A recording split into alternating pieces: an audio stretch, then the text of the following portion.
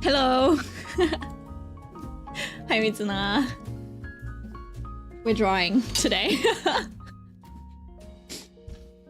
It's too funny. I'm so sorry. The Epstein files are so funny. There's just one page where everything is redacted except for Epstein's name. Honestly, I love it. I love it, but then also, what's the point? The photos, I kind of get that they had to be redacted, but it is so funny to see like 20 pages, I don't even know how many pages it was, of just like black boxes. It's so funny. You know how I found out about it? I found out because I saw a Caleb Hammer tweet. I've never seen Caleb Hammer tweets on my timeline on Twitter before. Until today. And it was because of the stupid Epstein files. Anyways, it is a funny meme. It is a funny meme. I do love the redacted format, but only in horror games and stuff. As in like SCP context. I don't even know about SCP. I don't think I've ever read a single SCP Foundation article. I only know it from from games that are based off of the thing. Which is kind of, you know, I'm a little bit of a fake fan, but I do love that format. Weirdly enough. Okay, so this is where we left off last time. And I was unhappy with it. So I made a few changes. I made some tweaks. I feel like it feels better. I'm just wondering what I might have to redraw a little, but I was thinking, oh my god, I'm gonna have to redraw so much, but maybe it's not. Maybe it won't be too bad. Okay, let's just, you know what? Let's just do that. Just do one more pass of line art on top. I don't know if you knew, but if you use a fill layer, right? Let me set it, right? And then I'll do another one where it's just this. I'll show you a little trick that I figured out not recently, like last year or something, in a while. If you use a fill layer, right, to, for example, you know, have a better base so you can do line art and stuff, but you still want to access some layer underneath it with Control-Shift. I use that a lot, right? I don't know which layer everything is on, so I just use Control-Shift and I like click on it, right? If you do it on a fill layer, you can still find your layers underneath, whatever's underneath this, right? If you do it with a regular layer, right? If you put it on opacity, you're like, oh, I kind of want to go to the hair part or like where this bow is. If you don't do it on a fill layer, it'll only take you to this rasterized layer that you used as a screen on top so you can do better line art, and that's kind of annoying. So I use a fill layer. Oh. Wait, why did her face disappear? The fuck?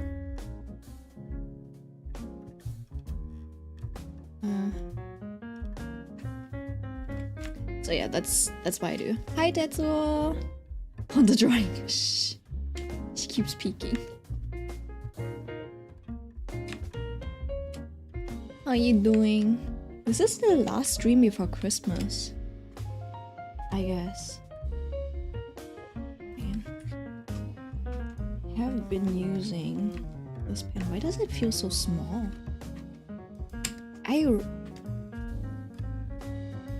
I don't usually draw with a pen, with a brush that's just under 10. So why is this so small? It feels really small, actually.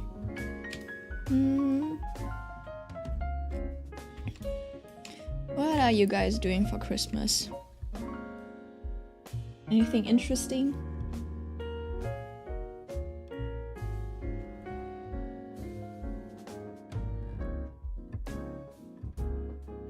Still need to call my granny. What was happening this week? I got fired too. So no more part-time. It just wasn't a good fit. So yeah. It was honestly it was to be expected. I would have quit or I would have gotten fired. Right? I was like, I gotta find something really quick, or so I can quit, because it's like I'm just a burden to the business. So I'd rather not, I'd rather not have a job than be a burden. Does that make sense? As you say, right? You would rather have no employee than a bad employee. And in that setting, I was like not doing well. So yeah, I was just contemplating how to quit, because I'm like, okay, but if I tell them, they're gonna have to look for someone new, but it's also right before Christmas and they wanna go on vacation, right? And then it's like, I don't want to dampen the mood on the vacation, and then she's gonna have to think about like finding someone again and stuff, which obviously I don't think it would have affected them too much, right? They'd be like, well, I'll just think about it after vacation, something like that, right? But I don't know. So I was like mulling it over while doing that, and then I just turned up to work one day and then we're like, hey, I know I said you don't need to be afraid to be like that you're gonna get fired, but it's just not a good fit. And I was like, oh, you found someone? And she's like, yeah, I found someone. I'm like, great. And my hair was like, yeah, no, that's understandable. And I was like honestly relieved. I'm like, oh, great. Like, there's no problem with me getting, released, let go. It wasn't that great. So now I just have to see. In the new year, there's going to be an interview process. So I hope that'll go well. I feel like I already did a few mistakes. It came a little sudden, so I was kind of unprepared, or I didn't really have any questions. So when asked like, do you have any questions? I'm like, nah. We can talk more in the new year. For now, I should have, like, I was kind of curious about the project, but then I was like, maybe it's not the time just yet and stuff. So we'll see.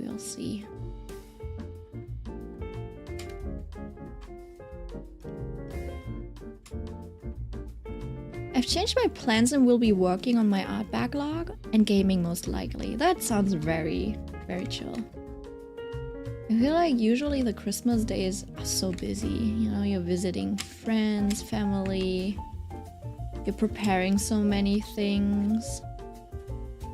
There's barely any time for yourself.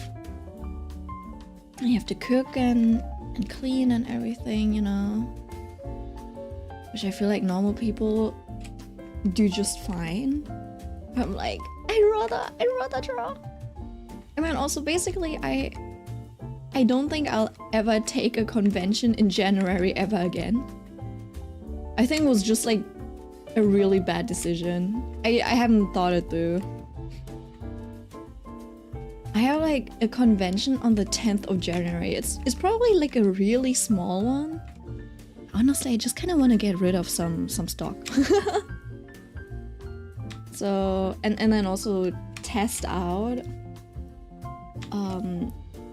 what it's going to be like, traveling to a different city, setting up and everything. So I'll do that just for that. I'm not doing it for profit. Because I don't think there will be any, because like, it's Christmas, right? Everyone, everyone already spent all of their money on Christmas, basically, in Christmas presents. So I think January would probably be one of the worst times for a convention now, because everyone's kind of recovering. I think the only people who would be spending are the kids, the teens or something. They got Christmas money. That's the only demographic that I can think of that would be spending money. The ones that got money on Christmas, you know? It is a really small town though, so I don't know. I don't know what it'll be like, but then also I think back in the day it had a decent Asian population. So maybe the anime scene isn't too bad over there. Who knows?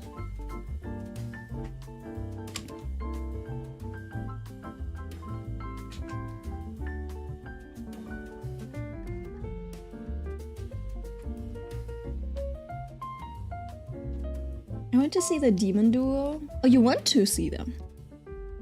Oh, hi, Aiko. Hello. Hi, Millie. How was the Christmas market, Millie? Did you have a fun time? Like, what kind of things did you eat? Did you see? I think I've seen you talk about it. I actually haven't gone to a Christmas market this year. Not yet. I have to go and buy some mutzen. I guess vignettes? I call them mutzen, but I've never heard anyone say that except for me.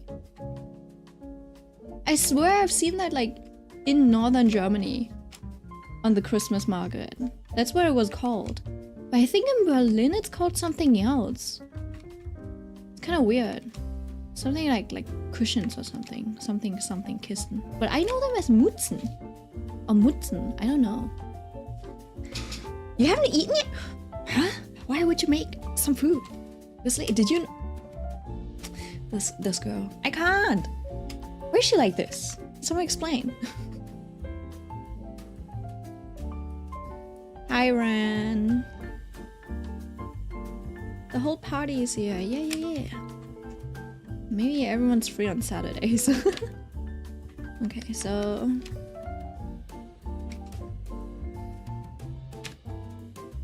You know, one of the things that keeps bothering me a little is the lack of expression. The characters I draw have. Usually. But then also I kind of like pretty expressions. I'm fine with them just looking pretty, you know?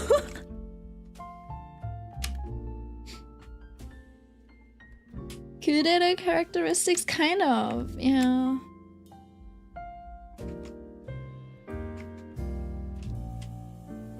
And then also sometimes stronger expressions. I'm like, okay, that's a little cringe. And then I don't do. You know, like, I don't think I would ever be able to draw a crying or sad character because I'm like, that's kind of mean. Or it's like kind of cringe. And I'm not saying that crying is cringe. I'm just saying it's like the fact that I sat there and I really put my all into rendering a crying character. Like, why would I do that? Would I not want the characters to be happy? Or just like chill and at peace? Milk expression, emotion, cringe? No. How well you execute it? No, for example, okay, wait, hold on. Right, if it's confidence, or smiling or laughing, I have nothing against it. But when it's like negative emotions, I'm like, why would I want to express that? Right? I'm like, why would I want to make an emo AF piece of art? I'm not in middle school anymore.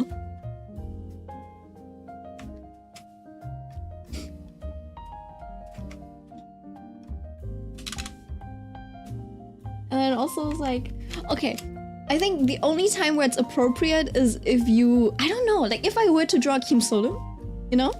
Kim Sodom. I think then I might draw. Then I would draw like one of those dark expressions, right? Like he's panicking or something like that, right? Or he's like scared. Having not a mental breakdown, but a, what's it called? An existential crisis. Something like that. I would be fine. You know, if it's in the context of a horror story or something serious or something like that. But if I were to draw... I don't know. If I were to draw just like a regular illustration, I wouldn't draw those intense type of motions. Unless it's like part of a theme. And I really want to focus on the face. You know, like a Project Sekai. Like a Project Sekai illustration or something like that.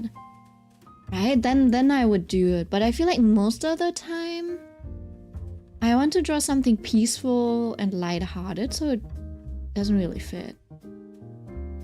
I feel like. It's like if you draw one of those Project Sekai illustrations, that's when when the character is the focus. Like really focus, then I think it makes sense. But I don't know. For something simple and where I think the flow and composition is more important, I think it would be kind of weird if I just like drew like big ass tears and she was crying. But like, what's she crying about? The sun is nice. The balloons are cute. I'm very context driven. Fair enough. Yeah. Or if it's like, I don't know, if it feels like a photo shoot, does it make sense? If it feels like a photo shoot that like focuses on the expression and stuff, if that's like the main point, I'd be like, fair enough. But if it's, yeah, I don't know, yeah. Okay, hold on, let me read. Me and your opposites, man, give me all the expression. Yeah, I do love expression, like I get it in your context, for example, like with the character, it kind of fits, but if I'm just drawing like a random girl, and I put her in a scenery and stuff, I just want, yeah, I don't know. I don't draw, like I would probably, maybe I just, yeah, you know what, I have to think about it. Yeah, Reibekuchen, oh, Reibekuchen's good. It's like hash browns, right? I shared it with you too. Insisted even though I wasn't that hungry. I swear to God, you got the need to always feed me. I kind of get that. When I buy food, I always want to share my food too. I'm always like, and then you know, I always want to share my food, and when the other person's like, nah, I'm good, I'm like, you hate food?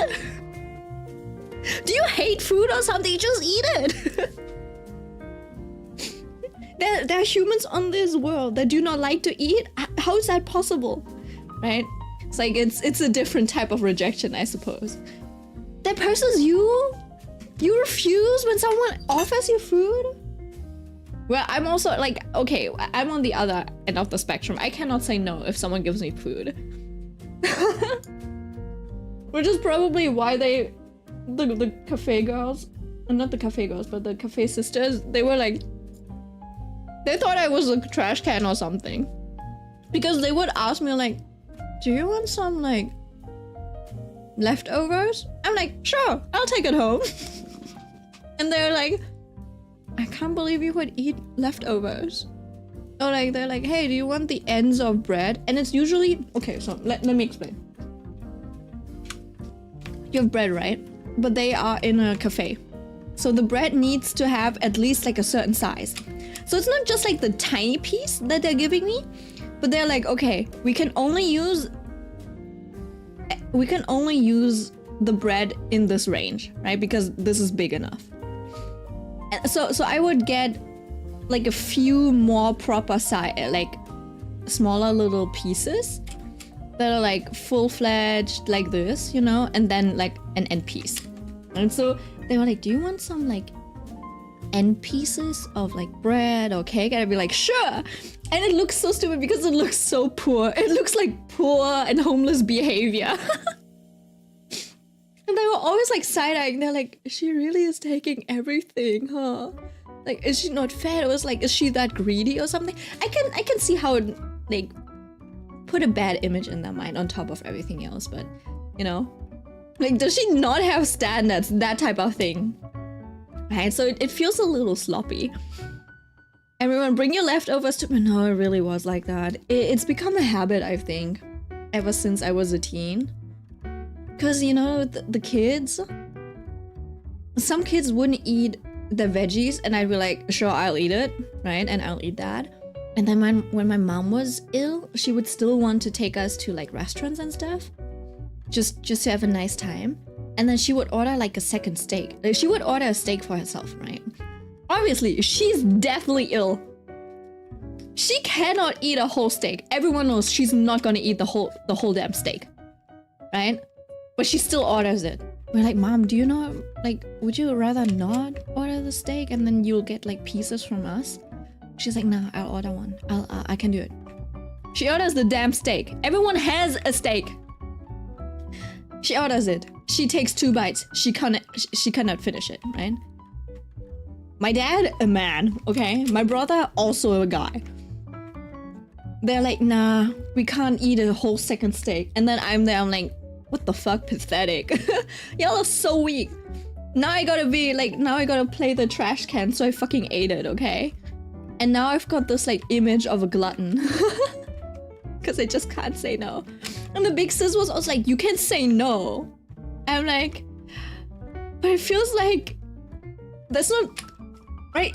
Like, even if I can say no, it feels like a waste of opportunity to say no. Does it make sense? It's like they already offered food, and you know, it's either they're gonna throw it away, right? Or they're not gonna do it. And then I like, it's kind of, it might be a little bit of FOMO. That is a long neck, but I guess it's okay. Maybe I can shorten it by giving a choker. No, I think I'll just have to move the head downwards later, since it is just a little too long. And then yeah, anyways. So yeah, unfortunately I'm a leftover eater. So hold on. I was asking what you were doing. I wasn't asking about your bestie. Hold on. Oh god, that's a lot. Wow, Millie. Okay, hold on. Smaller and more boring than we thought, but we were still vibing. Bought waffles for us. You paid for drinks later. What did you drink? Ibuprofen. We freaked up with the buses and trains a lot, but it was still funny, so we both didn't mind. Oh yeah.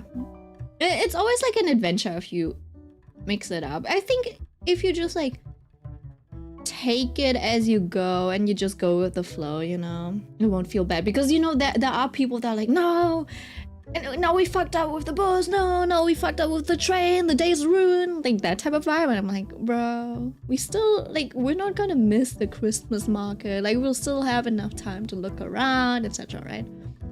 And it's always an adventure, and like, you know, you got a little bit of stuff to talk about if something goes wrong, you know, it'll become a story. Once we reached my town, he walked me home and met Sian before his mom picked him up. I did apologize to him for being shy and closed off. That's not something you should apologize for, but okay. Since it's my first real friendship, I know how to act or what to do. Fair enough.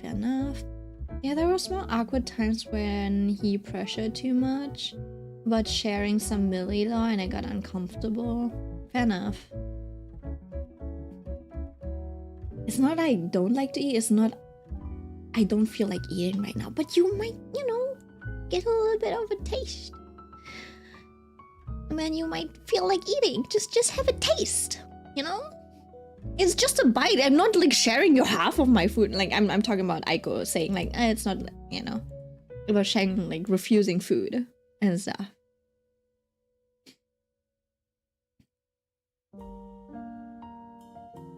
Overall, he's a very chill dude and fun to talk to, be around. I would love to spend more time with him, but I'll take baby steps to grow warmer with him, which he doesn't mind either.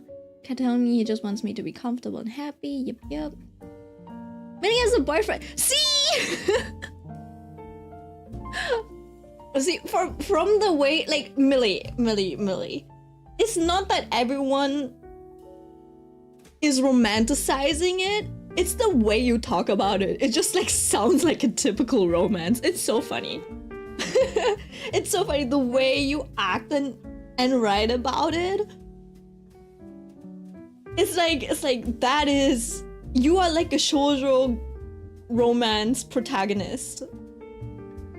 Yeah, it's self-inflicted. I'm so sorry. Like, I asked about, seemingly the thing is, right? I asked about what you ate and saw at the Christmas market. You were talking 90% of the time, like 90% of the time you were talking about the dude you went with. Obviously, it's not, you know, like you don't see it that way and stuff, but it's like, you gotta realize that from the outside, the way you talk about stuff. You genuinely don't know. No, yeah.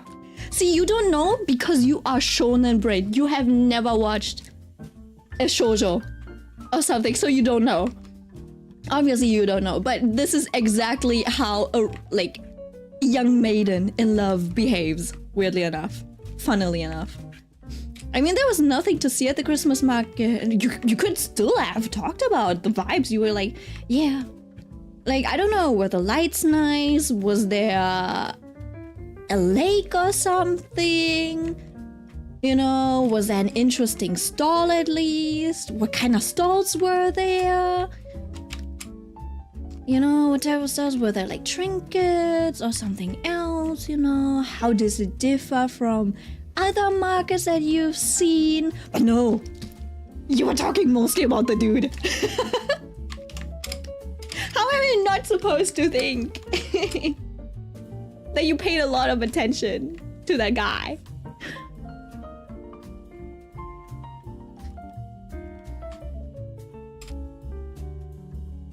We put a space, a boyfriend. Yeah, everyone's just teasing, don't worry about it. 2 months later, you guys are going to be matching together. You're going through it. Yeah, how is it going with yours? So you guys are going out now, right? You and the allegedly gay boyfriend.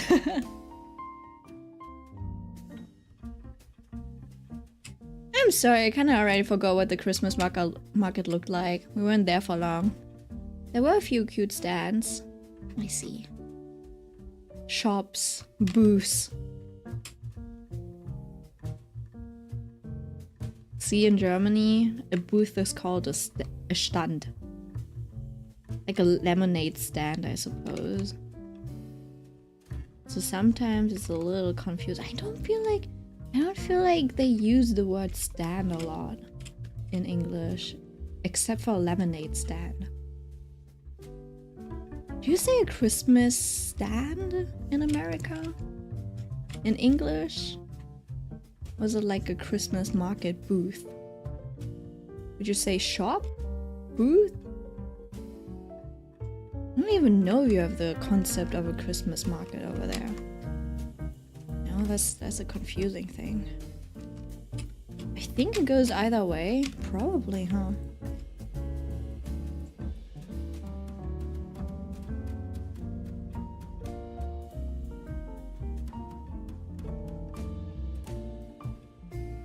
Okay, let's see. So I guess I'll just...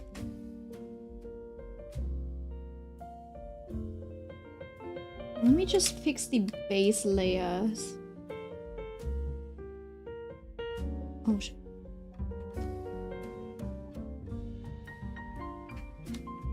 Huh?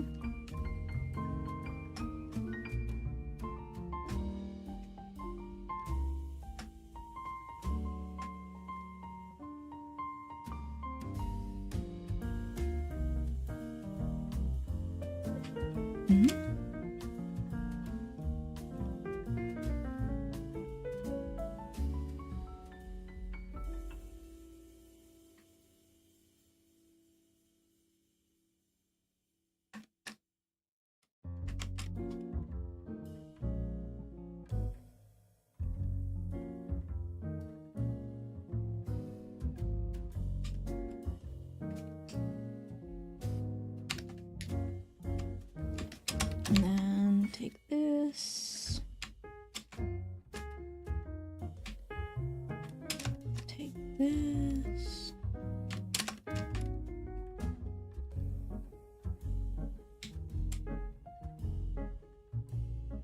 And then all of this.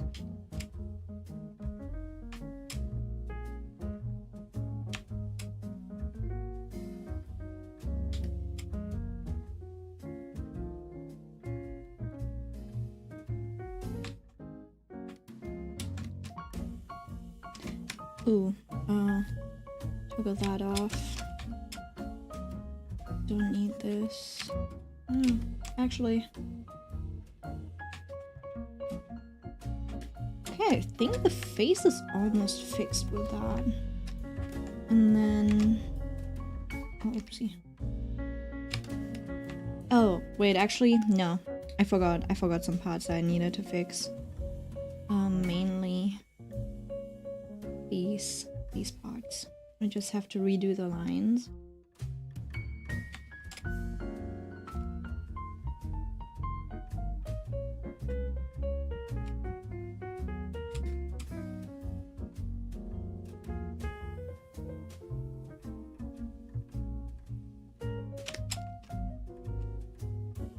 Just do a bit of reshaping and then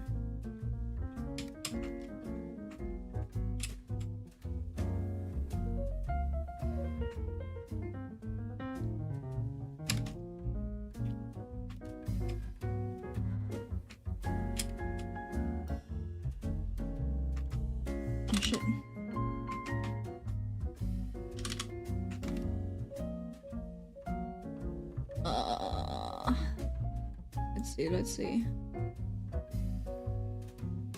Oh my god, so much going on. Wait, hold on.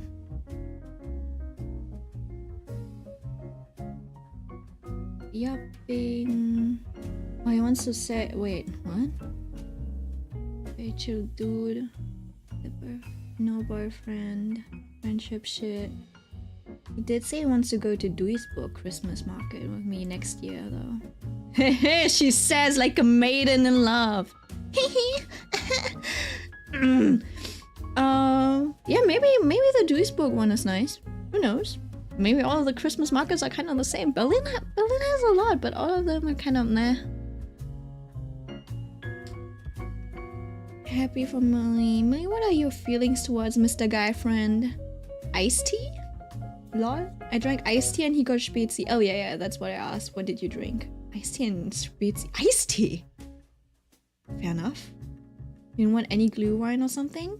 Have you seen the alcohol? Yeah, you don't like the taste. I forgot about that. Man. Wait, were you one of the people who don't like cinnamon? My dad doesn't like cinnamon. Milk Papa does not like cinnamon. Millie is making me feel lonely. You can still make, you know, if you have friends and stuff, you can make a little, like, Christmas party. What my friends usually do... We haven't done it this year. I don't think they'll invite me to anything ever again. I think last time I kind of zoned out. I was like, what am I doing here? And I think they noticed, and ever since then, they haven't contacted me at all. Which is good, I think. It was like a very draining friend group, I think. For me. Not for them, for me. What we did yearly was baking cookies together. Baking and decorating cookies together.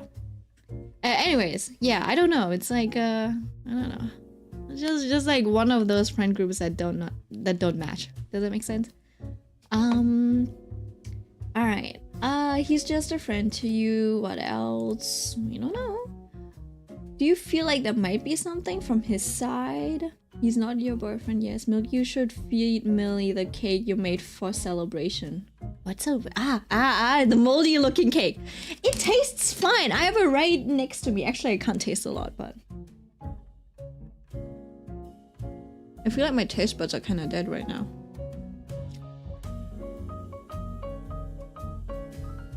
I barely Show.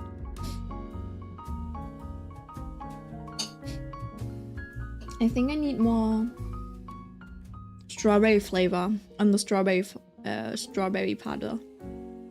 Okay, hold on. It was little script. Yep, yep. Nothing to see at the Christmas market. Oh, handmade wood utensils. Yeah, those are pretty common. Porcelain bowls and mosaic lamps. On Thursday, we were talking together, and suddenly he just stopped talking, kept looking in my eyes. Oh my god, Timmy! Timmy! No, I can't. I mean, maybe you had something between your teeth. I would stop and stare too. Maybe you got distracted. That's so funny. Wait, what? So bro was just staring at you and you were like, Let me mention John Cena.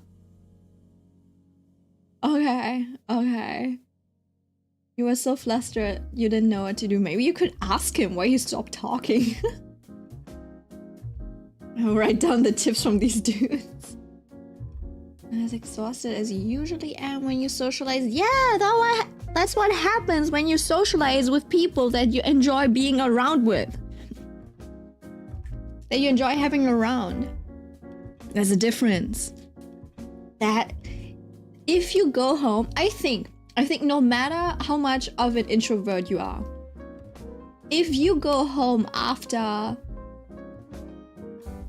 meeting someone and you feel drained, like mentally exhausted, I think you gotta find better friends. Because even if you socialize a lot, like, or if you're an introvert and you like enjoy being around people, there's like a difference between, oh my god, we talked so much today, it was great, but I gotta go home. You know, I'm like, it's time for me to like relax and, you know, just go to bed, you know? There's a difference between that and just going home and feeling bad and be like, oh my god, I can't wait to be home and recharge and, you know, like never socialize again. Does that make sense? You can be exhausted and want to socialize again, and like be exhausted and not want to socialize again. And if you don't want to do it again, I don't know, it's kind of hard to, there's a difference. There's a very slight difference. But yeah. This chill. Oh my god, you guys wrote so much. I have a hard time keeping up. What the hell? No, exhausted. He ordered a vanilla for pay for himself. Wasn't in the mood for drinking anything. He got you your favorite chocolate and vanilla flavored milk. That's cute. I don't enjoy cinnamon that much. Trauma from Cyprus and the Cyprus trauma.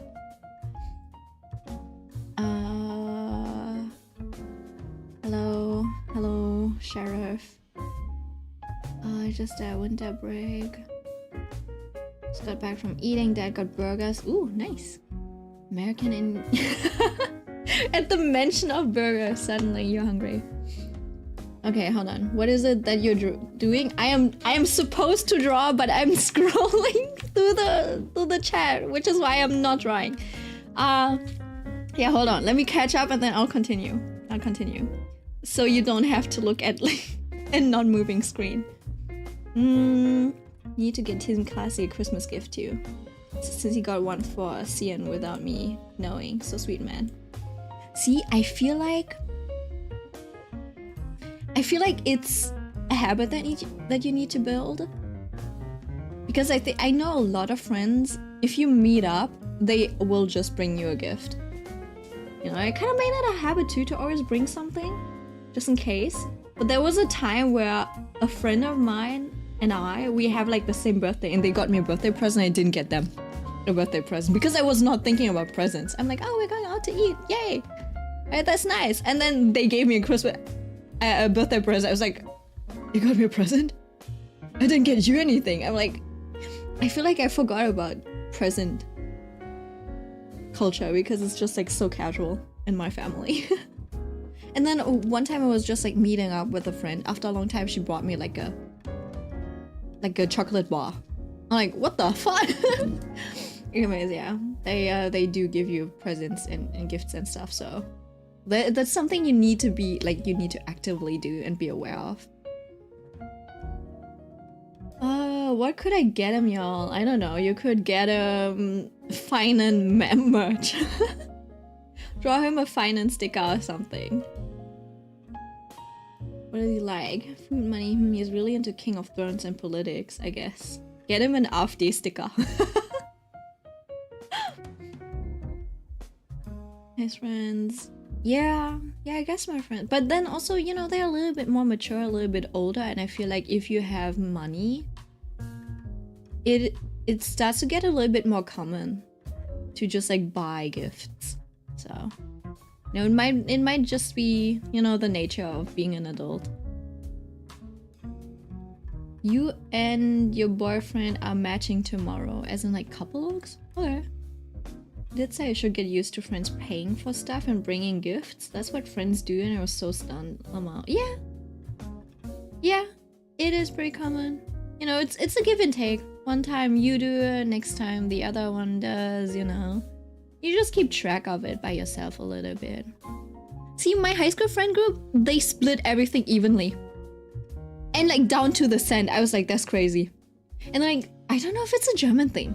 But like sometimes you have like these German people and they're like, yeah, you know, it's like, I don't know, like fuel and parking, all in all, was probably around this amount, just like Venmo me. Like, you know, just think about it, Venmo it to me. And people were Venmoing me 12 bucks and... no, it wasn't even that. I think they were giving me this amount. 3 people! 3 Germans! They were Venmoing me 12 euros and 75 cents. And I was like, is that an inside joke or did they actually calculate it?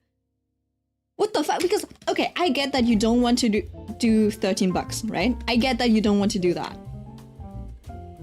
But then if I were to get, like, if I was at 13 bucks, I would just like up it to 15. For someone like driving me around for 3 days. And stuff, right? And I just like, it just like, I just had whiplash. Because I was like, why would you do it down to the cent? This has to be a culture shock. Or Germans just like genuinely like stingy in general, or they just want to be accurate and stuff. I don't know.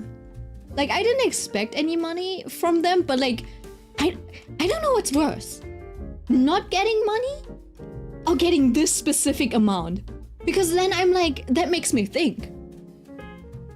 That makes me think about like their ethics, their way of living, and then like their level of generosity and stuff. Rather than me being like, well, I didn't really expect any money from them, so them not giving me anyone is fine. Right? It's just like, yeah, I guess they're just like not generous in the way that they're like, if there is an opportunity that they don't need to pay, they won't pay. And like, that's kind of normal. And like, that's kind of to be expected if you say like, yeah, I don't really expect you to pay me back. But if I say, I don't expect you to pay me back and you give me this type of specific amount, I'm like, you could have done so much. You could have either just like done 10 bucks, or you could have upped it to 50, just to have a clean number. But no, instead you were mulling it over why 13 would be bad, etc. Right? Like, you were mulling it over and then you're like, but you know what? 12.50 is too little. So let's do 12.75. Like, it means you kind of like calculated everything together and then you split it through 3, etc. Right? I'm like, that's crazy. That's crazy. And like, and then all of my Asian friends, they are always like really generous. They're like, yeah, you're saying it's just like it would be this amount, but let me add like 5 on top or something like that, just to be, you know, like, just to show my appreciation. And then even with the big sister, etc., when I would hand in my hours that I worked for her, and then she would just like round it up to the next 100. Stuff like that, right? I'm like, no German would do that. Right? When I was paying rent, at first I was also rounding it up, you know, to the next, I don't know, to the next best thing. And then I realized, wait, it doesn't make sense to do that for a corporation. If I had like a normal landlord, maybe I would do it, you know, to get on the good side, etc. But this is a corporation that, yeah, I shouldn't do that. Oh, wait, wrong thing. I Wasn't supposed to draw this. But yeah, that still makes me think. It's same as like that one time when I was eating out with this girl. And, you know, because I've paid for her stuff before, like her drinks, she wanted to be the one to, you know, pay or something like that. Like, at least if we split, she wanted to pay the majority and stuff. And I was the one paying the money, and then we were going to get some change back. And I was like, no, keep the change. It was just like $2.50 of change. It was like, oh, keep the change. And then my friend was like, no, don't keep the change. I was like, right? And then the hostess, like the waitress, she was also like, whoa, what do you mean don't keep the change? Right? And I'm like, oh, okay. So I took the change and I gave it to her. And she was like, no, you take it. I'm like, I thought you wanted the change. That's why you were so, because she wasn't doing it like, oh no, can I like, don't take the change. It was like, no, don't take the change. And like, no, don't keep the change, give it to me, like in that kind of manner, right? And then she didn't want it to keep it, and she was like, no, you should keep the change and stuff, right? And then we ended up basically on a $20 bill, right? We gave $20, okay? It was like $70.50, okay? That was the price of our meal. I would have just gave them $20. And so in the end, we gave them a tip. And it wasn't like, so we didn't keep the $2.50. And like, I thought you wanted it. And then, I don't know, she argued, there was a little bit of back and forth. And in the end, I got $1 back. We gave them like $19 basically. Instead of the full 20, we gave them $19 and then I had to take €1 back basically. And then I had €1, like $1 in my hand, a single coin, and I was gonna give it to her, and I'm like, okay, you take the coin then. He's like, no, you keep it. I'm like, then why the fuck did you argue with me about how much of a tip the restaurant should be getting, right? And it wasn't even like a bad restaurant or anything either. It's like, it was good Korean fried chicken, right? And then, so in the end, she forced the €1 onto me. The like $1 of change, she forced it onto me because she didn't want me to pay a majority of the meal again. And that's why I was like, you know what, I don't think I can be friends with this person.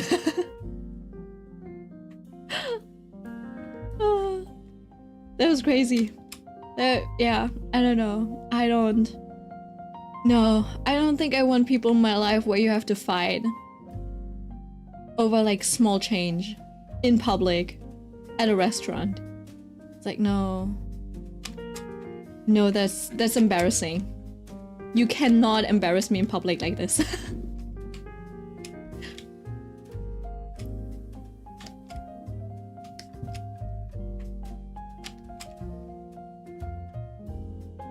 Okay, let me see.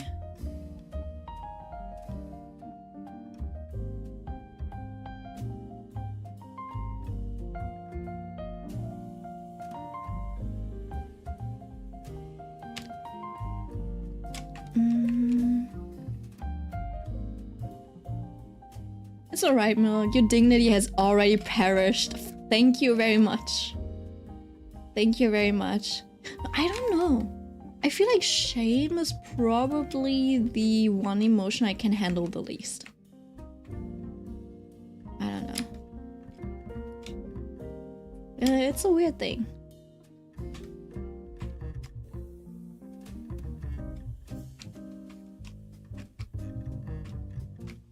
And also, it's like, once I have contempt for someone, I think it's pretty much over.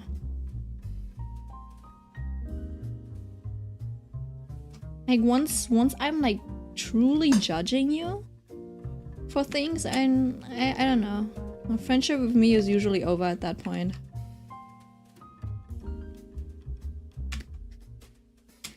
You bring shame. You bring shame on your cow? What?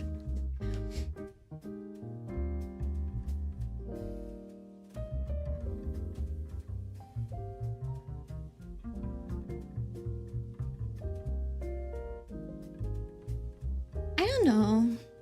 I don't know.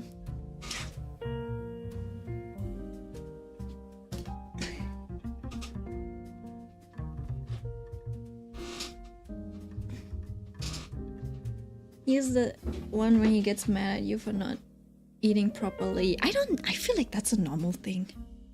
I think that's a normal thing, but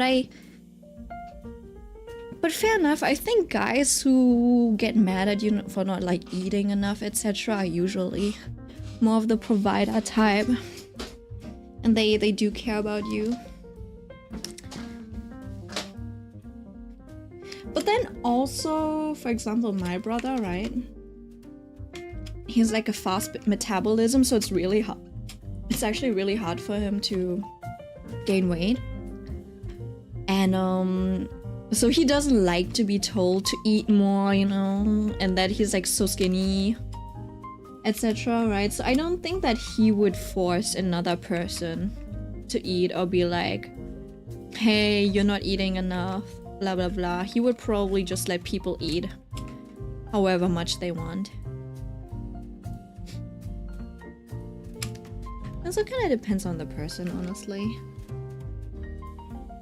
But you know, if you think it's romantic, it's romantic. If that's the way you want to be loved, makes sense. Okay. Did I forget anything else? I know that is this bow, but it's not like we can't draw that later.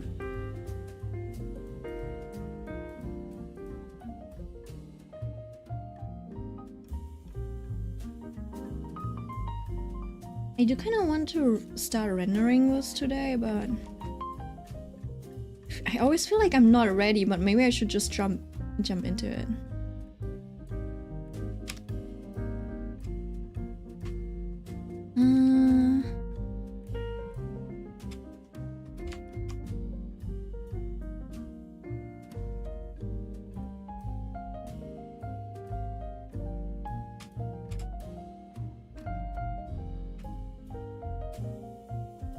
See.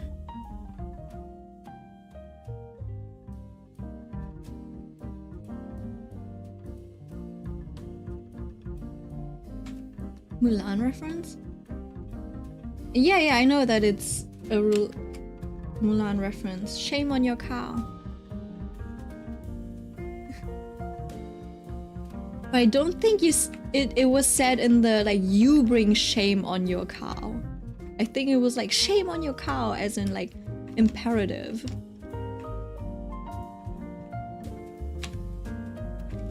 Because it's usually bring honor to your family. Shame on your cow. You're dishonoring the family. Okay, let's see.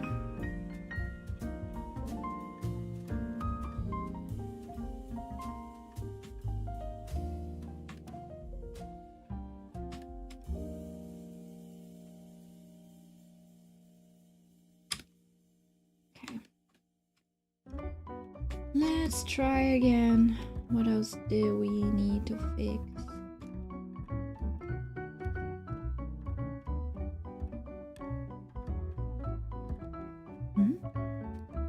Like, my PC is working a little slower than usual. I don't know if I like that.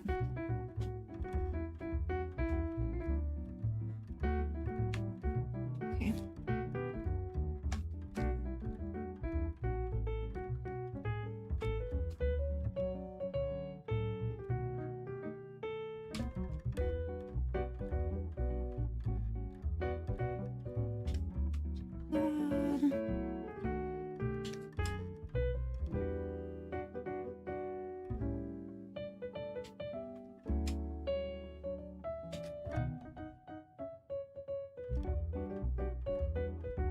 Wait, I've got tea. Like not tea as in I mean actual tea as in a drink. Ugh.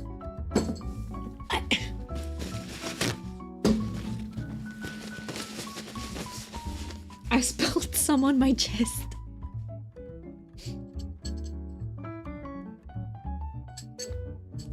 Finals are so close.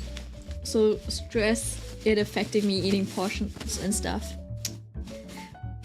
Skill issue. Skill issue. Finals are like exams are not that big of a deal. It's just a thing that you need to do. Why let it stress you so much? Just study. You'll study. You'll pass the exam. You know exactly what you need to get through. You know what you need to learn. There's a curriculum. There's always someone to ask. Someone to help. Nothing to be scared about when it comes to exams. And if you fail, you still got 2 more tries usually in college. So I don't see why people keep making big deals out of the exam stuff. And then also, yeah, it affects my grades. Then just do well on the exam. I don't know, where's the problem? It's genuinely pretty simple. Hippocampus? Wasn't the hippocampus for like memory? Oh, by the way, there's like a 2025 VGen time lapse. Do you want to see it? I haven't done a lot of commissions this year, so I don't know what it is. Sometimes I cry myself to sleep because of stress, so he would be all mad for you stressing too much. I would be mad at you. In fact, I am mad at you stressing because you're like stressing unnecessarily. Everything is a problem. I think you need to change your perception. Like, genuinely, it's not that big of a deal. You're making an elephant out of a molehill. It's never been that deep, Remy. ID so. Anyways. So there's a time lapse. I don't know what it does. Completed commissions, yeah, 6. I only did 6 commissions. But I got 4 out of 6 boosts. So I guess that's pretty good. I don't know. But yeah, I didn't do a lot of commissions this year. Oh wow, it gives you like... Yeah. I think this one was my favorite commission. I also like this one. But yeah, I think in terms of my favorite, I think this one was the nicest. Oh. All of these were done like pretty recently. This one was also pretty cool. I was a little sad at how, I don't know, about the character. This one was cute too. But yeah, I didn't do a lot of commissions, just these. 10 requests, 7 requests, 3 requests. Oh yeah, there were some people requesting stuff. I think 2 of them cancelled their requests, and I only took 1 in the end, which was a design request. It wasn't even a model, and the rest were just like, you know, skip style. But yeah. Oh, a lot of people looked at this one, surprisingly. Interesting. Oh, this one too. Wow, angel number! Mine's gonna kill me! Wait, let me show that to Mai. It's funny because this one's also my favorite one.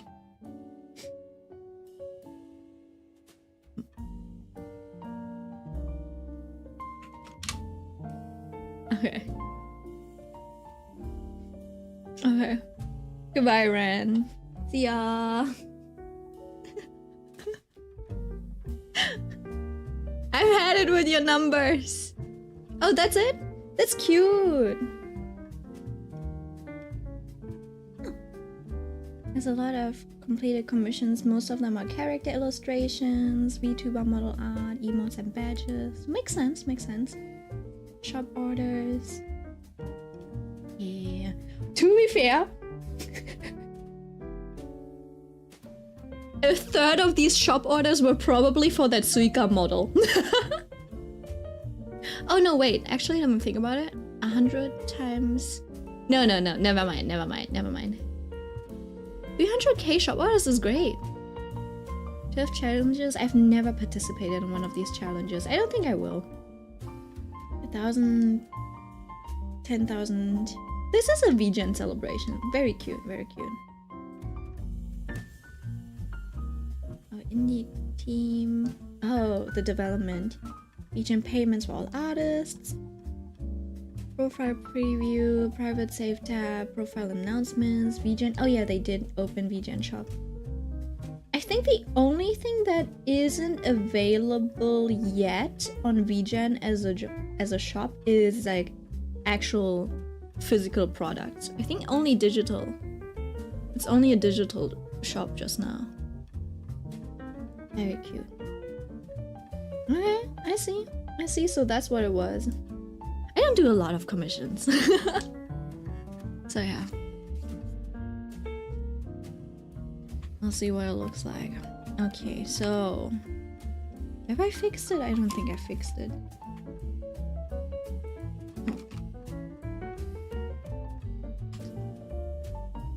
And then... I think I need to get rid of this part of stuff on the arm. And then there's also this.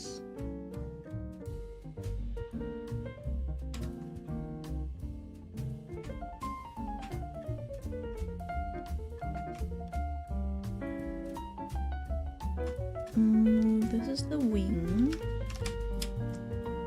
This is skin. And then I just need to get rid of these parts. I think that's it. Oh no. There's still this part. So paint color this in. And then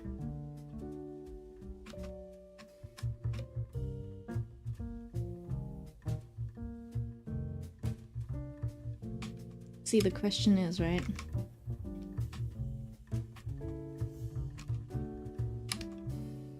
Can I already stop? Oh. Can I already start coloring?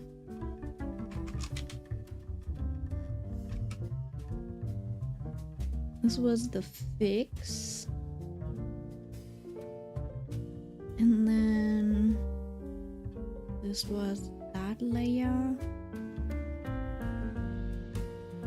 Oh, I did change the lighting a bit. See, let me do this. No. Basically, what I changed with the lighting was I think I made all of this dark.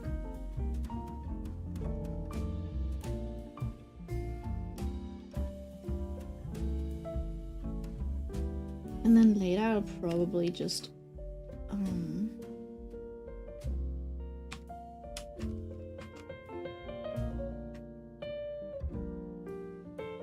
draw one collarbone from that side.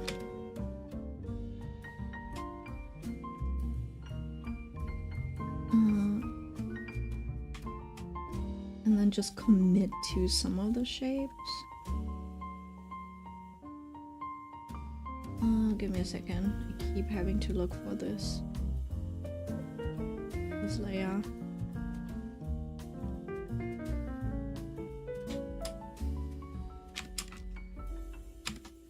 I need something like that.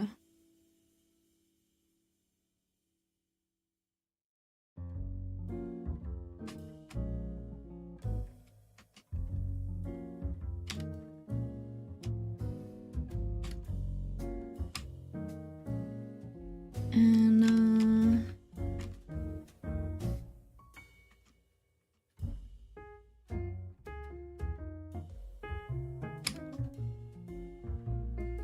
see, and this is where I'm a little stumped. I don't know where to put these. Do I just merge everything down at this point? What is this mess over here, for example? I don't know if I like this approach. I don't think I like drawing. Maybe this is just a little bit more complex. Hey, what's going on over here? What is this? Oh, okay, I see. What is the thing underneath?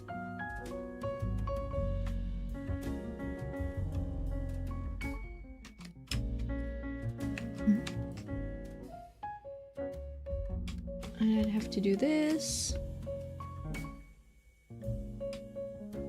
And then afterwards I would have to blend these shadows together in terms of color and stuff, so I'm not sure.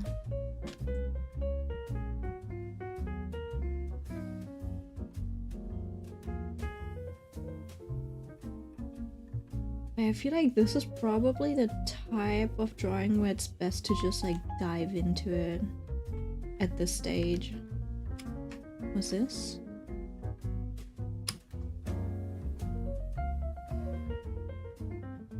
Let me see. So basically I can take this away. This part as well. Like I should probably just go in and paint. The lighting is kind of there, it just needs a little bit of detailing here and there. Shapes are there as well. I've decided on them.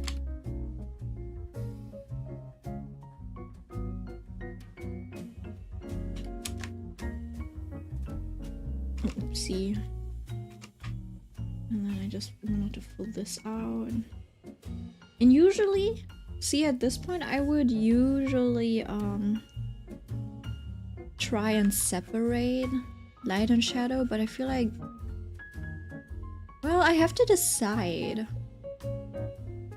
which layers, like where it makes sense. Because for the hair, usually I like to paint the hair on one layer, so I don't want the light and shadow separated for that purpose.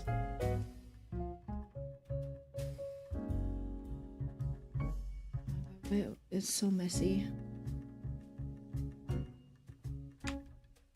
Who did her bangs? Why are her bangs so messy?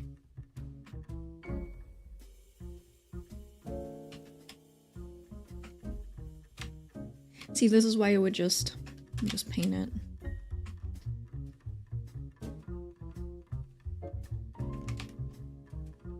I think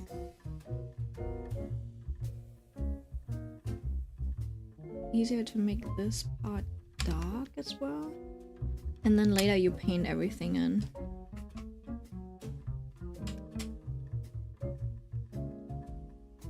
Because now I have to clean it up anyways. Right, so it kind of looks messy and it looks like it's too much.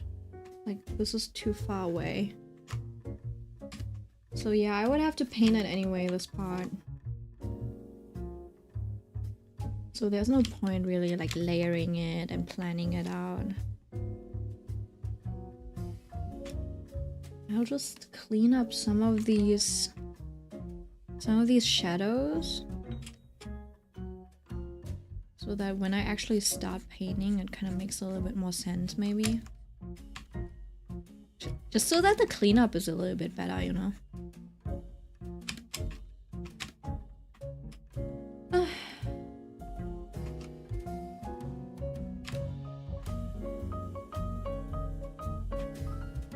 Oopsie.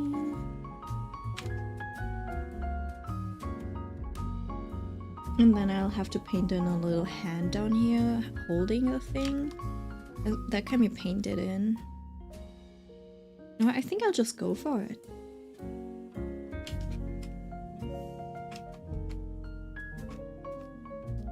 I'll just go for it and see where it takes me.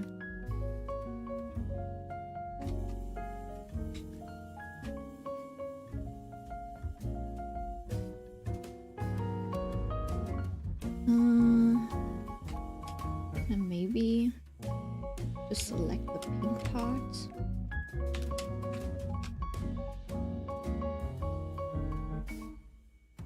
And then... oof.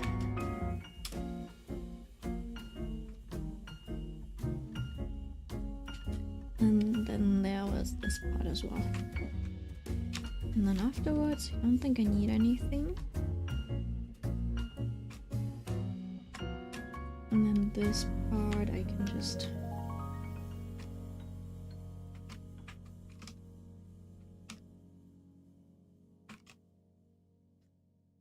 do a little bit of that. Warm it up a little.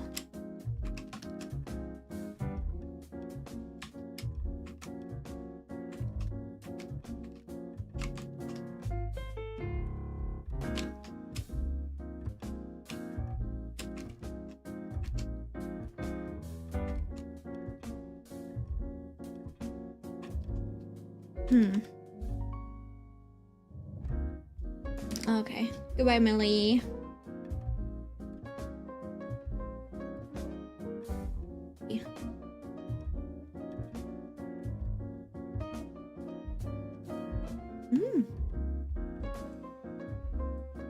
Secret Santa.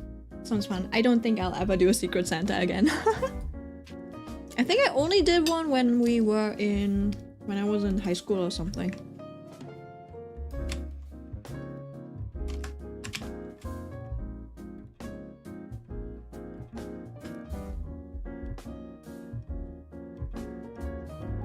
Question is,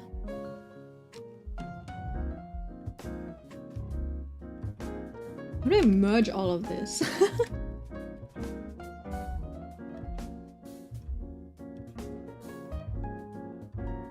I mean, is it technical? Okay, wait, hold on. No, I get it.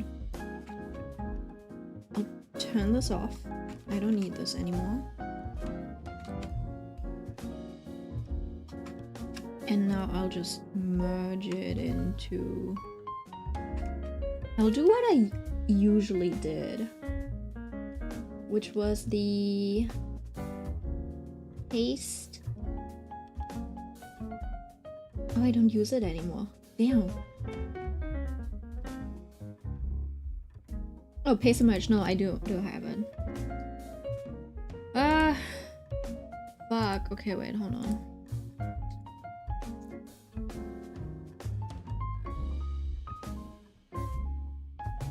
I have to take this, I have to put it on hard light.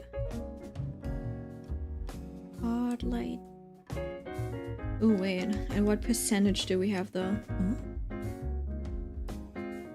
Wait, what? Okay, so that's not possible. Okay, I see. So I have to manually merge it all.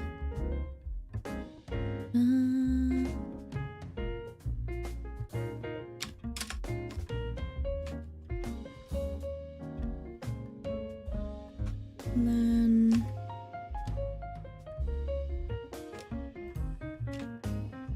okay, this one doesn't need it. Honestly, that one also doesn't need it.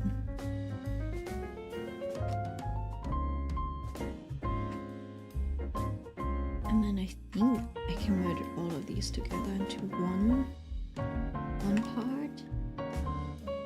I merge this. Can I merge it? Yes, so. No, I shouldn't. Then we've got the wings. I think I'll merge it once I'm ready with these, because I feel like I still want to add a little. You know what? No, actually no.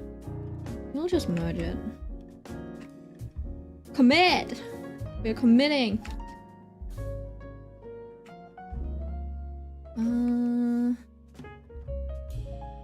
This is the body. This.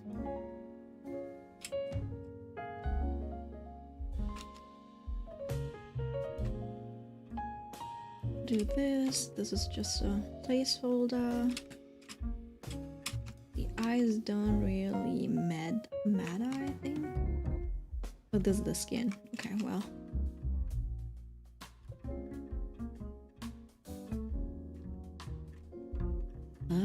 That's a good question. How do I do this? Okay, wait. I can probably just merge it. It'll be fine. Actually, no. I think I'll have to keep it separated for this layer specifically. Yep. That part, this one can be merged. This one, it's fine. This one will just get a gradient later, kinda like this probably. We'll see. Actually, maybe I'll do a little bit of bonsai from the bottom. We'll see. I was considering making this like this color. Oh no, I think I just did something. Never mind. Alright, I thought I would make it white, but it actually looks nice if the inside is kind of blue. Just because there's a bit of color contrast. Oh yeah, that's the wing. Which, in this case, I don't think I need this, and instead...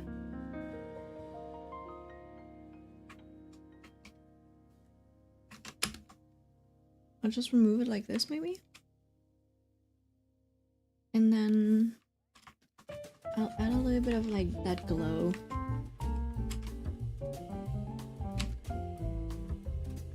And warm it up. And that's about it. And then everything that's happening inside of here, we are winging it.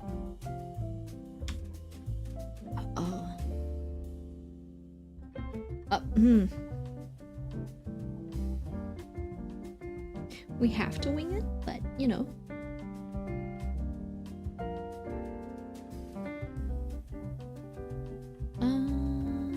Color blocking. And then I'll just extra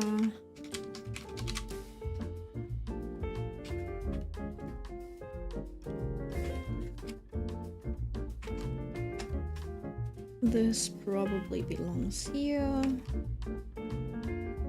just as a paint over.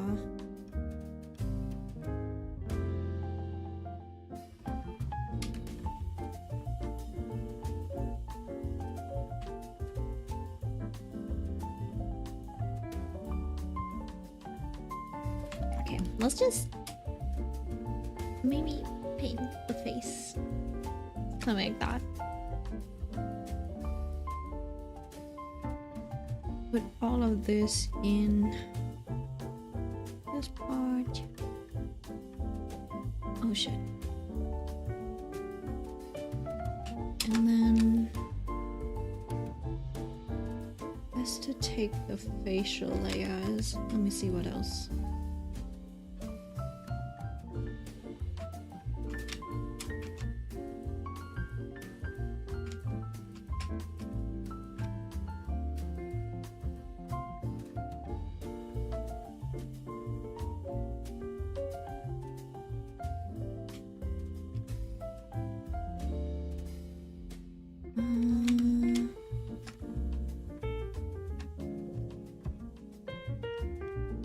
This bow. I need to take that off.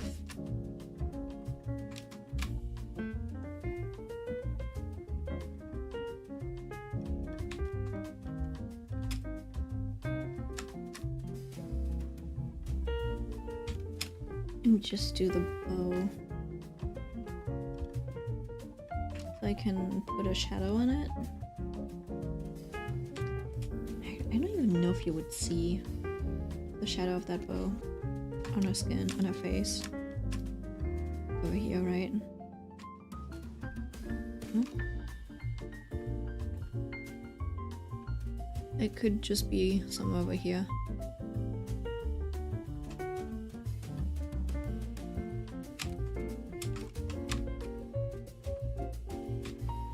The thing is, I think the facial features. What is that? Oh, it's blush. Okay. basically she has a little bit. Should probably do a little bit of this. I kind of don't like that.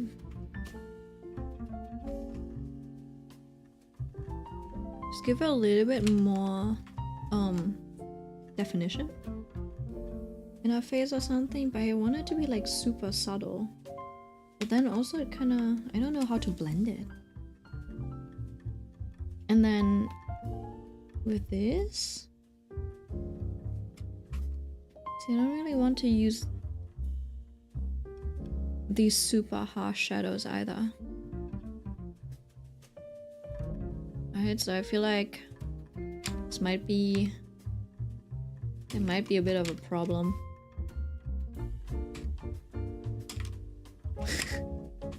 Well, we'll figure it out. Let's just paint over it.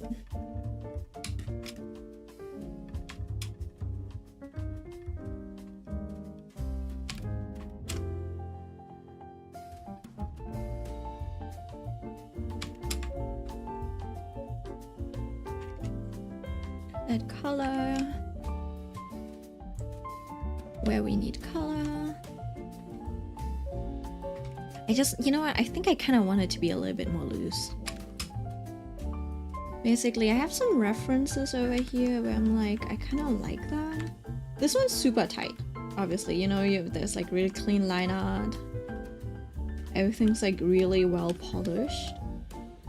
I kind of want this rougher quality. And you can see how they just like paint it in really quickly, and they're like super quick with the strokes and stuff. I kind of want that quality, but I wonder if my canvas is too small. Right? It kind of feels like they just paint it in as they go, and it's kind of hard to tell the structure. Where they painted something and where they added something, I guess. No, this is... Actually, it's pretty clear. Maybe I'm just stupid, I guess. Never mind. I take that back. Anyways, I don't know how to get that level of complexity with my art just yet. We'll see.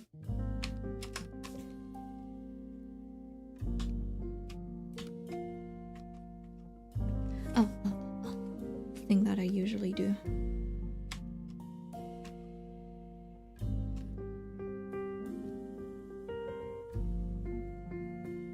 We add these colors and then later I'll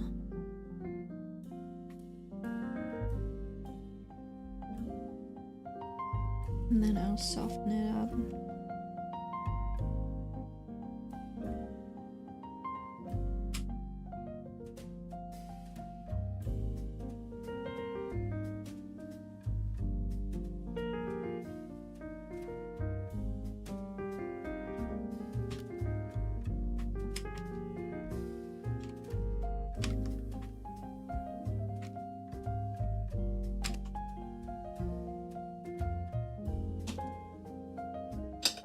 I don't want to wait, what? I don't want to pay taxes and get no days off.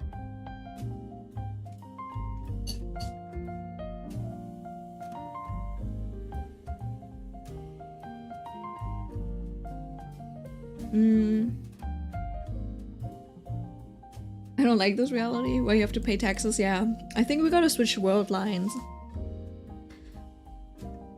I can make bank and gamble and gacha games. If you unlock PayPal.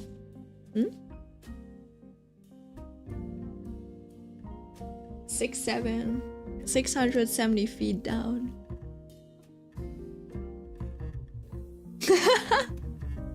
Tiso is trying so hard to keep Aiko away from the gambling. Honestly, it's kind of not like, I don't know. I feel like with the Genshin and Star Rail community, they've kind of glorified gacha. Like whaling and stuff, and it almost feels like it's a badge of honor if you whaled on a game. When it's actually kind of, you know... I don't know, it feels like a... like a lack of self-control sometimes. And then also it's like you gotta think about it, right? If you play the game every single day and you spend money on it, fine, you know, but if you spend it like, I don't know. And then also you should only spend it if it's like if that is leftover money. Not leftover money, but like if you won't miss the money. Does that make sense? If you have something to save up for, like moving out, I don't know, saving up for a vacation, then you shouldn't spend it on games like that. On gacha games. Does that make sense? I'm a free-to-play gambler though. Me too, me too. Well, yeah, it's been a while since I spent. For whaling.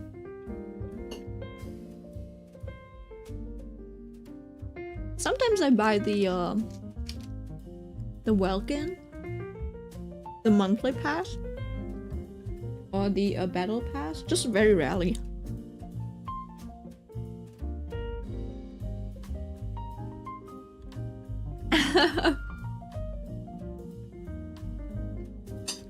If it's in like Genshin and Star Rail, you actually get gameplay out of the characters, right? But even then, you should probably only really spend if you actually like the characters and stuff.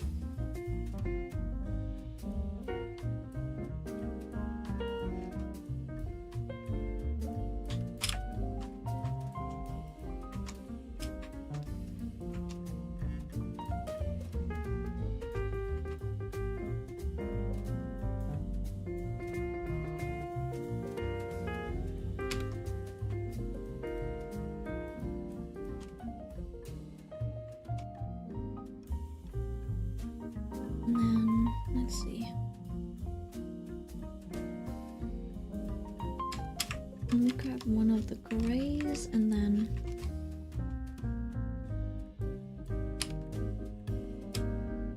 cool it a little.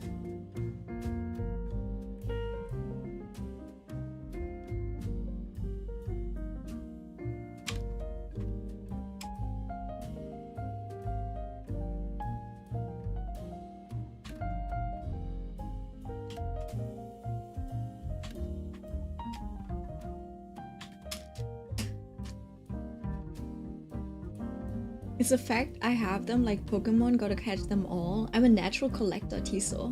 I'm waiting on SP eventually. I think that one won't come. It's kind of a myth, I think.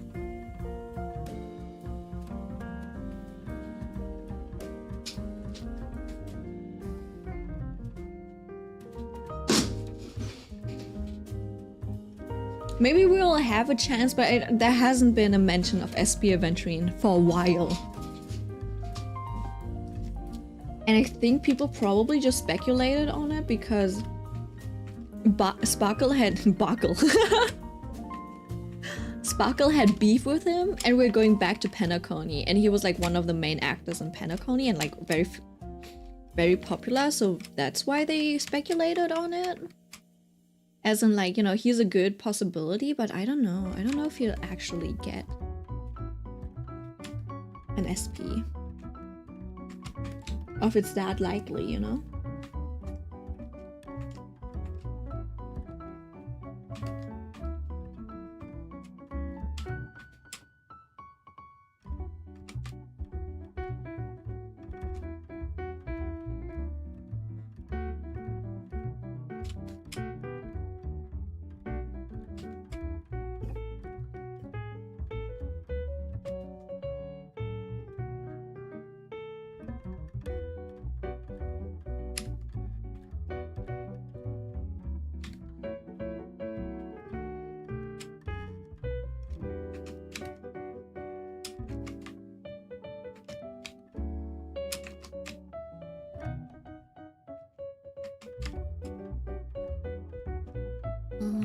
Let's see.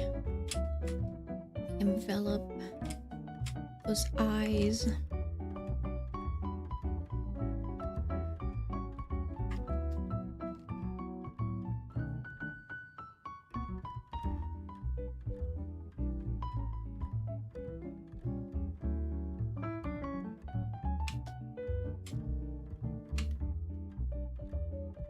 feel like I think I'm kinda like having a colored pupil.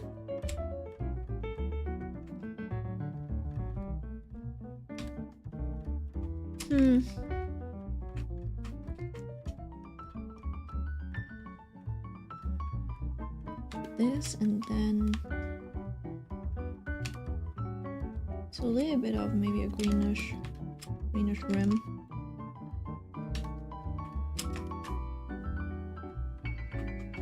See, I don't know if I want to give it all that much depth, you know, like this.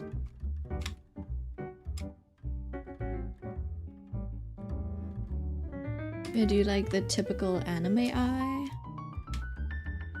But that also kind of looks like she's blind. Like she's looking weirdly.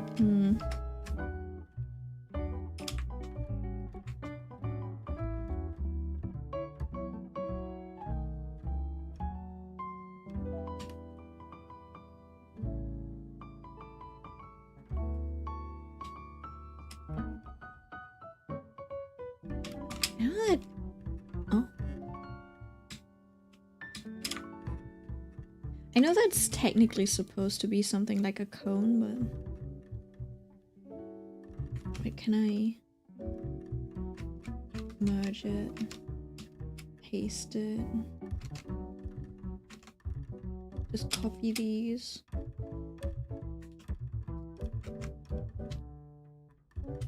And then...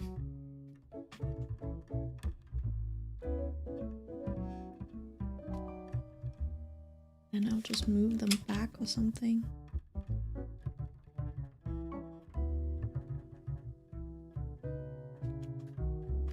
Now it kind of looks like she's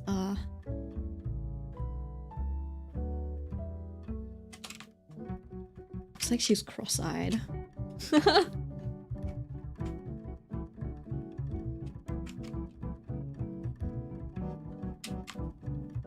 Kind of feels like that already is the most appropriate place. But it feels wrong. I'm trying to look at my model. See how I did it, but it probably really just needs a shadow. I don't know.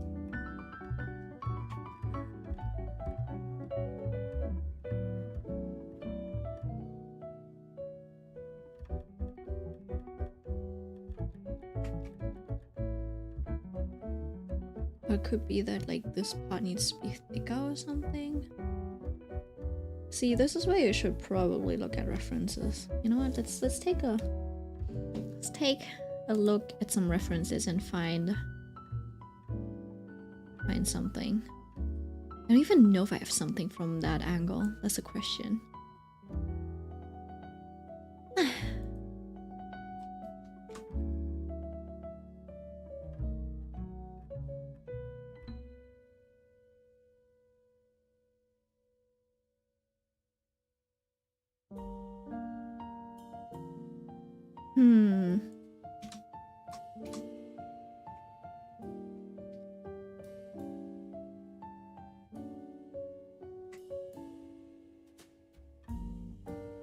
But these are looking at us. Need some to look away.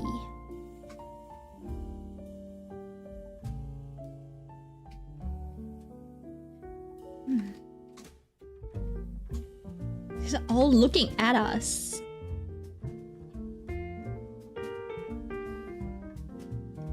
Yeah, this one does have like has a bit of that shading.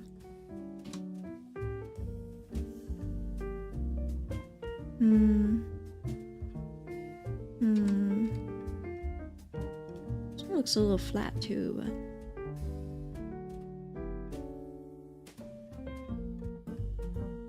this one's touching. Maybe it needs to touch the top? I guess it needs to touch the... Does it?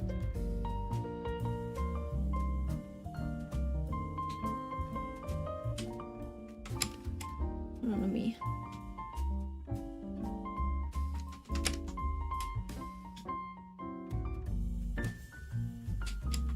feel like that's weird. So either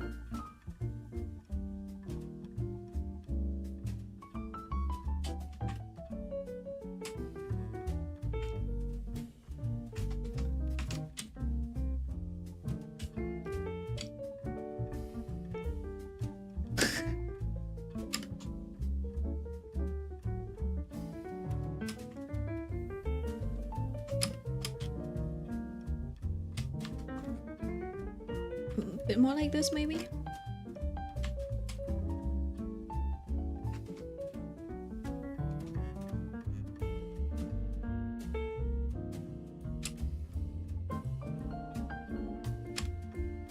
And then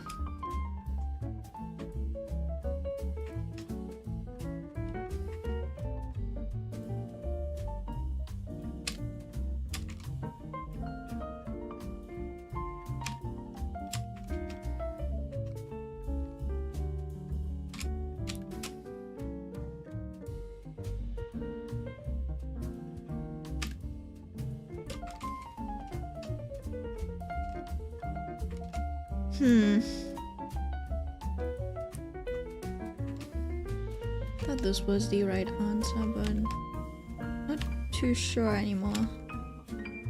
Not too sure about it.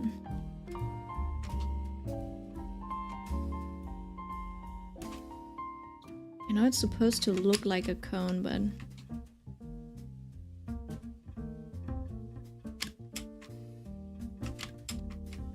right now I don't really know what strokes exactly I need to do to effectively communicate it.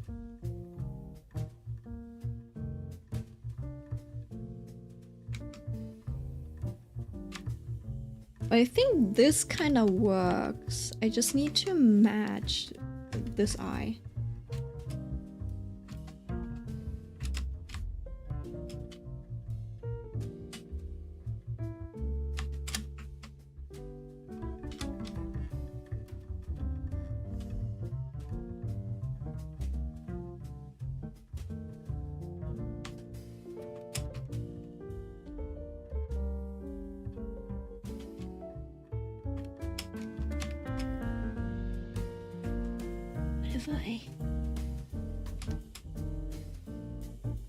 If I take this and I just copy it over.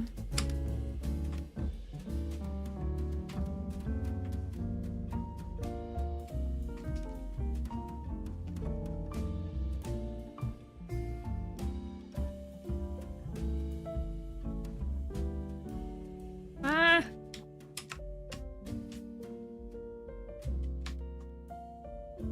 Oh well, it'll be fine. Was that an old man in those eyes? No? What the fuck?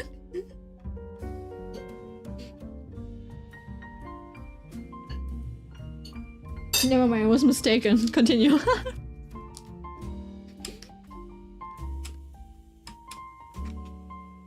No old man in this.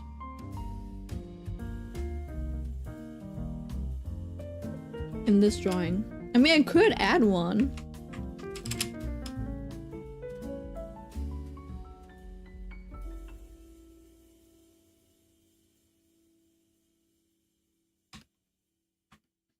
I'm close to catching up with Ghost Story Gotta Work. I'm already feeling a little sad. I don't want to catch up just yet. I only have like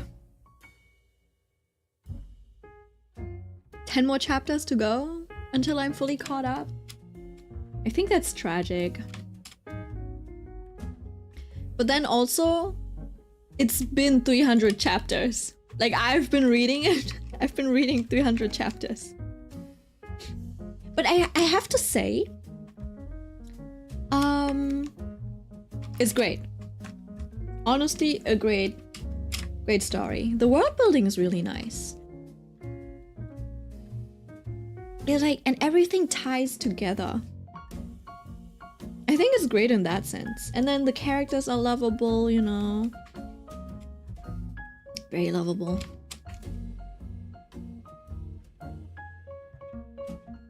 and stuff, so I have like no complaints. Obviously, you know, our protagonist is very loved by everyone, and it feels like he doesn't have any enemies. He's still going through a lot of like a lot of like trouble and stuff, even if he don't have like, even if he doesn't have any like actual like ops that are maliciously trying to bring him down. Does it make sense? So it doesn't feel like there's like, it doesn't feel like there's just a character that is made. Like there's no character that is like, Kim Sodom is my arch enemy and I need to do everything to bring him down. There's no character like that. And he does feel a little bit like a Mary Sue sometimes, because like everyone and everything loves him, right? And you're like, and okay, I'm biased, right? I like him a lot too. He's very sweet, right? But sometimes you're like, okay, mate, is that too much? Like he keeps collecting them. I'm like, that's enough. Right? So I think that aspect might be a little sometimes, you know. So if you don't like that, but then also it's like it doesn't take away from the great world building and stuff. And it's something you can expect, right? You're like, okay, I think we'll learn about every single aspect of this world, like single big organization. And our protagonist is probably going to end up working with them at some point or another, right? So it's like predictable, but like if you're also like, he has every job imaginable, right? You're like, he's doing it all. Maybe it feels like a Mary Sue. I don't know. I feel like it's easy to read. It's very entertaining. He needs to go through a lot of like trials and tribulations, so it kind of makes sense. Like, you know, like if he's going to uncover all of the secrets of this world, kind of makes sense that he has to, you know, like interact with every single organization and party, you know, like every actor in this world.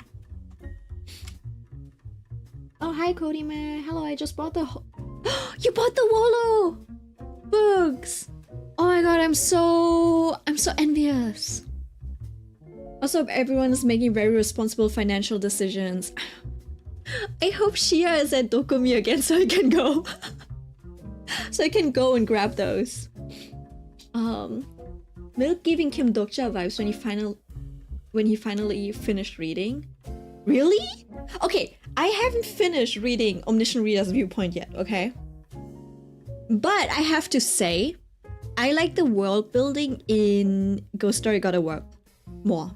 I feel like the way they've done that feels better than in Omniscient Reader's Viewpoint, weirdly enough. Because it feels more interconnected, and it's like, it feels a little bit more contained. Which is, I guess it's like the opposite of what Omniscient Reader's Viewpoint is trying to be, right? Omniscient Reader's Viewpoint is trying to get bigger and vaster, you know, like the vast universe and its stories and everything's unlimited. And so far, I think it'll probably be one of those stories where it, like, you know, goes back in a circle and ends up starting at the beginning, like one of those things. I feel like I've seen a few of those stories, and they are great, right? Especially if you've never really experienced a story like that, you'll be flashed. Not flashed, but like you'll really like Omniscient Reader's Viewpoint. But I feel like the world building is, well, it's kind of like, well, I guess the difference is that it focuses more on one faction rather than the whole world itself. It's like one big faction trying to survive the system, right? Makes sense. So it's like a completely different story. And the, like, I guess the, not game mechanics, what's it called? The power system. The power system is great. But the world in its own feels, to me at least, it feels okay. It feels like average. Like it feels typically shonen. Does it make sense? We are going to get bigger and stronger. That's like the theme. Like bigger and stronger, and then we'll keep fighting the next big thing. That's not very like it's a very shonen approach, I feel like. And then I think okay, so my prediction is this is basically a shonen progression, right? It's like yeah, we're going to fight bigger things, and then we'll end up saving the universe itself or something like that, right? And it's done through a sacrifice, obviously. Kim Dokcha's probably going to sacrifice himself one last time. One last time for real this time, right? I think Kim Dokcha is going to pull something like Madoka. He's like, yeah, I will become the universe itself or something like that, right? And then it's like everyone will have a happy ending, but I will not be a participant of the story. Something like that. That is what I expect. What kind of my prediction is. We'll see. We'll see how it ends. We'll see how it ends. And yeah, overall, I love the world building in Ghost Story Gotta Work. And it's like, okay, how do I explain it? The themes they get picked up again, right? You're reading stories, and it feels kind of episodic, right? Because he keeps going from ghost story to ghost story, having to deal with this, having to deal with that. But in each and every ghost story, there's like a theme to it, right? Because that's what ghost stories do. They kind of have like a underlying theme to it. And sometimes, like, and then later in the story, you'll be like, they mentioned a mermaid again, right? And we've had like water. Are they connected? You know, like this ghost story has like a water theme, and then we also have mermaids. Oh, I've heard this description of like a fleshy mass before. Does that have anything to do with each other, right? And then it ends up being connected in some like weird way, which you also cannot predict. You can't really predict in what way it's connected to each other, so you can't really guess the plot by it, but you just have a guess of like, I feel like these things might be connected to each other, right? And then I don't know, and then the reveal is like, I don't know, I really like that about Ghost Story Gotta Work. I can't describe it. I'm just trying to advertise a little bit. Okay, well, we've got skin. I don't think I need to do a lot over here. We'll just fix it up later. Got this part that I wanted to flesh out a little bit. Not flesh out, but maybe soften it. Oh.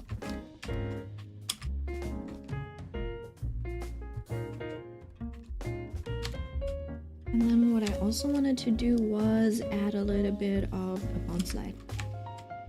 So like one of these colors, and then I'll just go in and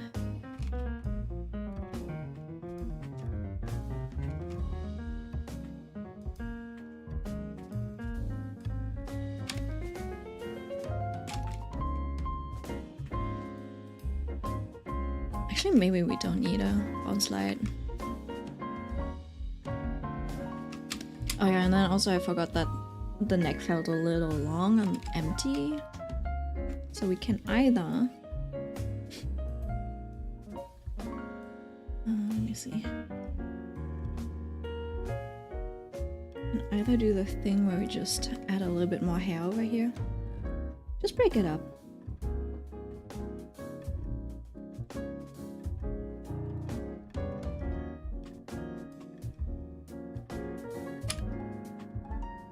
Or we can just take the bow. I think we should take the bow.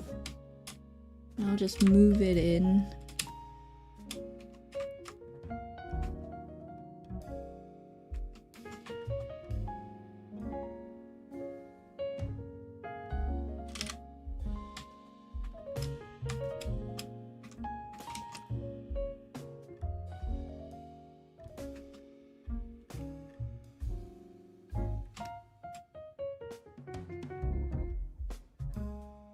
Kind of like this.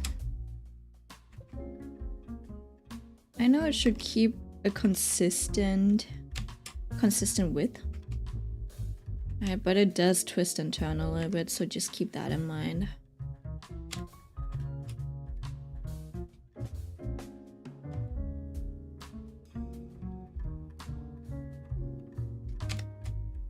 Oop. Do this. I want to finish this up as quickly as possible so I can put in an order and have this printed. No.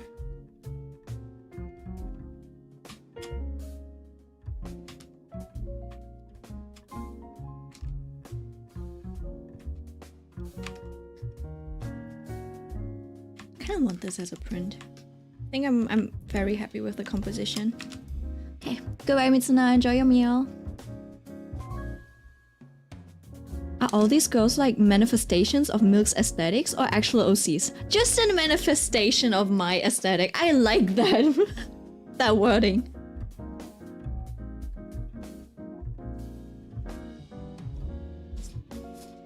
Is this ribbon AI or is it just physics? What the fuck?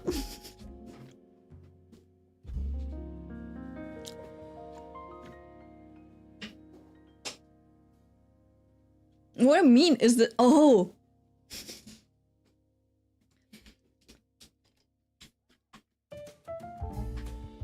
Did it look like AI?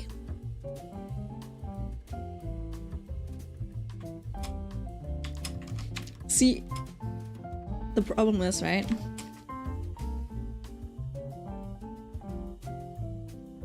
Do I put the tails over here? Or do we just let it disappear behind the wing? Because I feel like if I let it disappear behind the wing, people will be like, this is AI, it's not continuous. When it would have just been a human error where it was like, oh yeah, I made it too short, so it's kind of like a bad art decision that I made to have it disappear. We'll have one disappear behind the wing.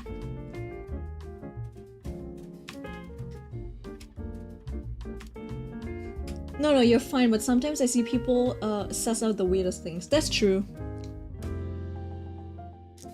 That is true. I have seen people claim someone, like an artist, is AI or tracing over AI because the artist drew the ribbon like this. No, they just did this. No, I think they drew it wrong or something. Oh yeah, basically they drew like a sailor ribbon. And I kind of drew it like this, right? And then they just added the thingy at the bottom over here. Wait, hold on, let me make it wider so you can see, right? So they drew the sailor button, and basically the logic behind it, right? As an artist, you're like, oh yeah, sailor ribbon, it kind of has like dot in the center, and then it has like this, right? And then it's got two tails. You don't think too much about it, right? Kind of like that. But they were saying it looks like AI because if you do it right?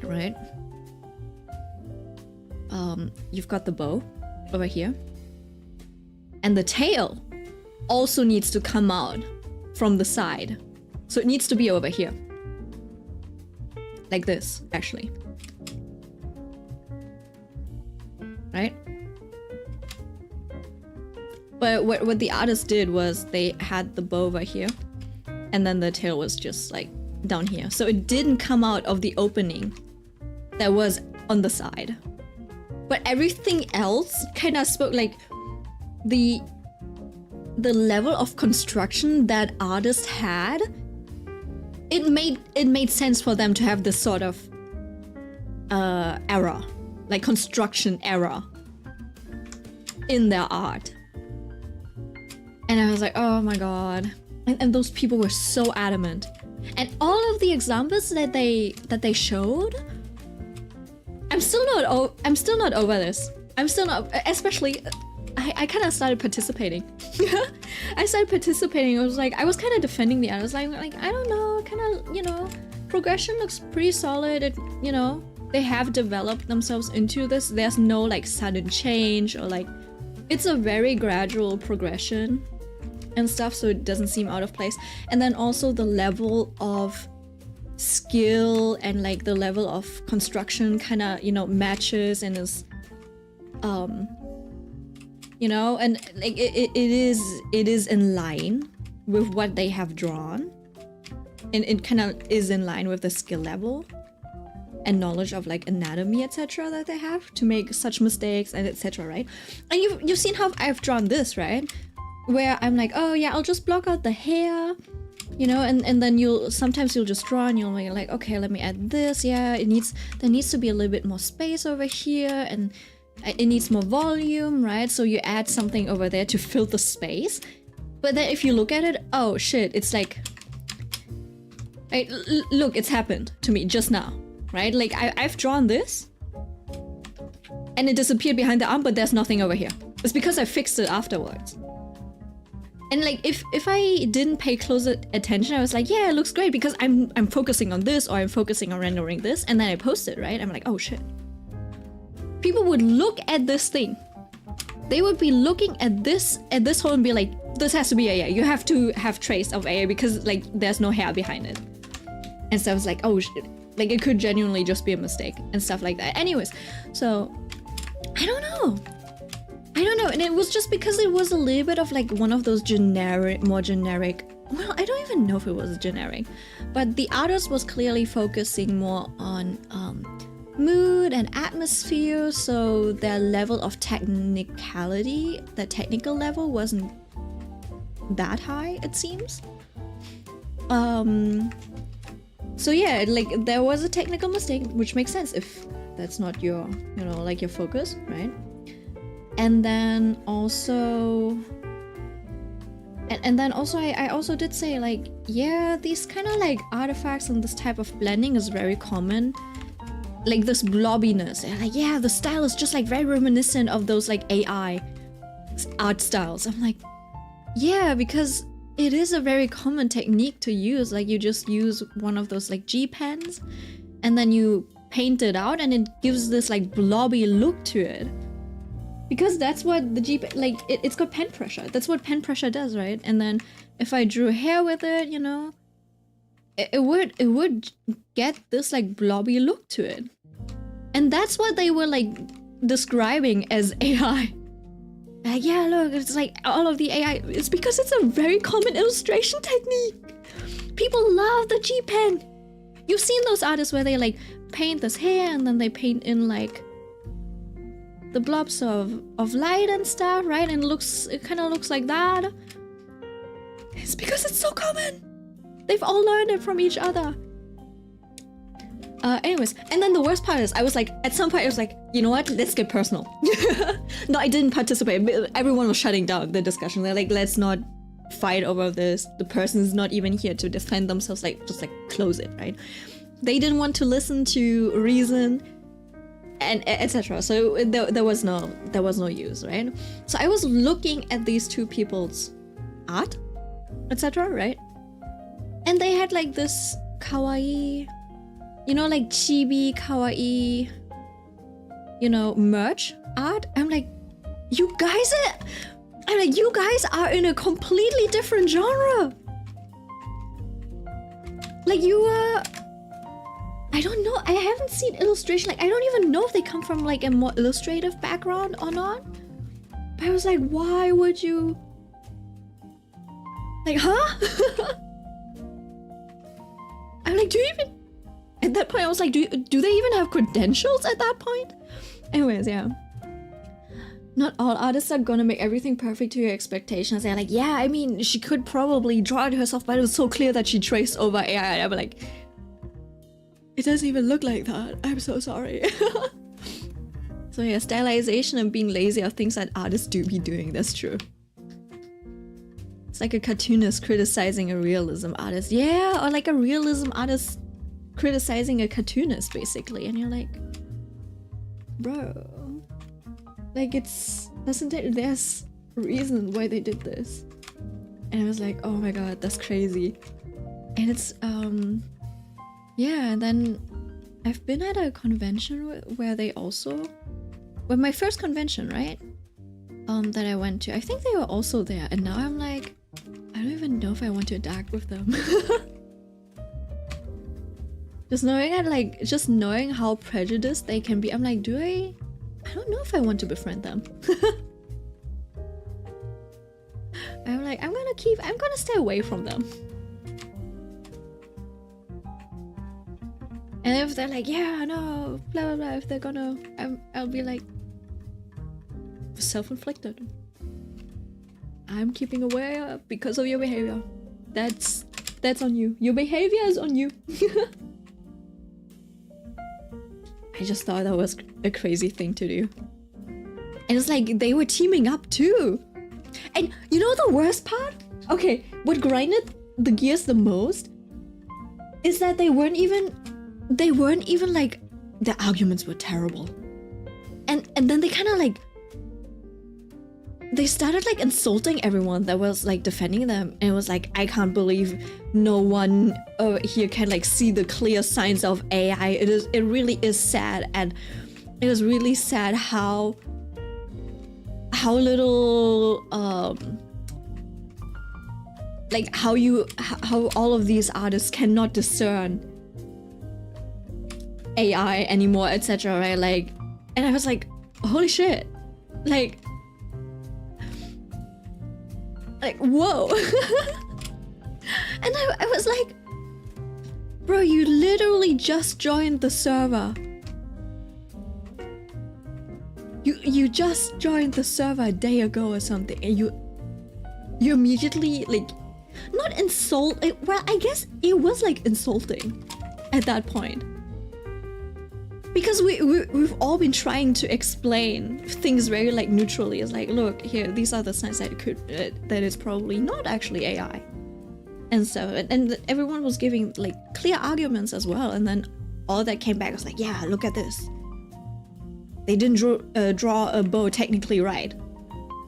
I was like, and at that point I was like, do you even know how how AI functions, like how it works? The virtue signaling is bad, yeah. I was like, whoa, never seen this in person. This type of behavior, I'm like, that's new.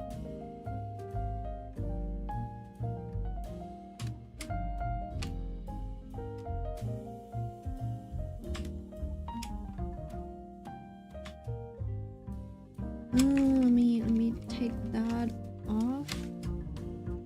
Put this on another layer and not make it as prominent.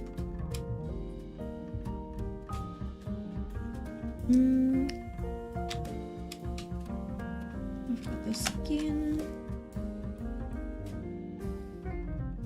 Probably already like, oh, it's been 2 hours, yeah. I haven't made a lot of progress, to be honest.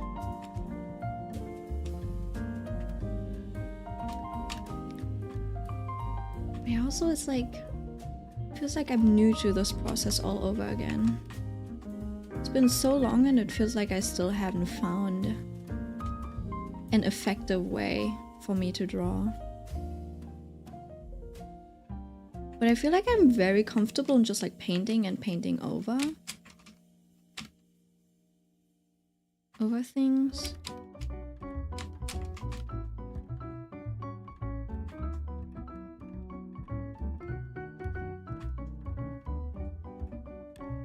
I don't know.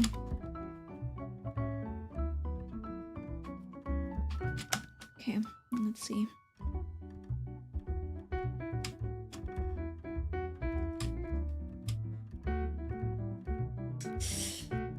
Can I just take the hair part? This part specifically. Oh yeah, I can. Okay, so I'll take those. I think I'll paint it in.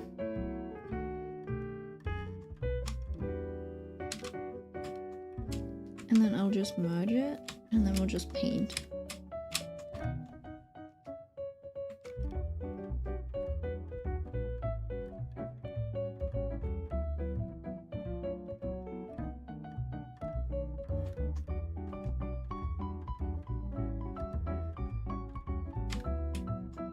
I was just reminded of the whole Iarian Studios using AI for concept art to a degree. They still have concept artists, and those artists are using AI as tools, I think. Yeah, I don't know.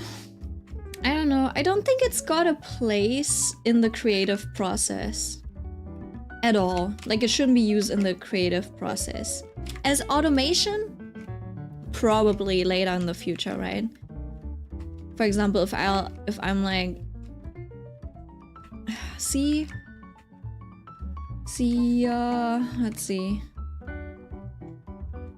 I feel like it'd be fine for like line art, or you know, like putting in base colors.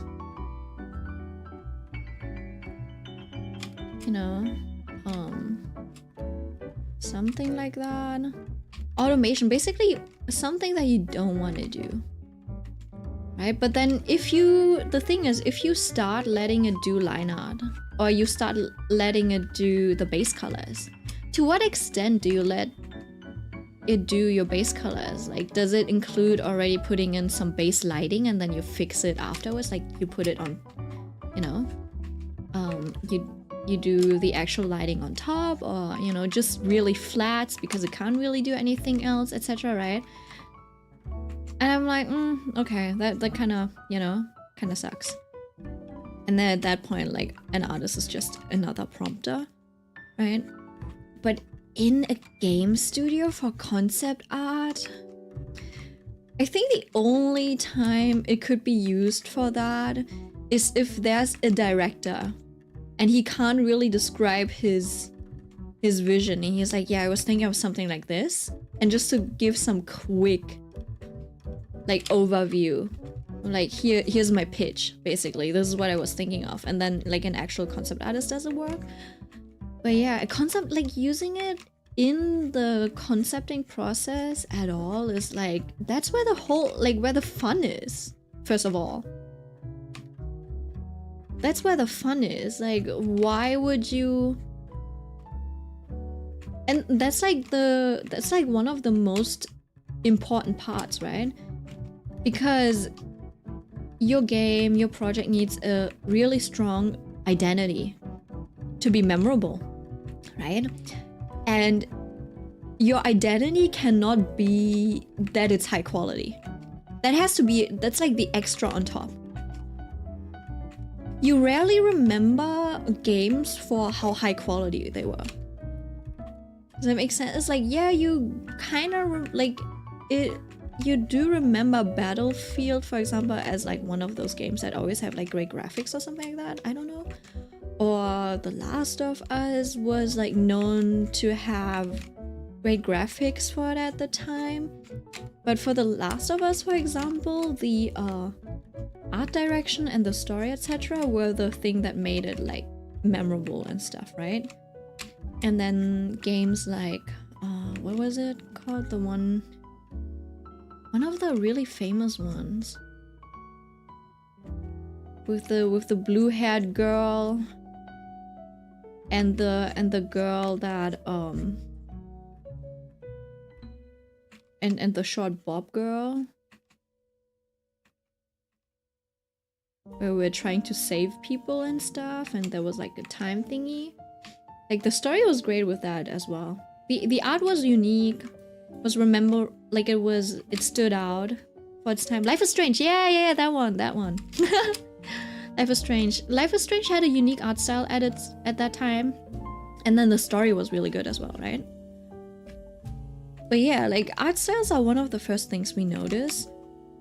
And it's like, if you use concept art, it feels like if you use generative AI for that, I don't know. If you use it for object ideas, maybe? I don't know. But then it's also like, it's kind of part of the art style, right? And then, but you also don't want to use generative AI to create a visual identity for your game or your project, because generative AI is very average, right? It averages, uses the most common denominator or whatever, and then gives you that as a result. So it's the goal literally is to make the most average thing. Like the AI, the algorithm is like intrinsically set out to do that. But art is usually about pushing boundaries, right? So it's like contradictory in its existence. Yeah, I don't know. Usually the industry professionals are the ones that just say, doesn't really, like the ones that are actually making stuff are usually the ones that say like, no, it doesn't really have any place in the creative process. In automation, sure, like more likely, but not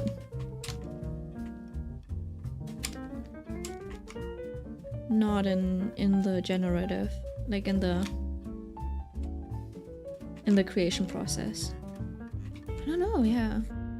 And someone, you know that one quote where it's like, I want AI to do my dishes and and my laundry while I am creative. I don't want AI to do my creative work while I do the dishes and the laundry. And I keep thinking about that. Honestly, I keep thinking about that quote because it's so accurate. It's basically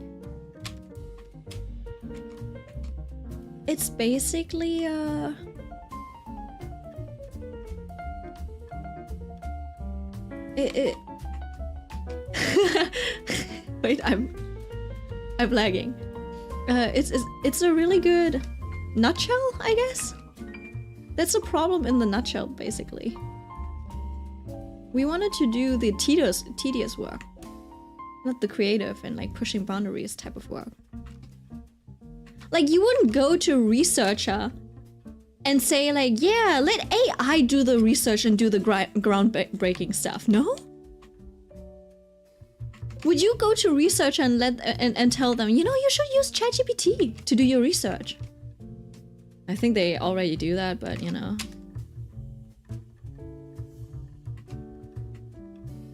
And yeah, you know, the ones that are advocating for AI are usually the ones that want to that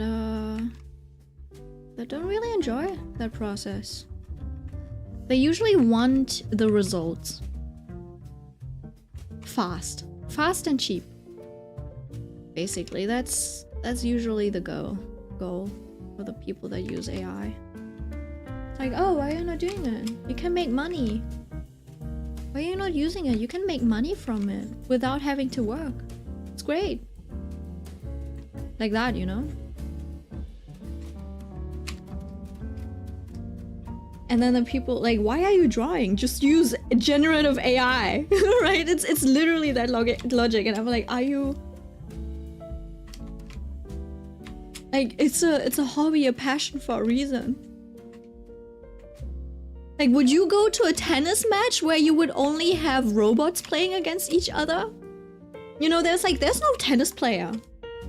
There's no tennis player on the court. It's just like these two ball machines shooting balls at each other and then like, you know. Would you watch that? That's stupid. Some people are just too lazy to get a skill. Yeah.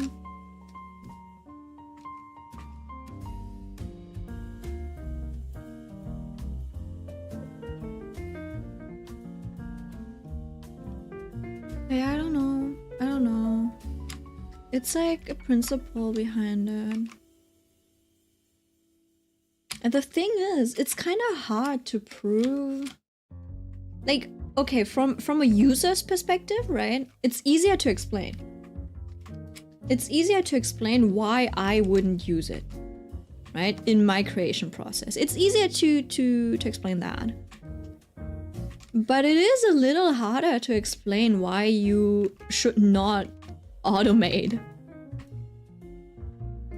Like why you should use a human over a machine if the machine is, I don't know, producing what you deem really good, right? And then if you say, yeah, it's because, you know, machine does not have as much soul or critical thinking as a human, right? It sounds like it doesn't sound rational. Like it sounds like it comes from an emotional place. And then it's like, yeah, people oftentimes don't really realize that they do indeed need emotion and are being emotionally engineered as well, you know, with like advertisement, etc. And they think that's not necessary. It's not, they don't realize that they are being influenced by it as well. So they don't think about it. I don't know, it's kind of weird. That's just like one of my theories, I suppose. They're just unaware of how much their emotions, how important emotions are to them. I don't know. I remember someone on Twitter asking why some people keep drawing when they keep complaining about it. Why do you keep exercising when you keep complaining about how hard it is to exercise, right? Why do you keep going to school when it's so hard to get good grades? Why do you keep moving in life when it's so hard to live? Why do anything at all?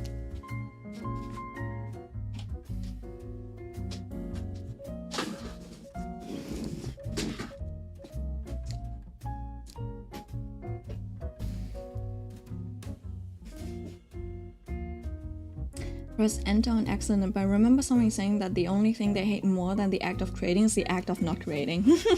True. He's trying to pull a poster off the wall. It's about to kick off, fair enough. Cute cat you want? Do you not have a cat, Aiko?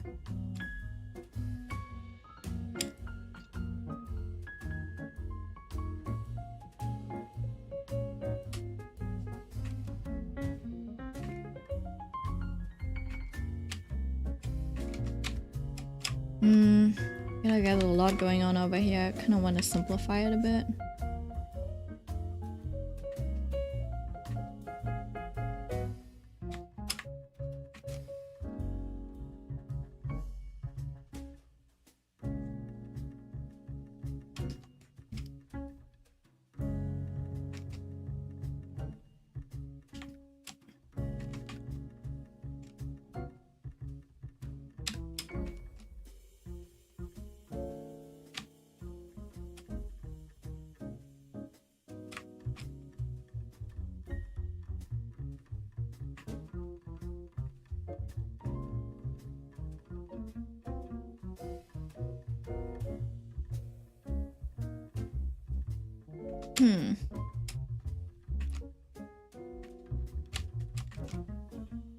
Should I do this?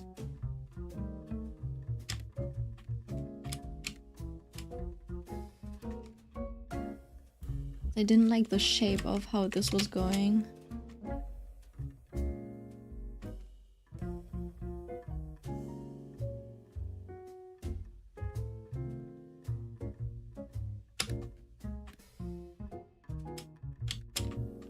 And then, let me see. Maybe I can...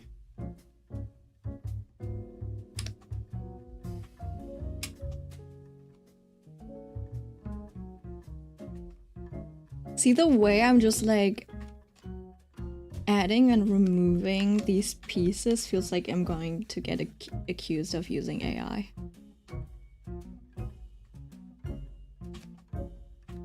But at least for this one, I got my streams. Except for the part where I did the fixes, but it's like a really small layer, so maybe I'll be okay. Hold on, let me save it as a backup. And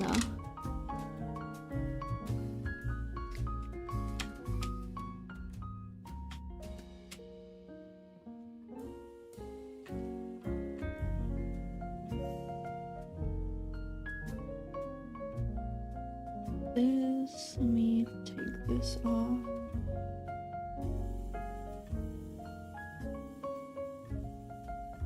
See, you know what's really annoying about AI? It's like now everything you... Like back in the day you were looking at it, you're like, oh my god, cute animal videos, wow, cute art. And now it's like, is this AI? And now you're constantly thinking about it. Like you always, like everything, like the first step you have to do right now, it's like questioning. It's like, is this generative AI or is it, you know, normal? Now you have to do an extra step. We made it harder. I thought we wanted to make life easier for ourselves, and now we're making it harder. It's kind of annoying. I don't want like an AI bro to tell me, yeah, it's because you artists keep resisting it and you keep making a difference. I'm like, I don't even want to argue with them. Does it make sense? It's like, because you know those types of people are going to be pedantic and they're not trying to understand, but they just want to win an argument and debate, you know? And it's so exhausting talking to people like that. They just want to prove that they themselves are right, and you're like, man, I'm tired of having to justify everything.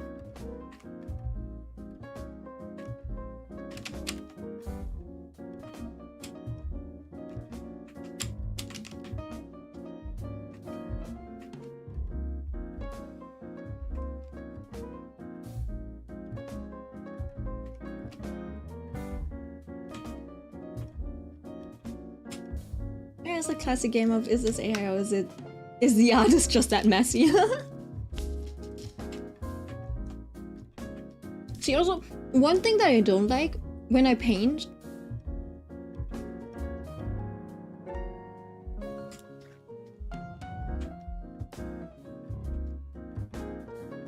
see, it's so lively.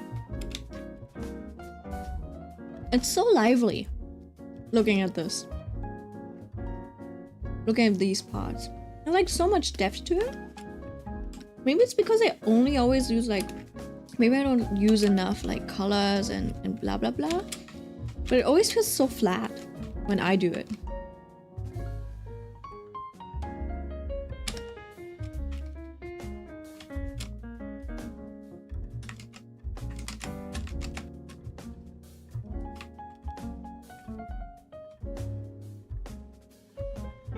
Is it the saturation? No, I think it's just like the amount of gradients and like color variation there is in between. I'm not talking about the saturation. Even if something's more pastel-y and stuff. I don't know, maybe I'm like too neat. There's like hue, even hue shifting, even if I do that, it still feels lifeless, and I feel like maybe maybe it's because the borders are so clear and I don't have enough things breaking it up. Does that make sense? Like, it feels like there's a lot of depth and a lot of detail, you know? Like, the individual strokes are pretty simple, but there's like a lot going on, and I don't get to that level of fidelity, I suppose. And then, you know, they have like little specks and bits of pieces of like color variation in it. And like, I was like, yeah, let's add. And maybe it's because you can feel that the brush strokes themselves are lively, right? And I'm always like trying to carve out a shape, or I don't know, was my brush not dynamic enough?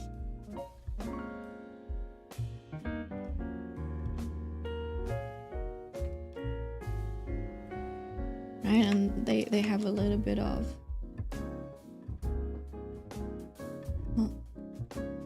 like bounce light in here.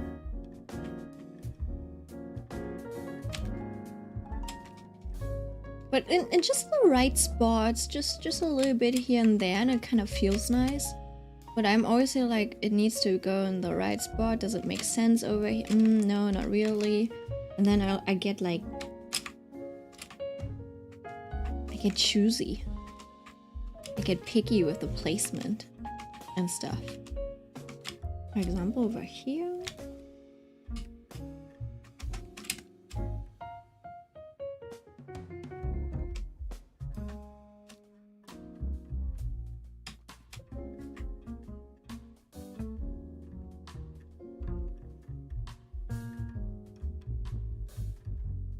And then if you look at it, it still makes sense. You're like, yeah, that's bounce light coming from the sky. Or this is that.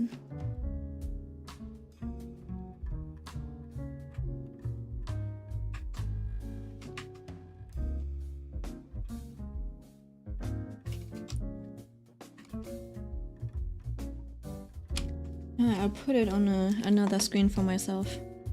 Just so I can look at it and be like, what do they do? Artists. I think they were at the bottom somewhere.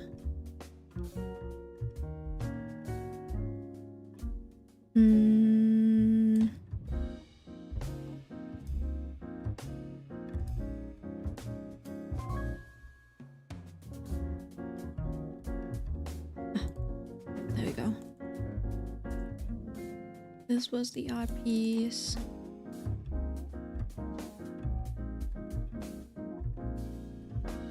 Okay, let me change the music a little bit.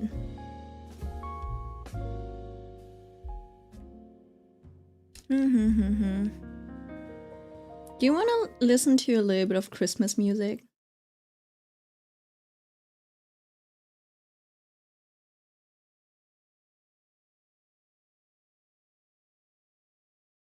Christmas jazz. Mozart and jazz. King... Oh, you know what? No. No Christmas. Wait, there's Zutomayo. Wait. Zutomayo. Yay.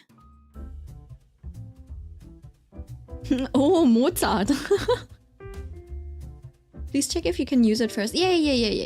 That playlist has always worked. The jazz opera. No AI music, eh? Yeah.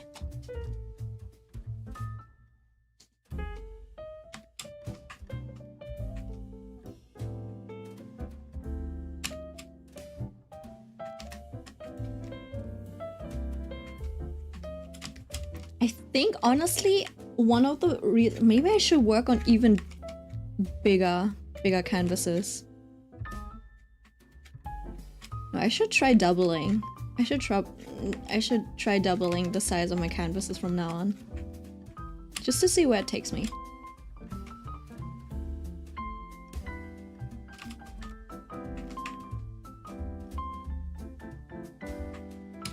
And then I can just do bigger strokes and stuff, because I feel like that's kind of part of it as well.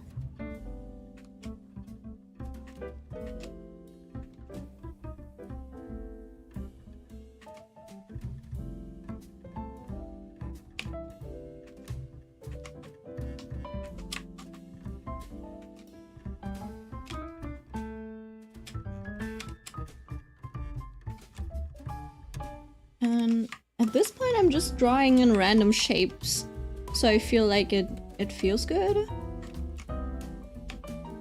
But a lot of them don't really make sense. And I think that's, to me, that's fine, but I don't know if I look at this art piece, for example, like even though it is messy, all of it still makes sense. So I don't think I should give up on the logic, on like working logic behind it, just to get the vibe of like messiness maybe? I don't know. Oh, yeah, let's do this, and then I think that should solve my worry. Like this, you know?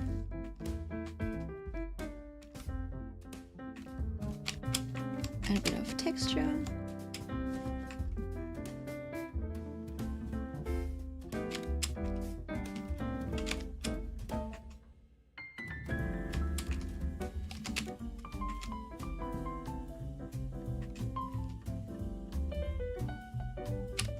Shadow and then terminate a line, something like that. And then for this part,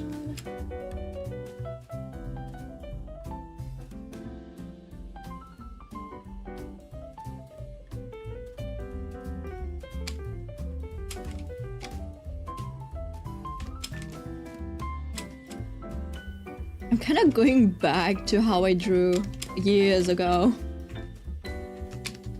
Oh.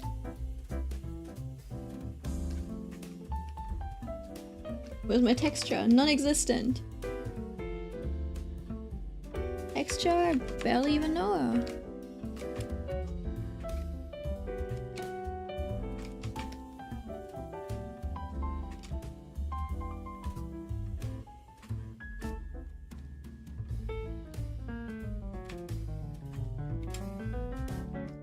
hardly even know her.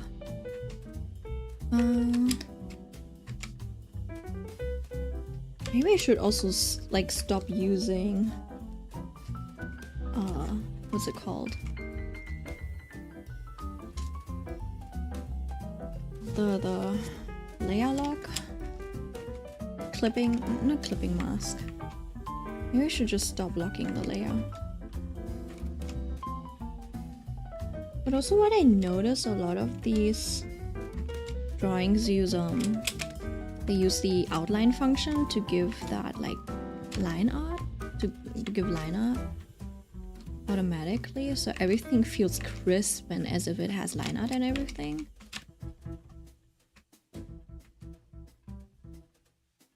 And let's do that. This part should be a little bit more this. Maybe I just need to get into the flow and just get scritchy scratchy. Everyone's like, no, you can't do scritchy scratchy, but there's life in it. You know, only an amateur would draw like this. Blah blah blah, you know? Yeah, you can get more efficient. You can get more efficient with your lines, line work, and the way you construct shapes and stuff. Sometimes it's okay to do lines, you know? Multiple lines in a row, I don't know. Agreed, it's style. I won't call it style, but so it's not like the pros are wrong. Okay, let me explain. Okay, so basically, right? You know, when someone does lines like this and they're trying to do line art and they do it like this, right? And it kind of looks wacky. If you're a pro, you probably have better line control and you can do better sections, right? And you use less lines than someone who starts out. The thing is, when I do line art, I do go over the same line like this. But overall, it doesn't disturb the flow of the whole line, right? Does that make sense? Because I still have decent line control, I think. Well, no, not really, but you know, at least I can keep the lines together so they don't look scritchy scratchy. Does that make sense? So it's not really style. Like if you wanna do lines like this, you gotta know what it's for. If it's a contour, you wouldn't do the lines like this because it kinda changes the shape of the object. Unless you've got unless you want to draw the fuzzy, like the peach fuzz on a person's face. You want to portray that they have peach fuzz all over their skin, you wouldn't do it like that, right? But if it's shading, for example, or it's more about communication basically. Does that make sense? If it's like shading, it's close to hatching. I think it's preference too. I definitely can't do the line art trick with the outline layer effect or whatever it is, cause I love using crunchy and textured brushes for the line art. Even for the yeah, no, it's not about. See, I think that's where people get confused, right? The outline layer effect, yeah, it only really works if you have a non-fuzzy,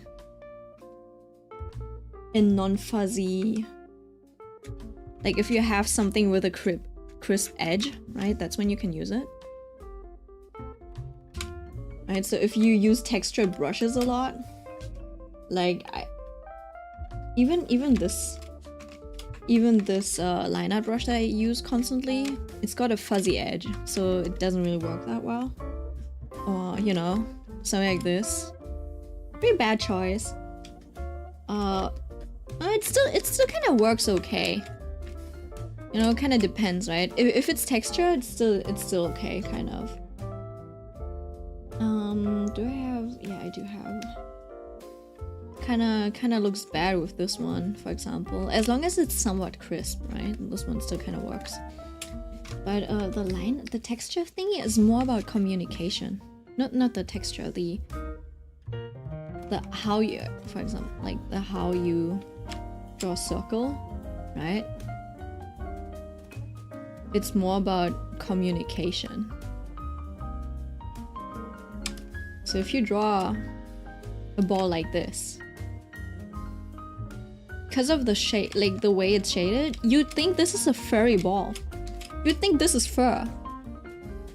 Because it's fuzzy, there's like little lines and breaks in between, right? And even if you do everything else, even if I do the shading of everything else like this, right? Because of the silhouette, it still reads as fur. So unless your intention is to draw a furry ball, it would make more sense to even if you break it up, like you don't have to draw one continuous line. You can draw an uneven ball as long as it's round enough, right? And then you can shade it.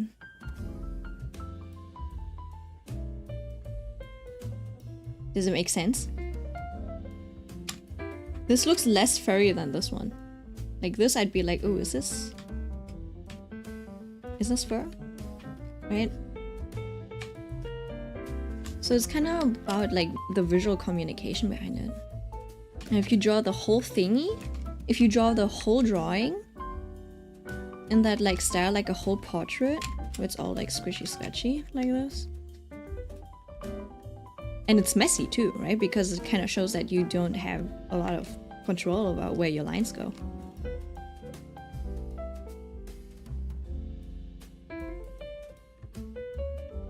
If you draw the whole like image in that, it's kind of like not having pen pressure. It's like looking at line art that does not use pen pressure at all. And that also looks boring because everything's the same. Everything is treated the same. The skin, the hair, the eyes, everything gets treated with this like fuzzy fur type of brush. Like even the eye bags where like this waterline where there's no hair except for the lashes, right? And you would still, it all kind of looks the same, and that's what makes it amateurish, right? Because there's no differentiation between any of the materials. Metal, like a metal pendant gets treated the same. So I don't even know if that's like part of style anymore at that point. Does it make sense? It's just like lack of contrast in the end, because everything's the same. Does it make sense? I don't know.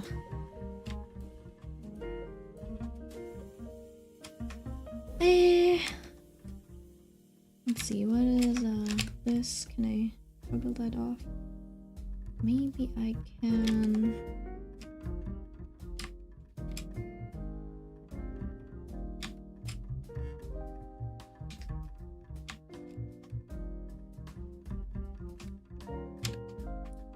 What is this? Oh.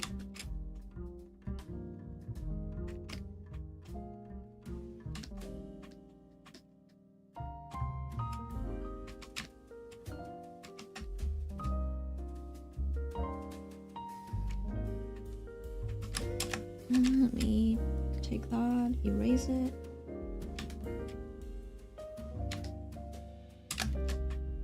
Get over here.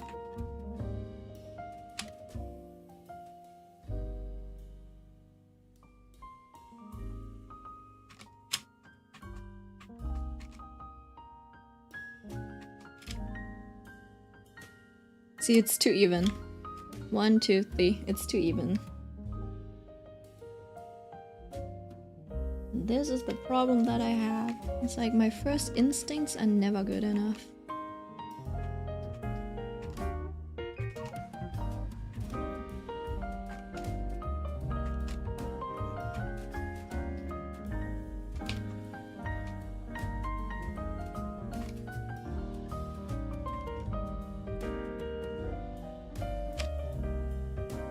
Use it like that maybe. And then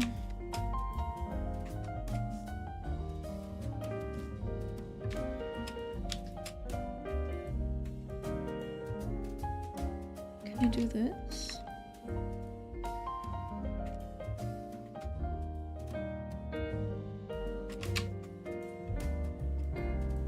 Question is, see, right now I don't know if this was supposed to be dark. So it looks like it wasn't supposed to be. But then also, where's this going?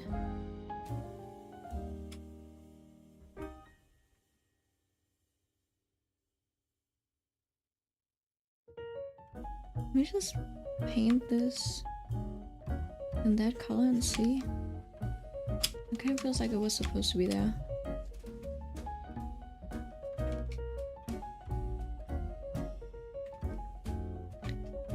I'll do this. I have a little bit of a headache. Why?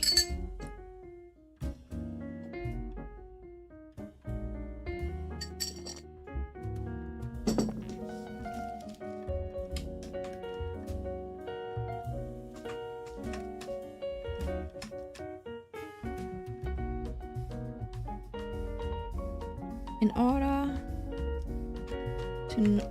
order to not be labeled as an AI artist, I will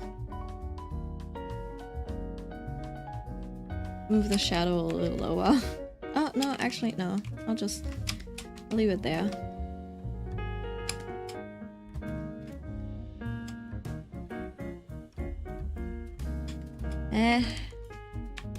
Did you get enough sleep?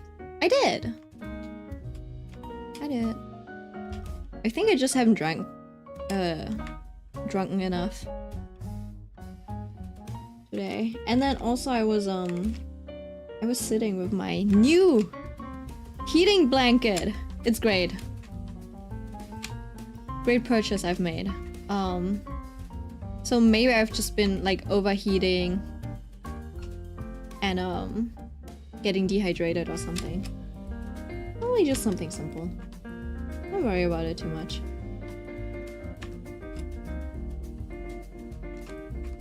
And this is only my second cup of water, so...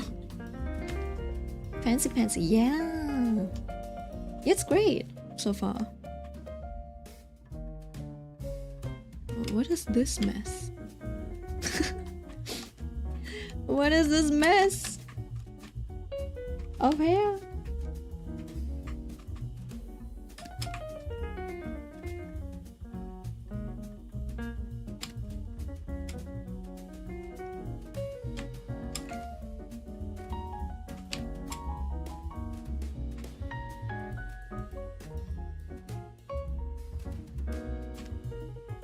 No, it should be done here. Maybe I should just pull this down as well. I think that's okay.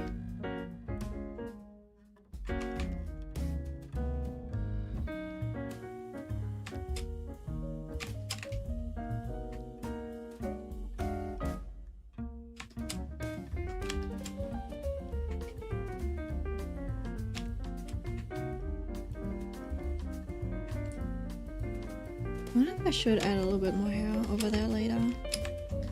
Let's just move down to the other parts for now.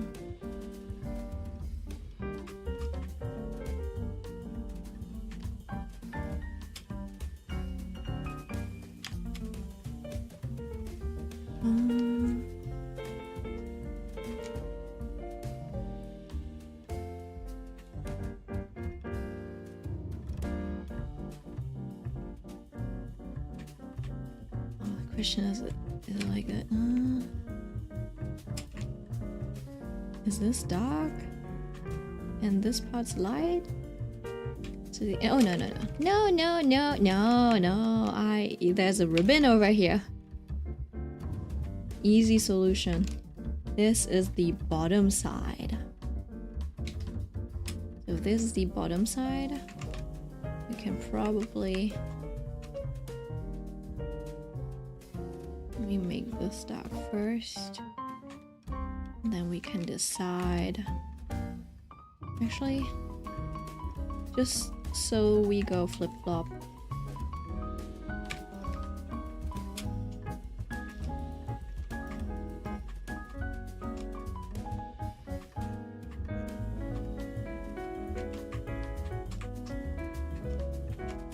And then,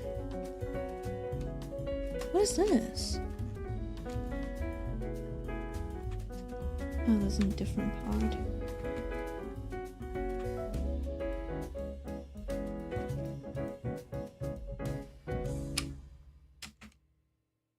Wait, hold on. Was this part supposed to be dark? I just forgot to apply something to him?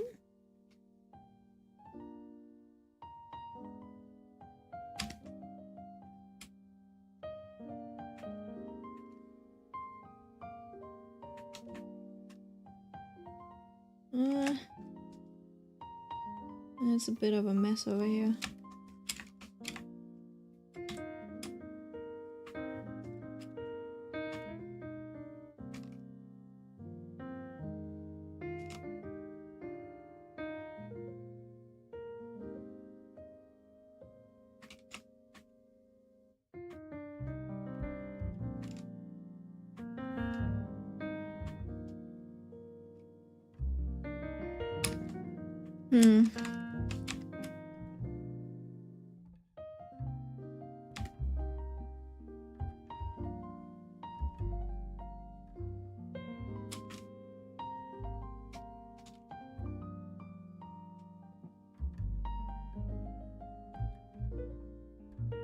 Wait, I'm confused.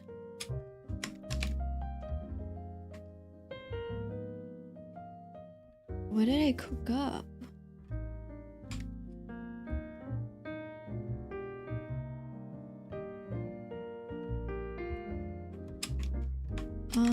Should be a little bit of a glow from behind, but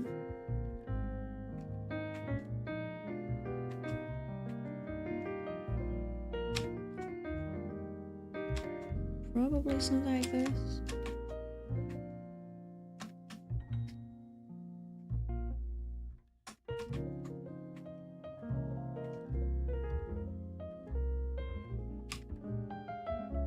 It doesn't communicate the layouts right now, that's why I'm a little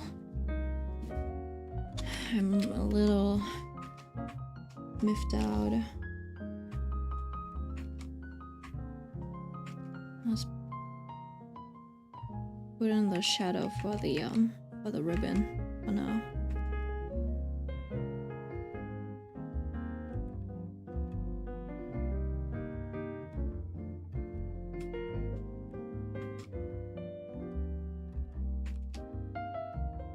Open that.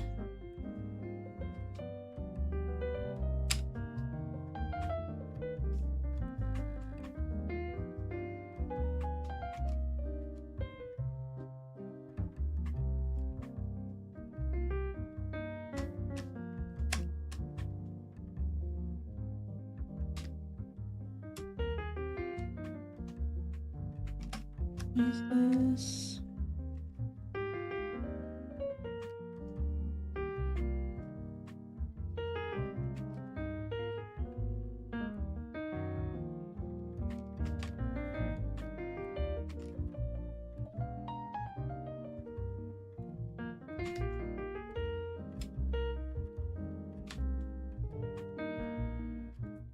And it kind of feels like this part should be bright with the way it's facing.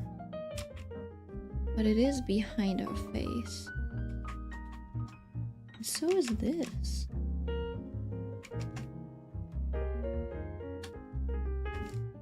Basically, all of this would have to be dark.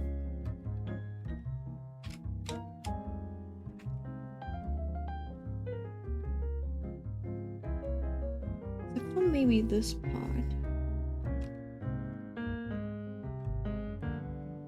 Oops.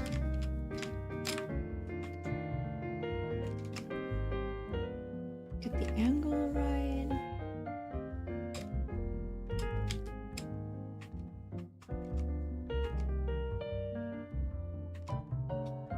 Erase a little bit here and there.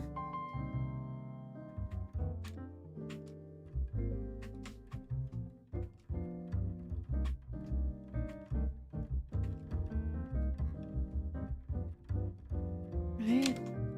So like this, just so it has a little bit of flow.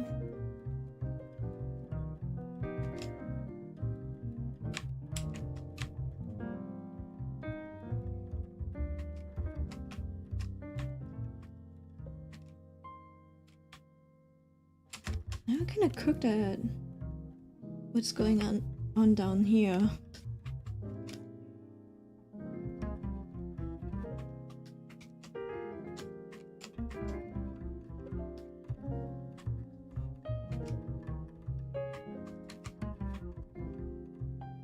Give me this,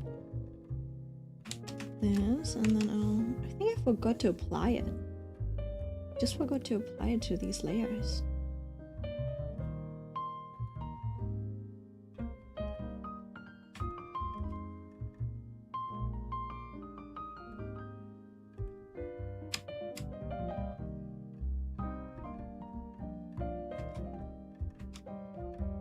Yeah, looks like I just apply. Yeah. Looks like I just forgot to apply it.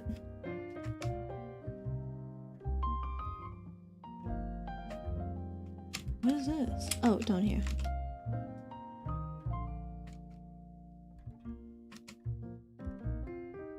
Okay, that makes a lot more sense. I was like, what the fuck is going on? Did I not plan this out, etc.? I was like, wait, I swear I had this a little bit more structured than before.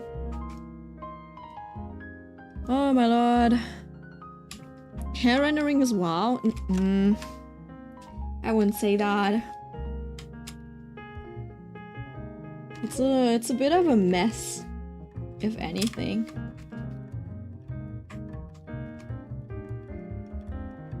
Right, like you have to figure out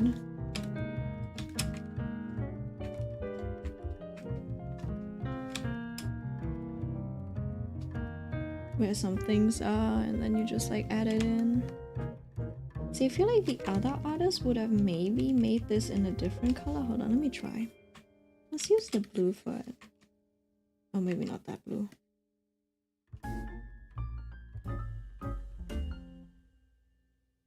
Basically, the sky color, because this is in the shadow, okay? We're using bounce light colors.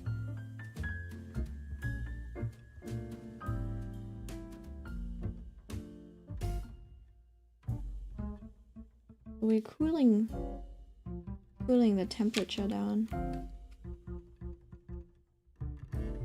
Or something like this, but it's still not enough contrast. Where'd this come from? Can I color this in this color maybe? Yeah. I do have to add more contrast later, but that's fine. That's fine. For now, we're just focusing on the structure of things.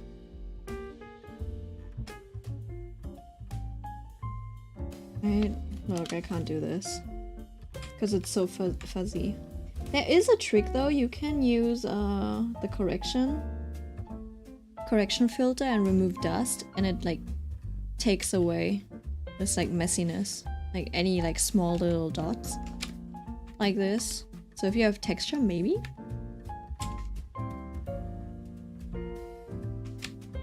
that's an option.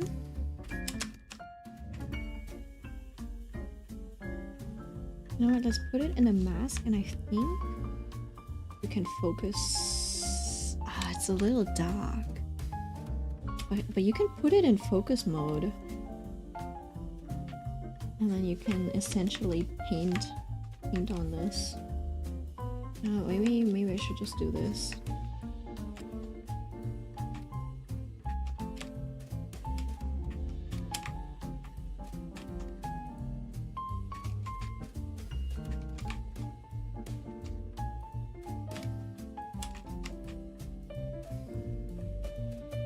Oopsie. That's a little too dark.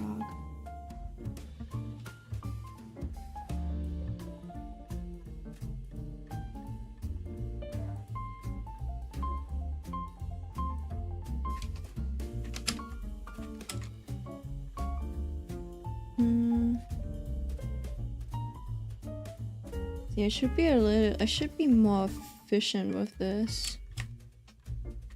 There's only 3 steps you really need to do. It's like light, shadow, draw, terminate line, which is basically just like light, shadow, add bounce light. 3 steps. 3 steps. I don't know why I'm fucking this up so much.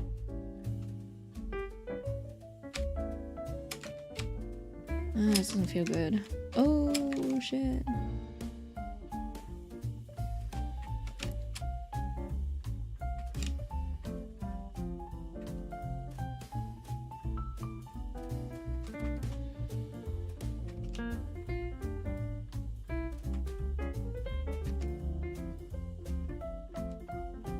I don't know why it's so difficult for me. I should be a lot further than where I am right now.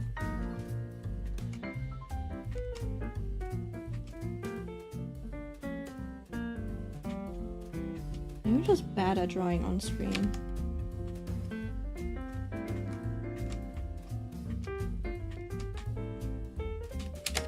I think this part needs to be darker, just so we can emphasize that part a little bit. Yeah.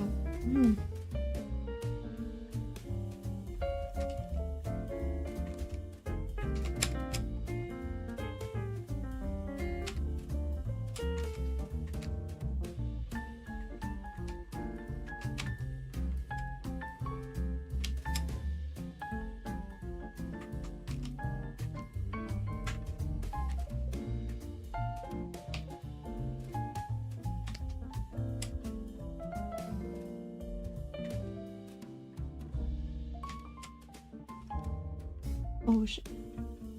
Sometimes, for some fucking reason, my brush just loses pen pressure and then I have to open or like leave the window or something and then come back again for it to work. I don't know what causes it, but it happens a little too frequently. It happens pretty regularly, but I don't know what causes it. Maybe it's just some loading process in the background that keeps making it happen. That keeps triggering it. Wait, hold on.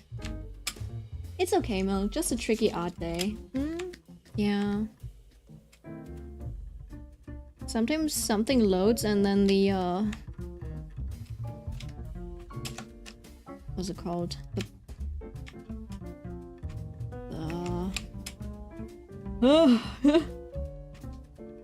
The pen pressure just like shuts off, doesn't come back. And you're like, damn, okay.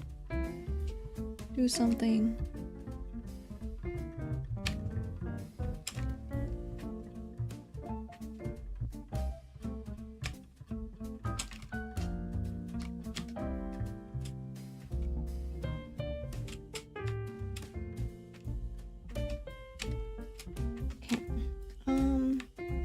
I'll keep whatever's going on over there to a minimum. And then we'll address this part. Just needs a little bit of love, I think. Just so it feels like hair. So not too much. Don't spend too much time on those parts that are not your main focus, you know?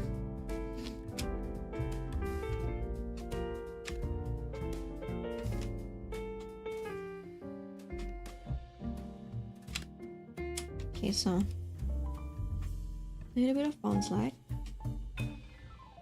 The bottom.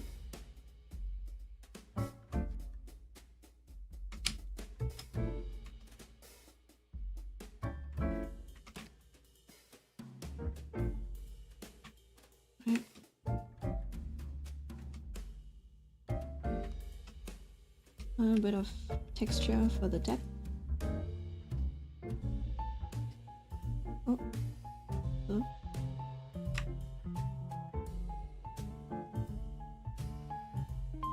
Just going back with this.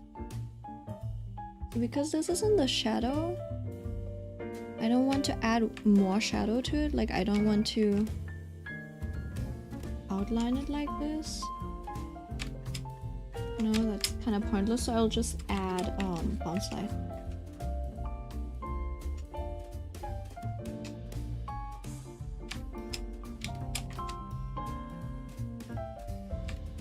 And then obviously, I think what they also do,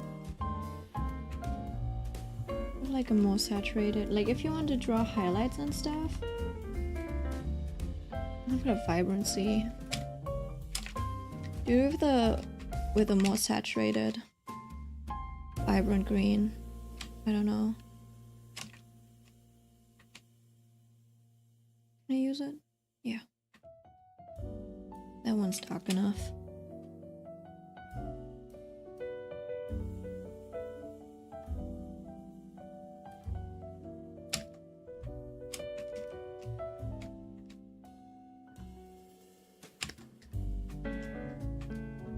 Should also add some to this part.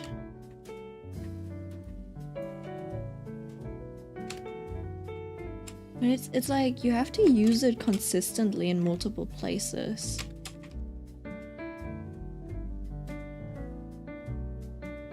Otherwise it feels out of place. Simple as that. Like, where the fuck did that come from?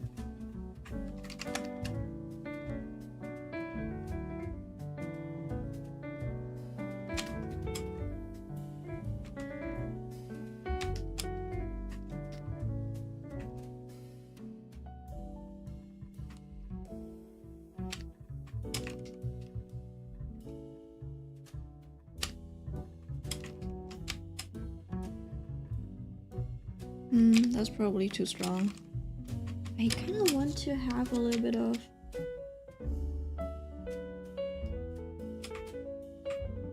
a glow.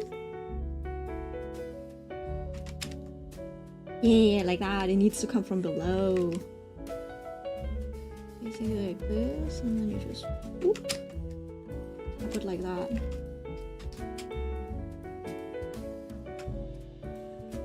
Just show that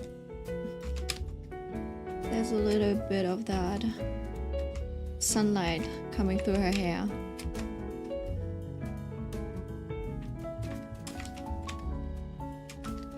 Same over here.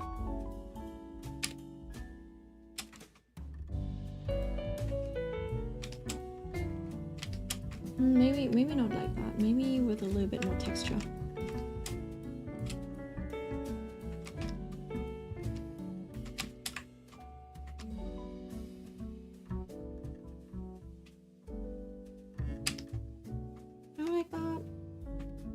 This one's a little bit messy, but I feel like I can fix it up later.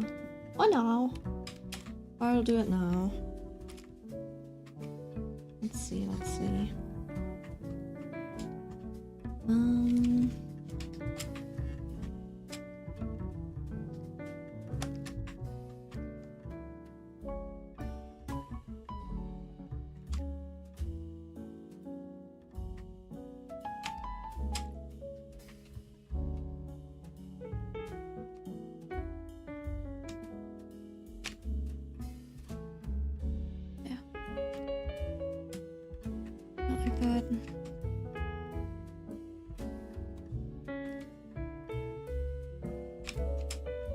I feel like this does feel a little bit more vibrant.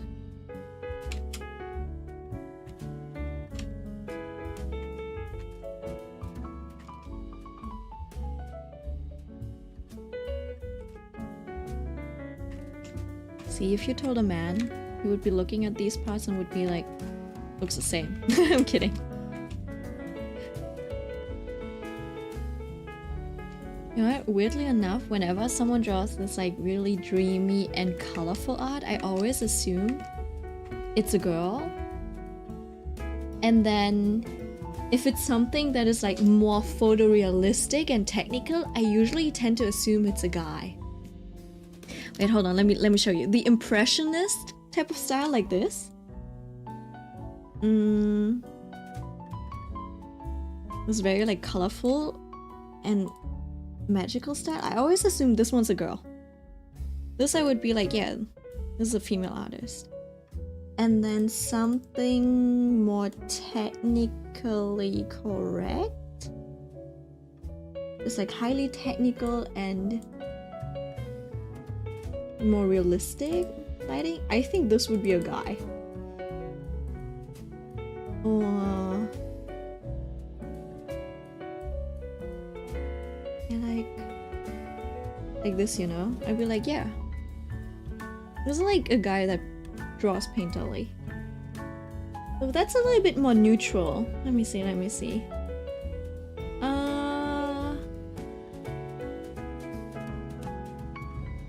There's like Matsuken Naga, yeah, like kind of like this, you know, a little bit more, maybe like grungy. Not even grungy. It doesn't need to be grungy. It could be where's Jongi?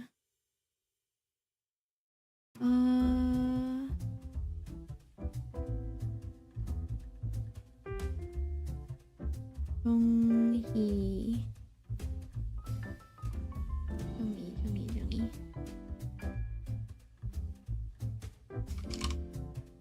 Modare, basically. Like this person. I'd be like, that's a guy. The way they rendered this, I think that's a guy. Maybe like I could be wrong about this one, but I think this one's a guy. Yeah, I love the way they you don't understand. This is like perfect texture to me. It's like if you look at it, the strokes, they're painterly. You know, they used simple brushes and stuff. Nothing complicated. Just pure value and color control. That's what it looks like to me. Just really high technical skill. Like that is so hard to render. Weirdly enough, it kind of feels like it should be easy, but not to this level, right? Because I wanna, they might have had they could have had some reference. Maybe there was a model or something that did a pose like this, right? And then they referenced it, but you know, like the way you know, this they highlight, this is where the, like, this is the reflection of the light, and then this is the reflection from the surroundings, you know, and it's like reflected in all of these parts, and you can even see this is muscle, this is a piece of the crud dry and stuff, and then, you know, a little bit of that, you know, just like they're really good with materials and stuff, and they present it in a way. It's just highly technical. It just like communicates the form, the shape, the material really well. I'm like, that's crazy. That's brutal. And even, hold on, let me open it again. Do you see the amount of detail in the hair? You've got a little bit of gradient over here, a little bit of a color change over there. It's got like 2 rows of highlights. It's got a little bit of like a reflection in the shaded area, but then if you look closely, it's quite simple. Got the main light. There's just a little bit of like, you know, definition, and just like if you look at this part, it's so minimal. It's so minimal, this part, and then everything's so crisp and thin as well. And then in the back, it gets like, it feels more painterly and stuff. And I don't know, like, it's really good edge control. I don't know, like, I don't even want to pull out all of these difficult terms. I don't know if this would count as edge control or like detail, contrast control, like everything's so controlled. It's crazy. It feels like everything's intentional, or like to the point where they had to practice everything's being so intentional that it's become habit. But I just wonder how much they think when they actually draw, because I noticed myself zoning out a little bit and just doing random stuff, and I think that wastes a lot of time. Right? And then I go back, I'm like, this is not, it's lacking the contrast, it's lacking everything. Like, Jongi would not have this much empty space going on. I don't know. But then also I'm like, it shouldn't be bad that that's a thing, right? But then it feels like it is.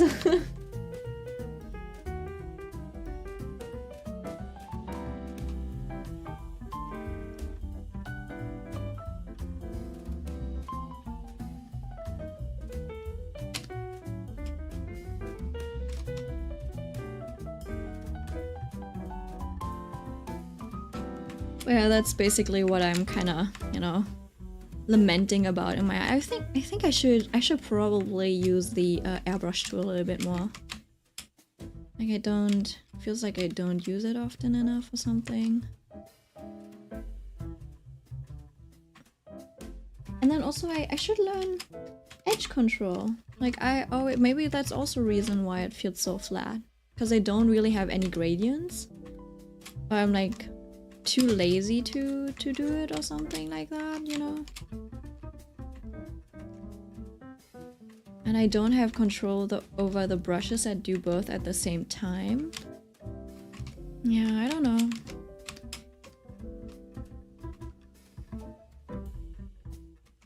Just why I think my drawings have such a flat feeling to it. But then if you like gouache, it might be nice. You know, like you might think it's nice. I'm like, I kind of want to be able to do both and just decide where something goes, you know? I've never gotten to that point in practicing. Like I should do more material studies, I feel like. There's so much I need to practice. I don't practice enough. Oopsie.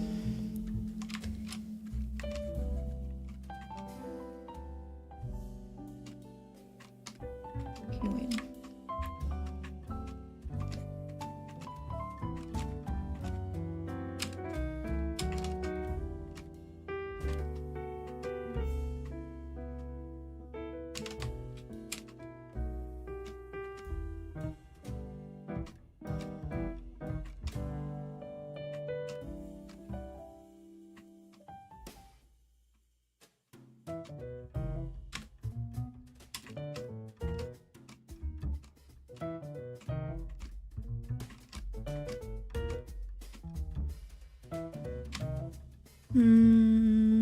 You know what? I don't hate it. I don't hate this. Let me just rethink where I need to place it.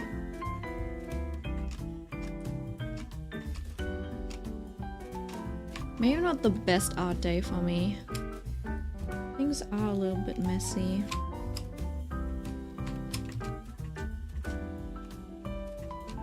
Also, I did buy one of Jongi's drawings and stuff at Dokumi last year. But the thing is, I don't know if they were officially there because I couldn't find them. Like, hold on, let me show you. Basically,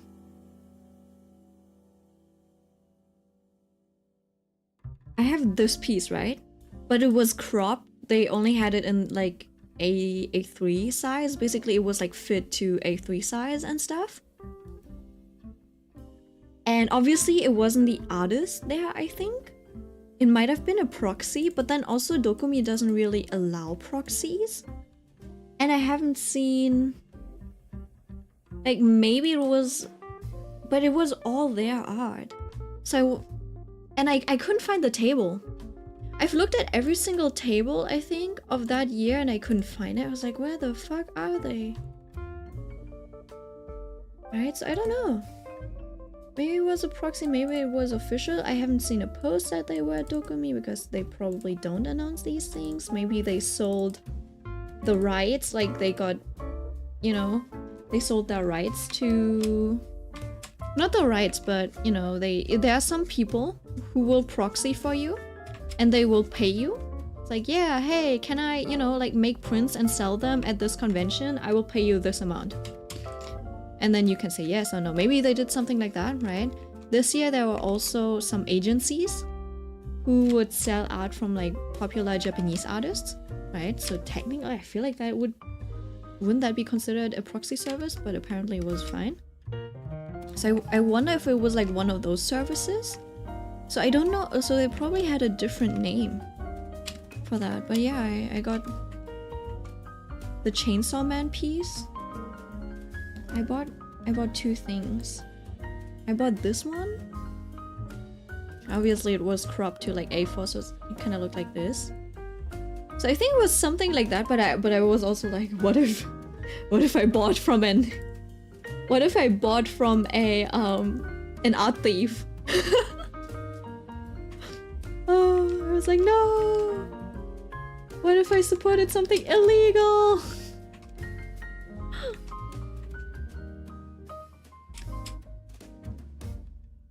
So I guess that's why Dokumi says like, yeah, only the artist itself, like the artist has to be there. We do not do proxy. Like the artist has to be there in person.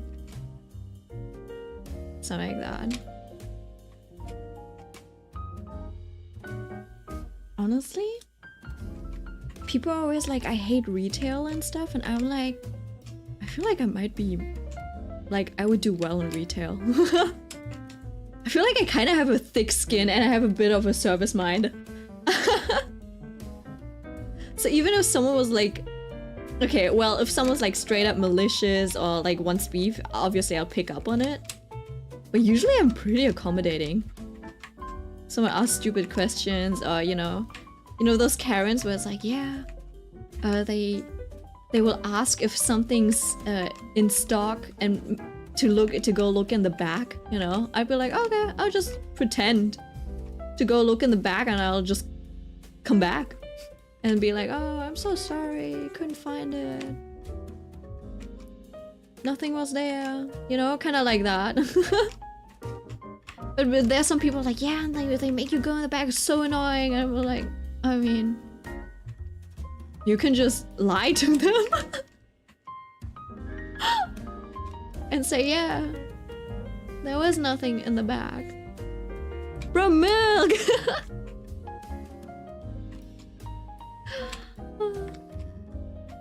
Yeah, but there are some people who are really great, like, annoying and mean and stuff. Oh my god, I was watching... Okay, so I was watching soccer, right? After work, I went to my dad's place and he was watching like women's soccer. The finales, right? Vietnam against the Philippines. And you know, the commentators, they'll be like, whoa, and stuff, right? And obviously, the client, not the guests, not the clients, customers, right? Customers would hear that and they're like, oh my god, what's so fun? And we were like, yeah, we're watching soccer right now. It's like women's soccer, the Asian league, you know? And you were, and this granny, I know she just didn't know anything about Asia because she's like so white.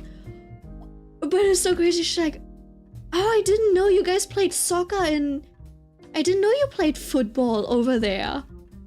I'm like, that's crazy. It's the funniest thing I've heard in a while. And it's like, what other types of like, you know, like sports do you play over there? Are you okay, Tiso? Take a nap? Did you take a nap? Yeah, and she was like, I didn't know you guys played I didn't know people played soccer over there. I'm like, that's hilarious. I know the league is like, obviously the championship is very like, it's very European focused, right? And she also did follow it up with like, you know, how the Americans, like, it's not a big thing in America. So she basically, she's like, oh, I didn't know it was a thing in Asia either. I thought it was like America where it isn't that big of a deal. Right? I'm like, and then she would just like pull out more stereotyping phrases, right? And she meant no ill will at all, you know? She was basically just confirming her, not confirming, but just like trying to probe whether her stereotypes and, you know, prejudices were right or wrong and stuff. It was kind of cute. And she was like, yeah, so what other sports do you do over there? Probably martial arts and stuff, right? And I'm like, yeah, I guess so. My dad was just like, yeah, we do martial arts over there. And baseball is also a thing. And she's like, oh, there's also like gymnasts and stuff, right? They're like really good. I've heard that like there's some really good Asian gymnasts out there. I'm like, that's true.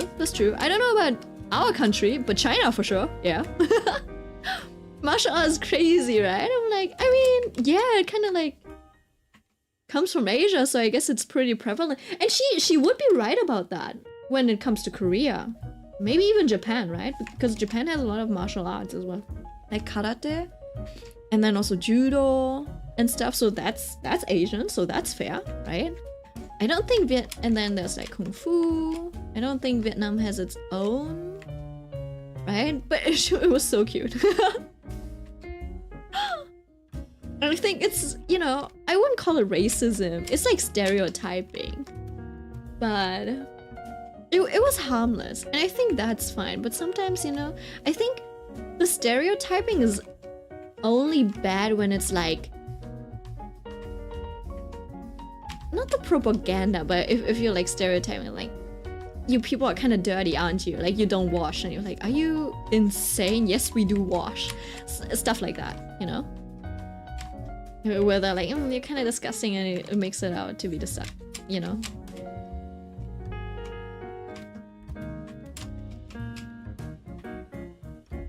But like sometimes, like obviously there's a little bit of truth to it, you know? Like for example, when it comes to the food culture, like street food culture, or like regulations, right? Countries like Vietnam don't have as much regulation as Germany, let's say, right? So the hygiene standards or like the food regulation standards are obviously below like European standards sometimes. But then going as far as to say like, yeah, no, I wouldn't try street food in this country, or I wouldn't like want to eat in these shabby places, blah blah blah, right? And when you're like, this was a very normal thing to do over here, and like you're not gonna die from it, right? So it's kind of, I don't know, like you can still have a little bit of discernment. Speaking of Vietnam, what types of good places do you recommend to visit? Oh, I mean, honestly, there's lots of good places. I went to, like right now, Da Nang and Phu Quoc are very popular. There's a lot of Koreans. It's very touristy though. Da Nang, Phu Quoc, etc. are very touristy. You'll see more Koreans than you'll see Vietnamese people. There's so many Koreans. They're all coming to Vietnam for tourism. Yeah, it's like 50% of the tourists are probably Korean, at least. And then there's also a lot of Indians and stuff. It's so funny because I talked to a guide, and she was like, yeah, 50% are like Indians. I don't know, I feel like I probably paid more attention to the Koreans, so I feel like I noticed them more. And then she's like, and then there's a lot of Koreans as well and stuff. You also see a lot of like Europeans or like English people, you know, white people. Not as much as the other ones. But yeah. So I think Hat Long was great. Ha Long. Wait, is it Hat Long or Ha Long? It's Hat Long. Yeah, of course. I said it right. Would be weird if it was Ha Long. Hat Long. Okay. It's got like beautiful turquoise waters, basically. And there's like these dragon rocks. Basically, that's what I think the story is that it's It's like the back of a dragon, you know? I love the designs of the boats. It like, I don't know, there's like boats or something, and they have like this very specific shape of sail. There's also villages on the water, basically. They're like floating villages. Right? And then they fish, you can eat there and stuff. It's very nice. And you can also swim, etc. I think it's World Heritage as well, etc. Beautiful. Very, very much so. So, really nice experience. Da Nang is great because it's got mountains, a river, and the sea. And the waves are huge. I didn't bring a swimming suit, so I didn't go swim. And my mom cannot swim, so I would be swimming alone. So, Da Nang is very popular right now, right? It's got the Dragon Bridge. This only like turns on and like spits fire on the weekends. It's got like this huge coastline, basically. The waters were not as turquoise as in Nha Trang, where I was. But apparently, like, my mom says that the sea is prettier in Da Nang than in Nha Trang. But I have to say, if you want color, then I think Nha Trang is prettier. Because it's got like this color, really bright turquoise water. And we were at the Intercontinental. And apparently I was at the private beach. And they were really clean over there. It was like a private beach. And I was like, wow, Dad, it's even cleaner than in Germany and stuff. And my dad's still laughing about it. He's still chuckling about it to this day. He goes like, of course it's cleaner. This is a fucking private beach. Basically, it's this color. It's like a white beach. And then this turquoise water. It's clean. It looks like from an anime. You know those anime beaches? It literally looked like that. But then other than that, I don't think there's a lot to do in Nha Trang. You'd have to Google it. And then obviously Hanoi is Saigon. That's where you get the traditional stuff. Hanoi is the more traditional not heritage, but you know, like you've got the train cafe road, which is pretty cool. I think it looks nice. It's very touristy. There's only tourists in that street. I haven't seen the train, but there was a very cute little cafe where I went to, and you could just sit on top, and it was very chill. You in Hanoi, you can see a lake, etc. So all of the typical, you know, going to a museum, seeing like sites you do in Hanoi. You would spend most of the time in the old quarter, just like walk around and stuff. And then I think if you want the Instagrammable spots, I think it's like if you are a foodie, you'd probably go to Saigon, like down south, because that's where all of the Instagrammable food places, etc. Other than that, I haven't really been in Saigon a lot. I think I stayed at this hotel. No, before Rex Hotel. Saigon. Oh, oopsie, Saigon. I think this is, yeah, I stayed here once, and my grandma hit a piece of furniture and got a nosebleed when we had to fly. We had to get up at like 4 a.m. and she kind of missed it, and then my parents woke us up and stuff, and then my granny didn't find the light switch, and then she just like ran into a mirror and got a nosebleed. And then we forgot our hats. Forgot our hats in the resort.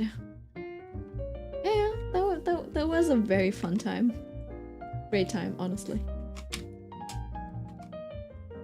Okay, so I don't know how to tell myself, but this doesn't make a lot of sense.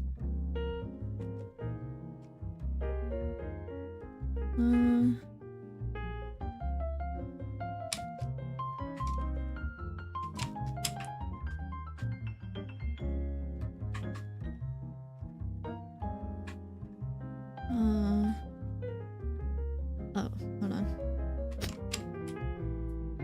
See, so basically what I should do, just take this away.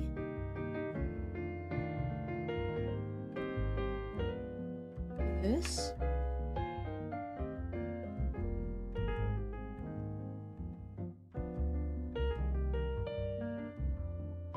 And then probably do like a second layer maybe? I don't like that. I don't like how that looks.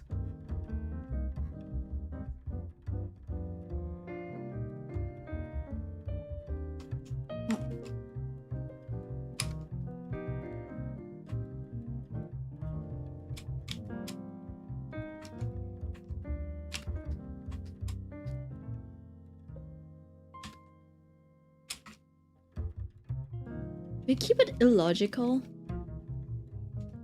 You know what? I think I'll keep it illogical, cause it looks nicer to me.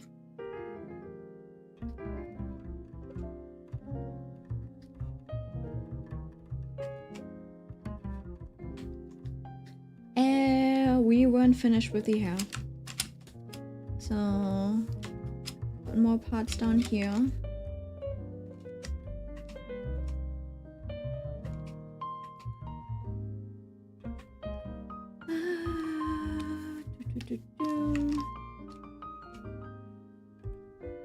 Let's do it a little bit like a reverse in the other direction.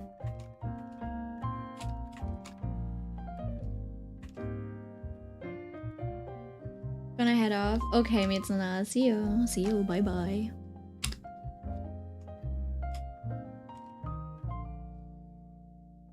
What did I watch this year? What did we watch this year? What were your most memorable shows this year? Or like the best shows that you watched? So I feel like I haven't really watched anything worthwhile this year. Oh, actually, let me think about it. Something that released. So I did enjoy the adaptation of the punching villainess. Scarlet. She was great. Actually good adaptation, I think, for that genre. Usually romance, etc. doesn't really get all that much love. That genre. This one got quite, like, good treatment. Had a good budget. Quality was decent too. Yeah. What is THSD? TSHD? I think Frieren and Dungeon Meshi were last year, right? So not this year. My Hero Academia, I think, ended this year. I haven't really watched the last few seasons. Oh, the Summer Hikaru died. Right, that one was good. That's true. That one was pretty good. I was surprised at how well they did the horror scenes. They knew what they were doing when they did the horror. There was actually like one of the really good at like displays of horror in an anime.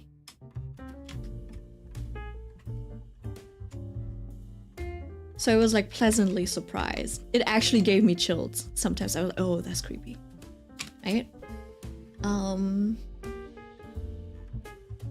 And I love horror, okay? And I was like, oh shit, that's creepy. So that's good. If you love horror and it feels creepy to you, great. And then what else? What else did we have? Let me think about it. I feel like there were a few shows. But honestly, I don't think I had a show that I loved. I did have a novel that I got obsessed with. Ghost Story Gotta Work. That one I got obsessed with. So that's one of the highlights of my year. But I haven't drawn Kim Sodom yet. I haven't drawn my Pookie. I can't draw him. It's so hard. It's always like this. Every time I have a character that I like, I cannot draw them. Okay, also I need to fix this one. I don't think this works.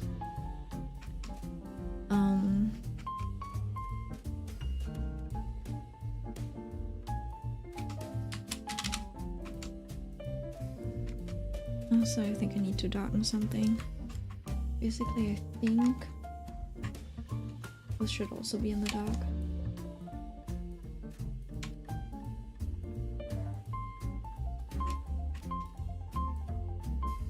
So either this also needs to be in the dark, or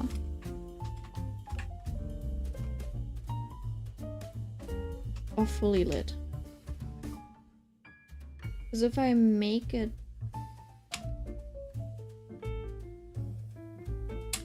I think it's better if I keep it dark. Darken.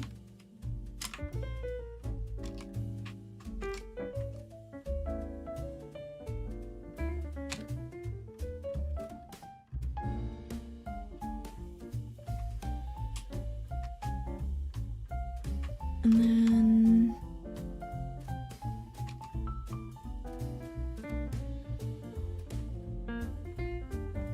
have light from the other side.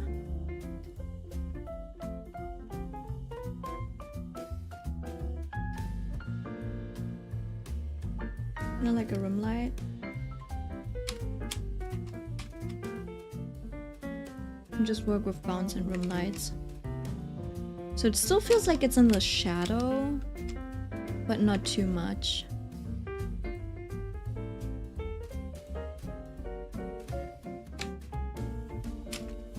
You know what? Maybe not this side. I feel like this should get more.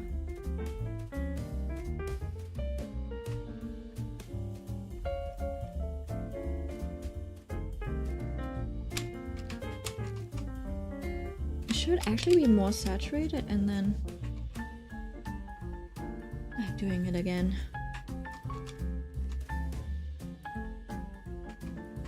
A little bit lighter, a little bit more saturated, so it feels like bounce light.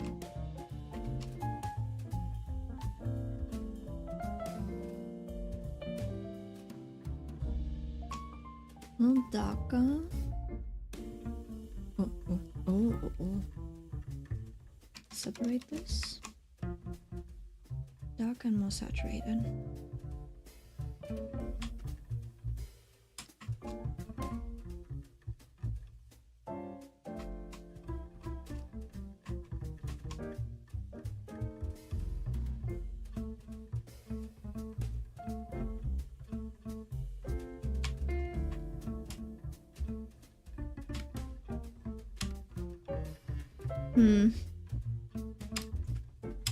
Grab this.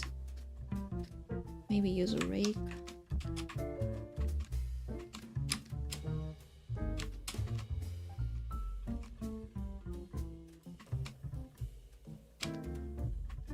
Because the thing is, it feels like there's not enough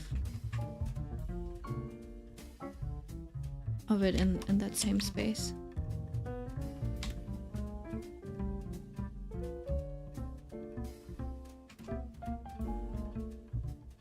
So it doesn't feel like bounce light. Because there's just like one.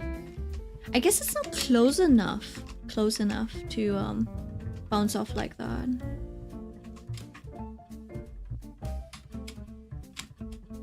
And then this should probably.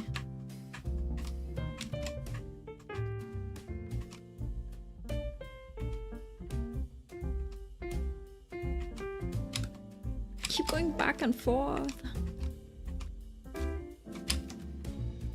No, not this either. You know what? Maybe we're good. Maybe we're good just keeping it like this. Maybe it doesn't need more. Maybe I just need to take this.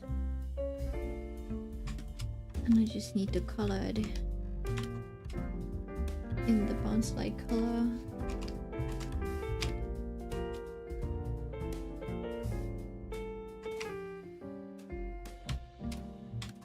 And then that's that. And then I think this is the last piece for the hair.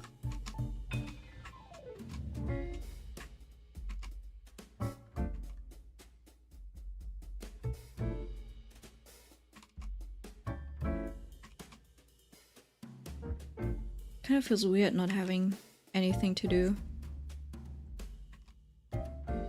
I mean, I do have something to do, but it feels like one hand, like it's not having any actual obligations right now. There's so many things that I need and should do. I guess let me finish this first. Freedom milk? I don't know if I would call this freedom. It's not guilt-free, you know? If it was guilt-free freedom, I would feel good about it, but it feels like I cannot feel happy about freedom. Like, I should feel guilty that I feel happy about it. It kind of feels... It kind of feels wrong just being able to just draw personal art right now.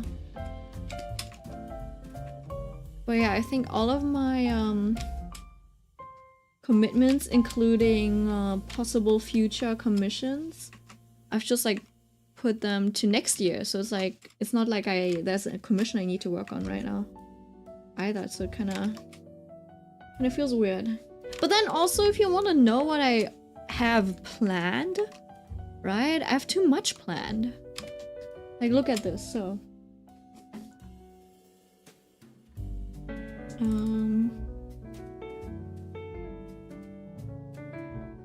First of all, right?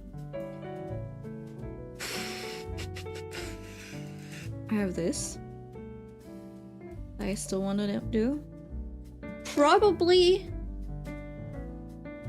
not this year. Definitely not this year, because I need to do all of the... This looks like a probably like 20-hour type of illustration, so not that. But I had all of these photo cards, so still need to finish up these two. Finan and Mighty. I made some small tweaks to Mighty yesterday.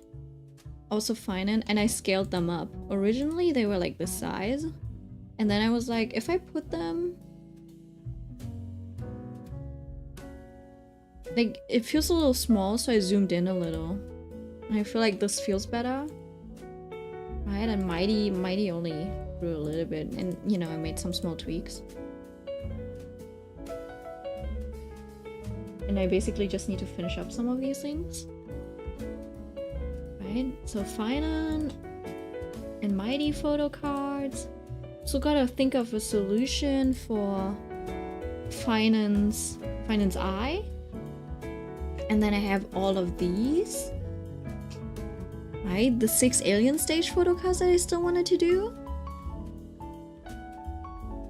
Wanted to make, and I haven't started painting them yet. The line art is kind of done. I want to redraw Meaty. Like, maybe do a different pose, because this one's a little eh. I still need to do the line art for Luca.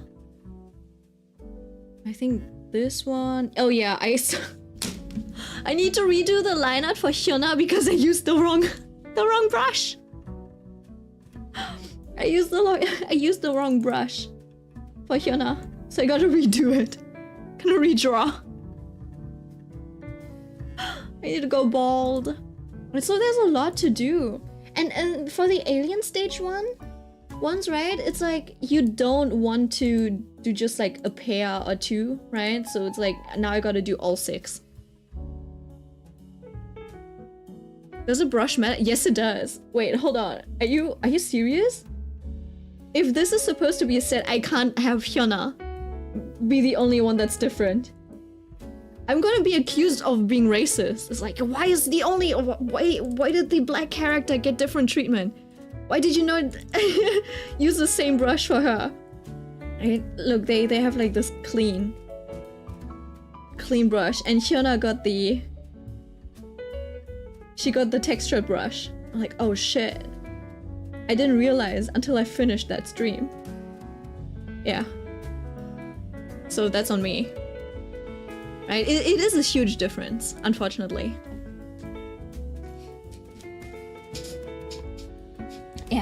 Yeah, so that wasn't great. Let's see. And then I think I have to think about how to break up the hair on top, right? To make it feel more loose and nice and airy.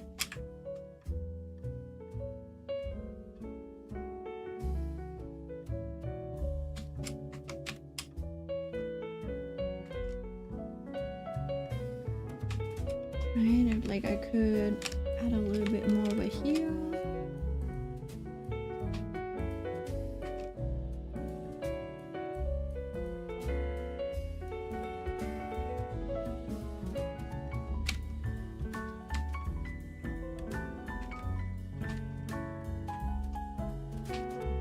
Right? I don't know. And it feels so like this feels so massive.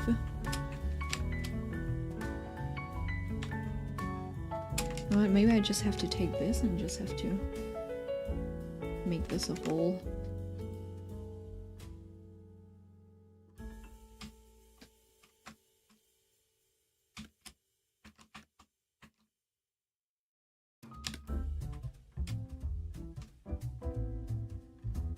Right, and then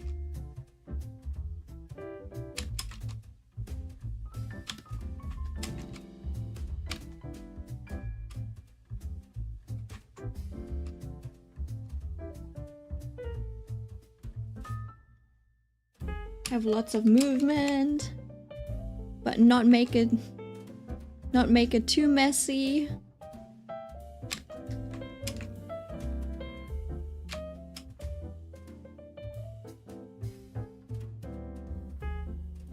Also, it shouldn't have the same, like it shouldn't repeat. Like I already did this over here, so I can't do the same thing over here. Right?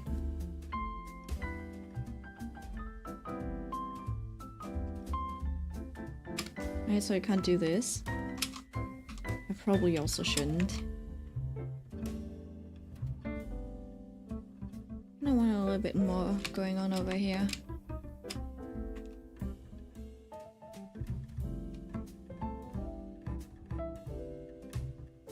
Just to maybe frame her hair a little bit. Frame her face a little bit more.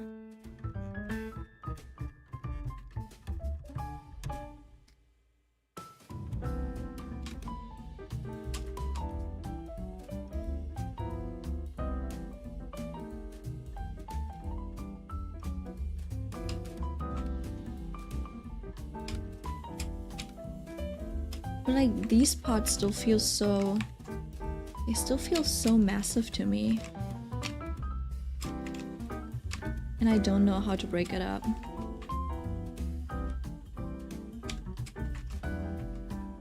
Like, do I just add detail? Do I just add gaps?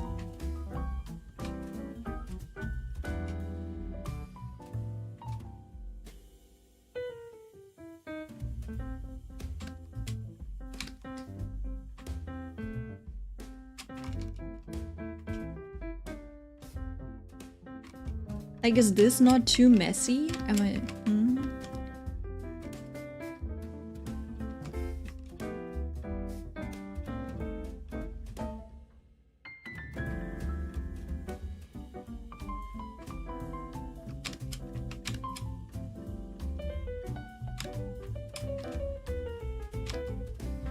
I can use, let me see, can I use... Yeah, that doesn't change.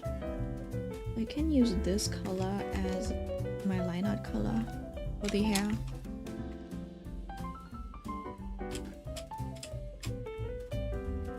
This is something that you would probably do at the end of a drawing of a piece.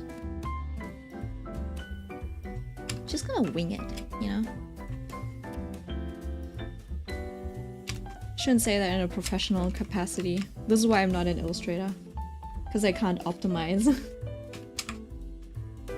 Korean illustrators scare me. I'm not gonna lie, they kind of scare me. The Japanese as well. I'm like, what is wrong with you guys? Like, why are we trying to optimize art? To be more productive? To make it hard on everyone else?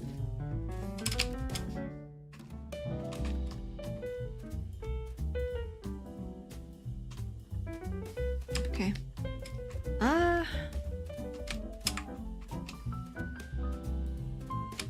See, but that's what I mean, right? I keep adding stuff, and it's not necessarily a good decision or an effective solution, right?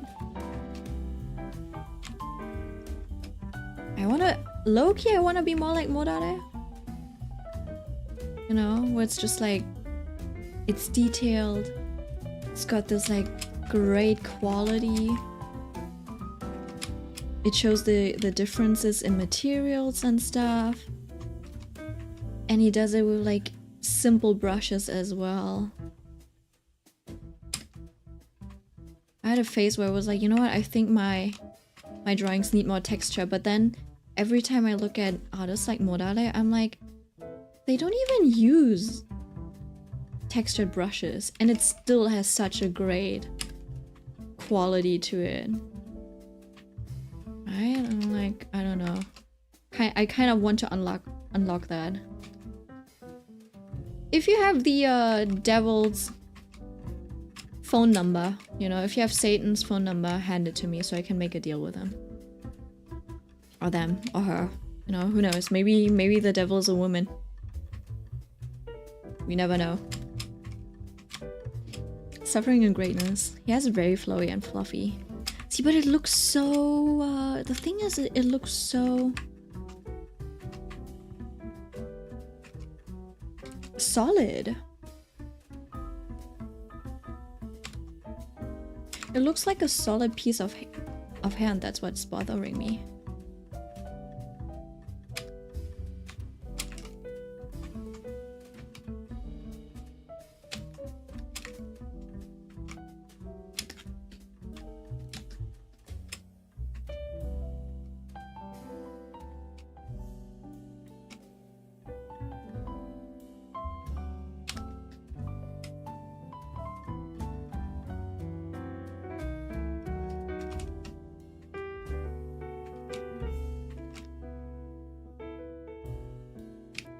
Oof, 1 AM. We'll do until 2, okay? I'll hop off at 2. Make a reminder to drink water. Okay. Okay. I'll listen to you. Thank you.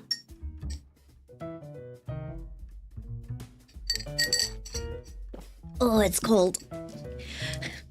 You know when you drink cold water and it just like feels cold in your stomach and you can feel it all the way to the outside and you're like, I don't know, it's the worst feeling ever. Like sometimes it feels really good and refreshing, but usually I don't like it. Hydration is key for when the zombies attack, that's true.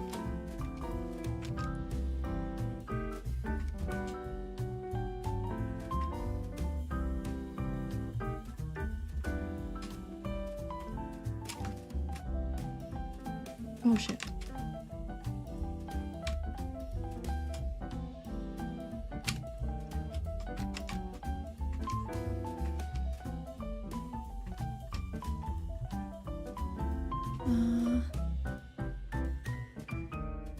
You know, I think what I'm kind of missing and lacking is that those reflections. It's probably why it feels so matte and flat to me, but can't keep yapping and saying I think it's this, I think it's that. I'll never know. It could be something completely different and I might just be, you know, coping.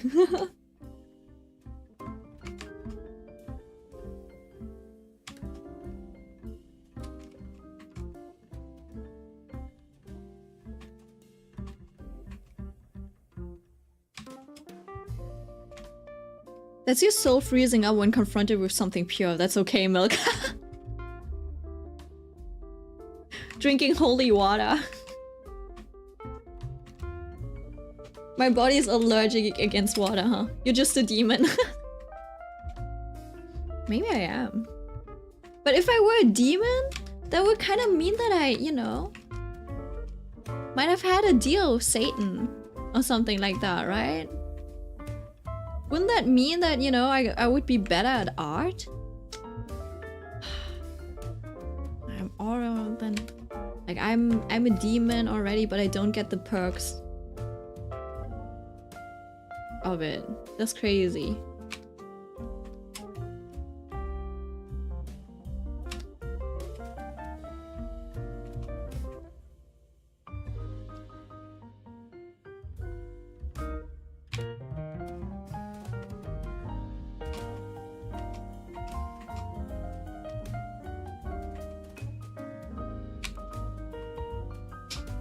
Maybe grandma has Alzheimer's. You just missed an H. Just needs an H. Alzheimer's.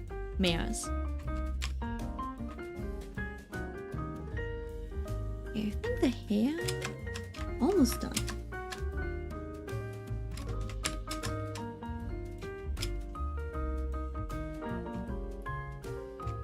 Oh shit. I'll just in this.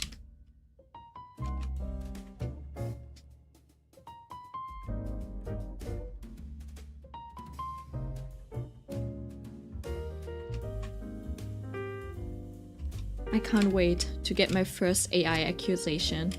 And I hope it'll be on a piece that I've streamed.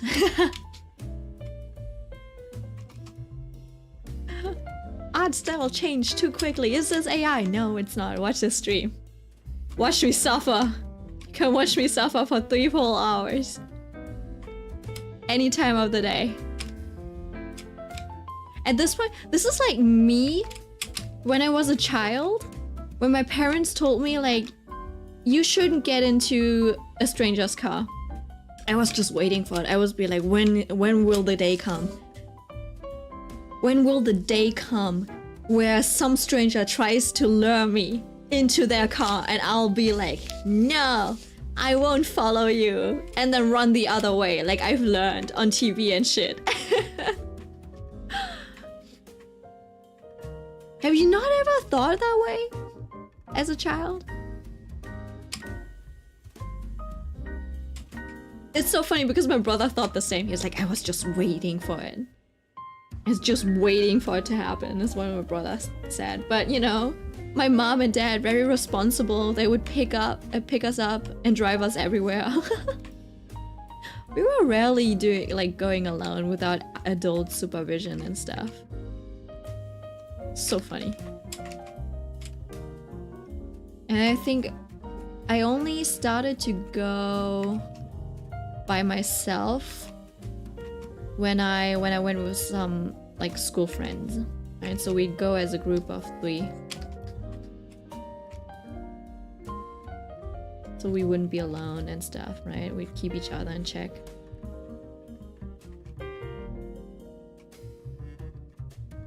I would survive that tornado? Wait. The tornado?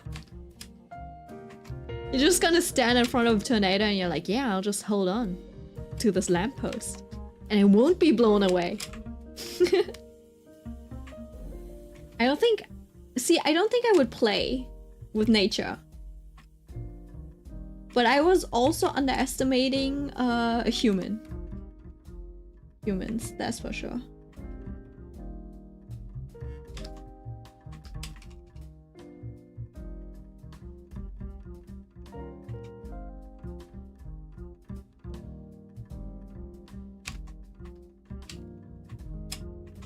Just tank it, bro. I don't know. You know, luckily enough, Germany doesn't really get tornadoes. I think occasionally there will be one and people are like, oh my god, that's crazy. We're actually not supposed to get tornadoes. Just from our geographical location, because we're surrounded by everything. Just like mountains, and we're just like pretty far inside basically. But we will be the first to be fucked when the Gulf Stream, when it dies. Because our winters are only at these temperatures, like they are only warm because there is warm water from the Gulf Stream reaching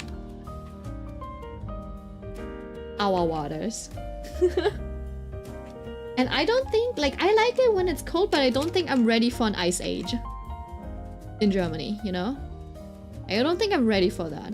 But then my other option, you know, like moving to Vietnam, you know what that would, like, what that option would be? It's like, I'm cooked.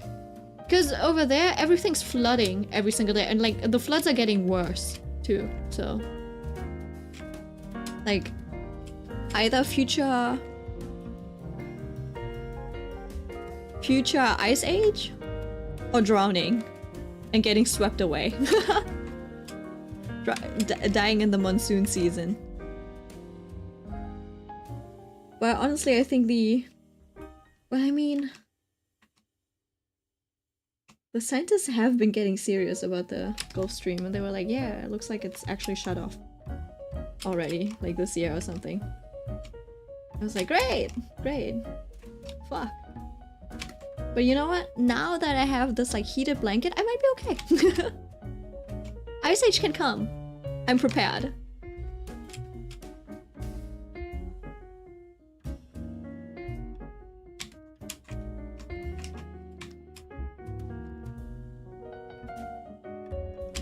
No, that's parallel. We don't want that.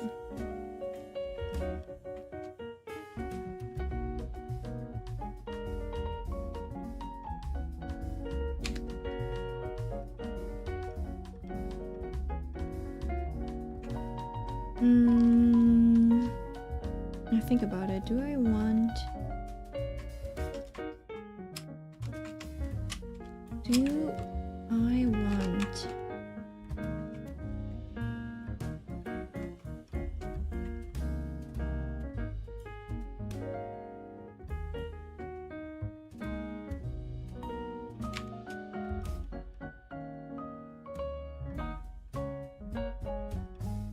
this?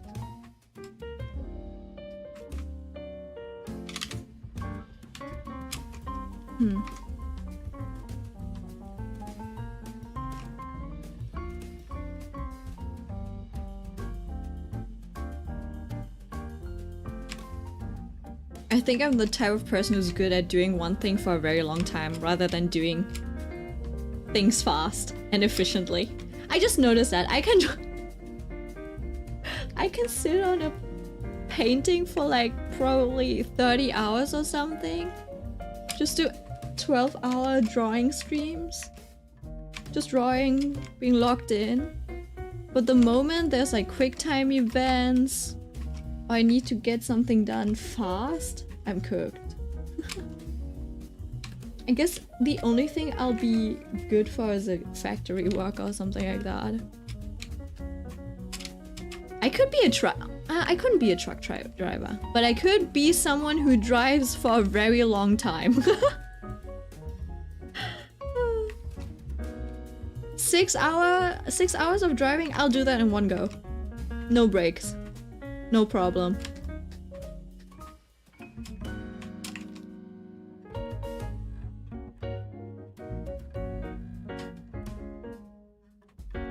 I don't know what kind of talent that is, but yeah. That's my type of skill. I don't know where to apply it to. Just yet.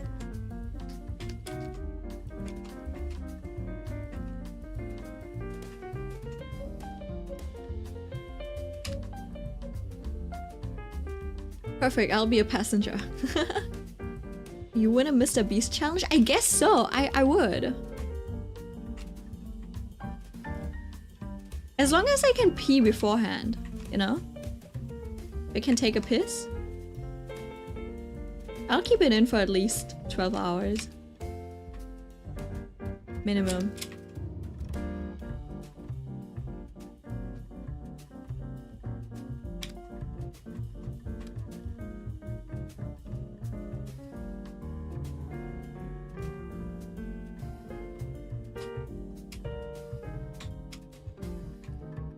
Okay, wait, let me move this a little.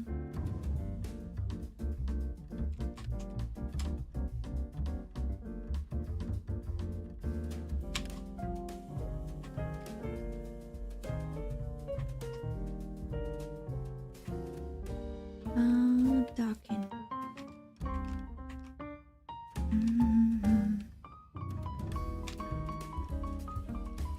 And then maybe just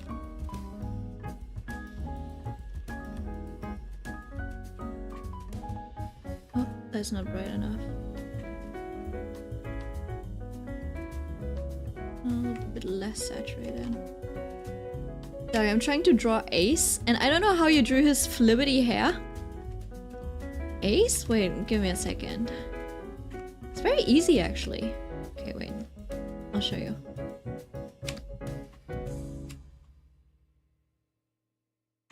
I haven't seen Ace today.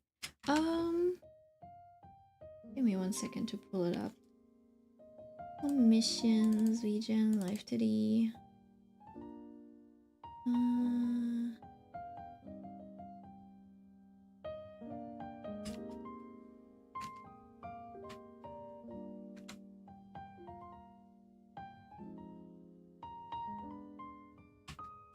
Basically, he's got his hairline on that, like his parting is on that side, okay? It's a little curved, basically. But then you've got the bangs, you know, as the split. And then this looks a little different, but technically this is also a split.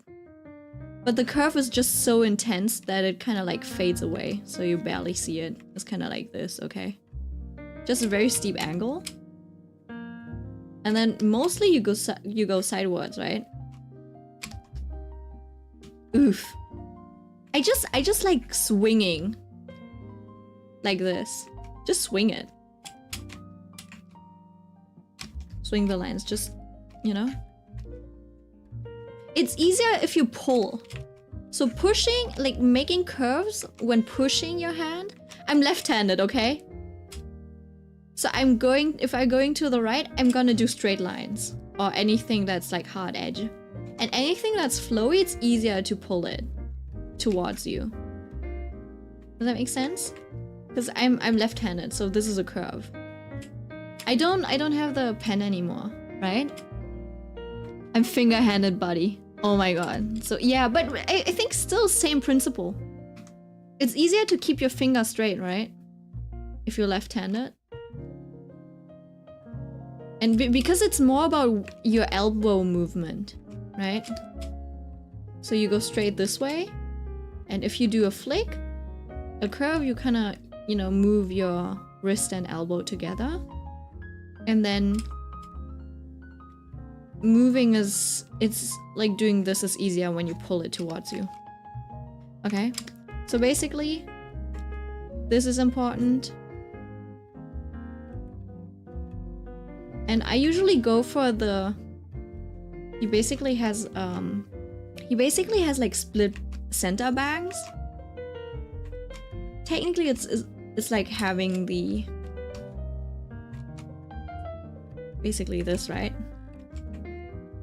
Look, it's basically the same bangs that I have. It's all kind of like on the same level, but there's like this triangle split in the center. Right? So you just need to do this. Okay?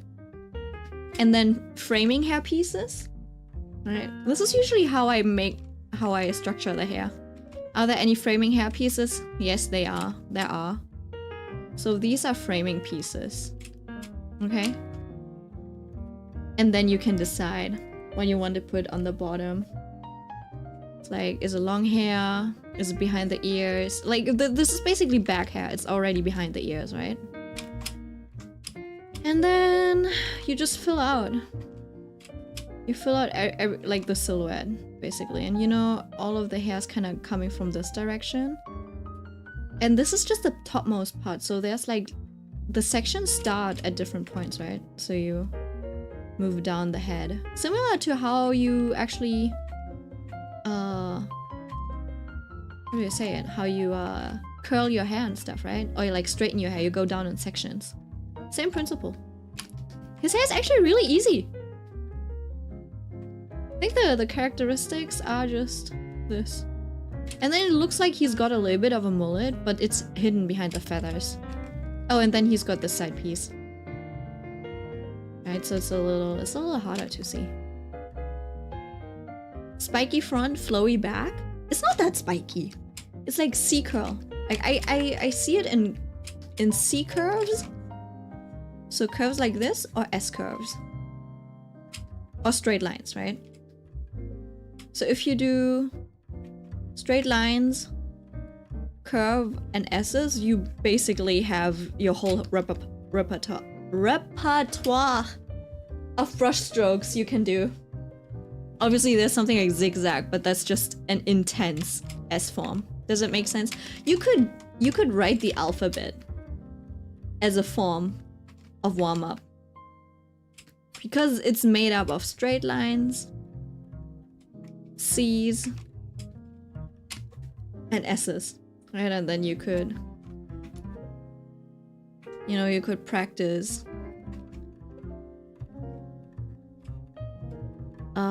cursive.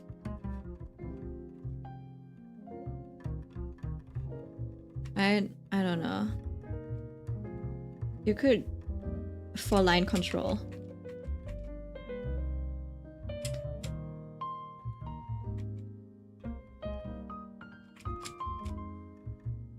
Right? Actually, I kind of like the F. The F is such, like, the cursive F is such a fun letter to write. The small F at least, you know? This is the small F. Do you even know this? This is an F.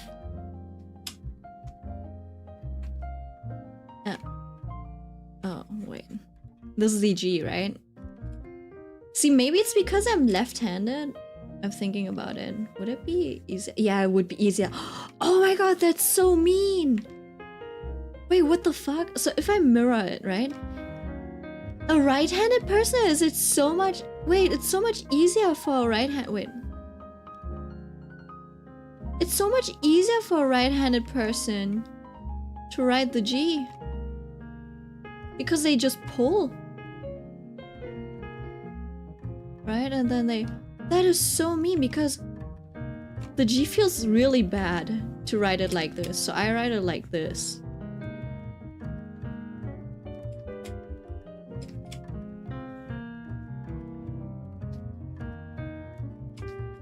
Right?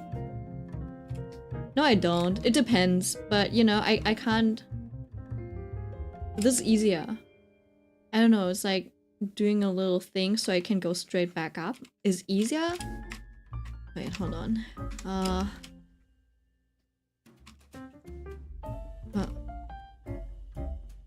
No, you know what? Never mind. As long as I do it like this. But I can't do it straight. Like that. Because it kind of feels bad. Ning. But it like this part gets crooked. If I start off, it's easier to do this. Right? Because it kind of like destroys the flow.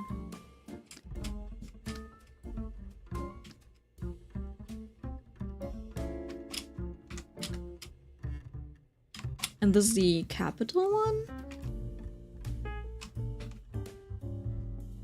Ace. Oh, I don't know how to do a nice W.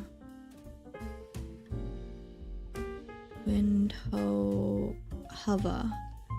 Windhover or windhover? I wish there was prettier W's that I could... I'm not very good at calligraphy. So this is all I know.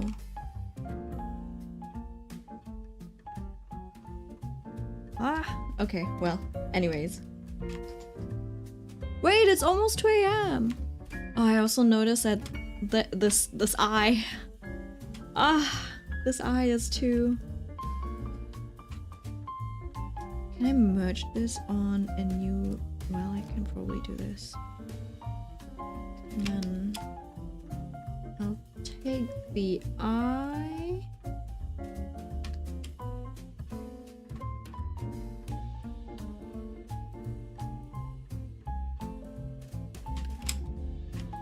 The fact that this took me 4 hours is ridiculous.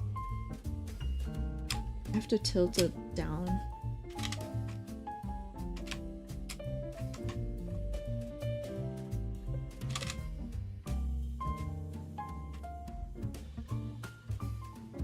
Can I do it like this?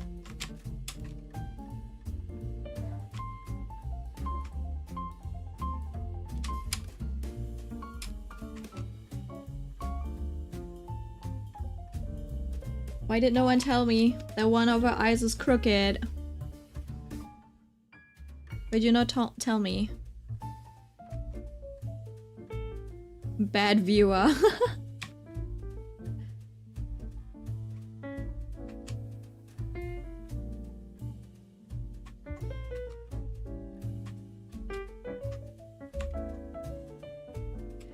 Good to rest your eyes from a drawing to look back. My eye's crooked too, bro.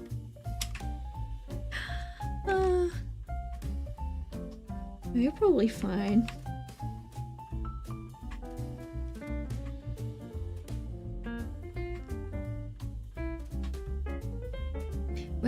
When is it my turn to get a boyfriend? I say, but then it's also like, if he's not Kim Sodom, I don't want him. Sort of. I ain't paid enough for this. Fair enough, fair enough. Right. Let's see. This looks like a seagull. Is this enough? Is this enough? Is it too much? That's a question.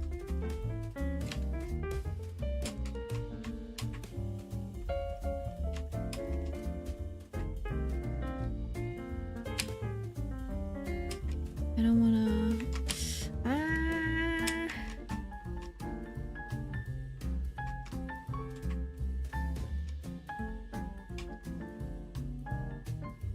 See, the thing is, now this is in the way. I created a new problem. Now you can have like a random triangle. That doesn't make sense. Right, so it's either that or this.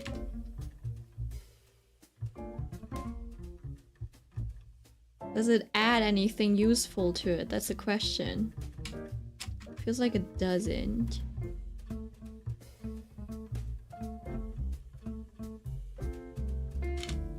Maybe something like this.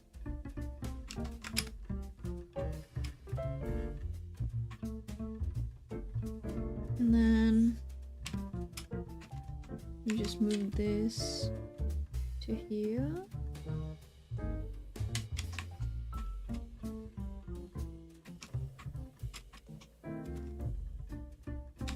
Probably okay that it kind of like disappears into the shadow. And then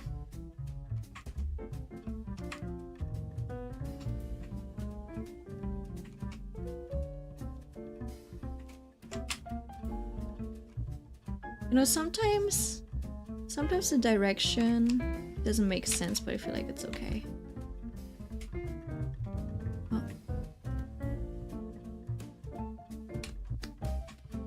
Like this would probably not have been here.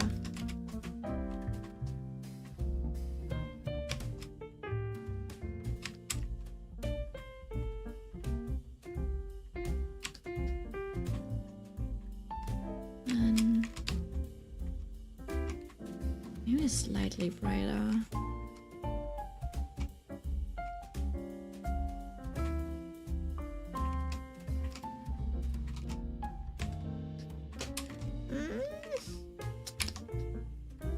too much work, but not enough results. I don't know. I don't know.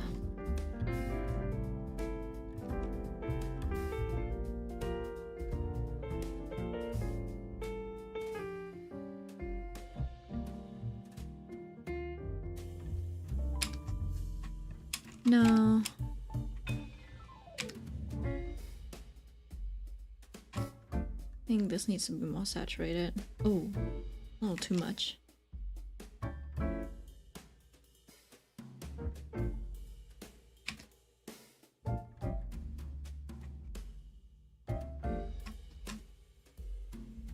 Then I feel like this is a little, it's a little too bright, too intense. The shadows overall are not that strong, so let me do that and then take this up.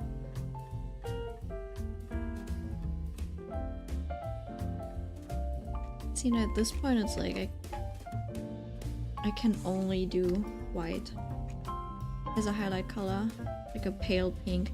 Actually, I could probably go for a complementary color.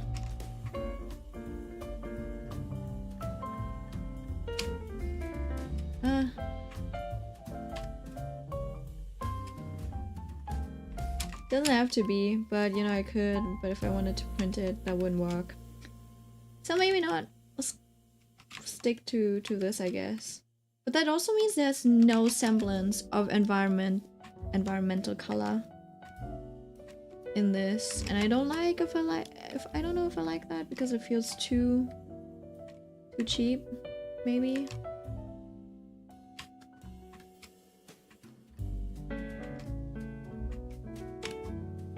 Something like, I think like this is okay. Basically, you take an item, you saturate it. So basically, if I did this, I take this color, I would go more saturated. Maybe not that intense, but like at the level of contrast that you would like. Right? You shade the whole damn thing. It's usually what that's what I say, but I don't even know if I stick to what I say, right? And then obviously you can control whether or not you want some parts to be more intense.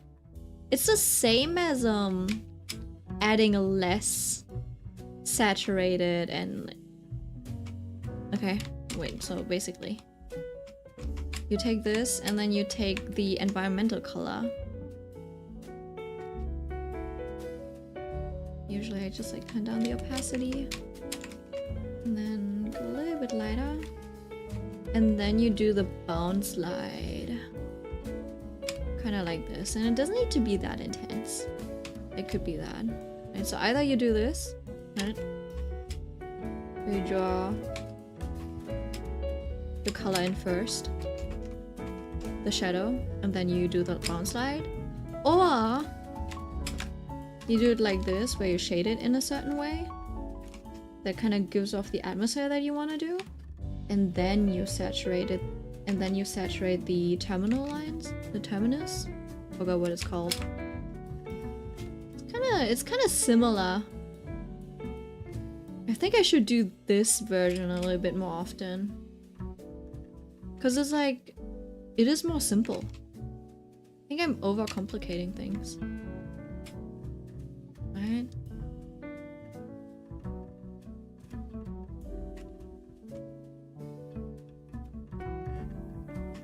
But yeah, that's too intense. I don't want it that intense. We'll see what I do. But yeah, if I zoom out, there's too little contrast. So I don't know what to do with it just yet. I'd have to take a look at hold on. Color block. Ooh. to take a look at. I don't know. I don't know, just like upping the contrast around here. And the question is, do I do that by adding like darker line art around here, like this? Ambient occlusion?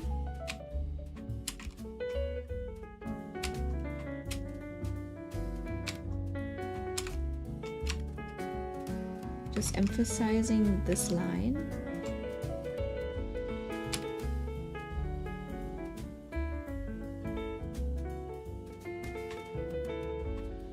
Because I feel like I always have to add this little bit of contrast to these parts.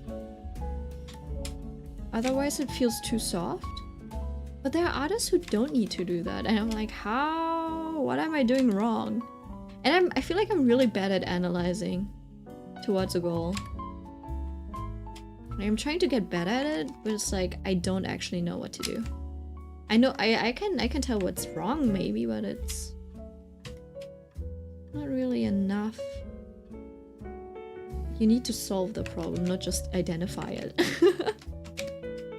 I'm just good at identifying problems. I'm not good at solving them, I suppose. Shit.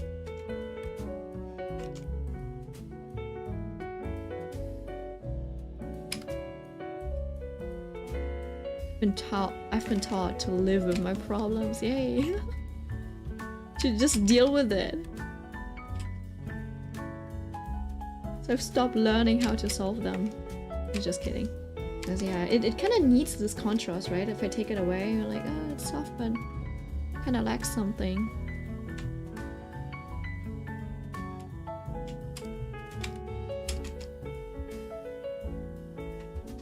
Ooh. Oh, I kind of like that effect.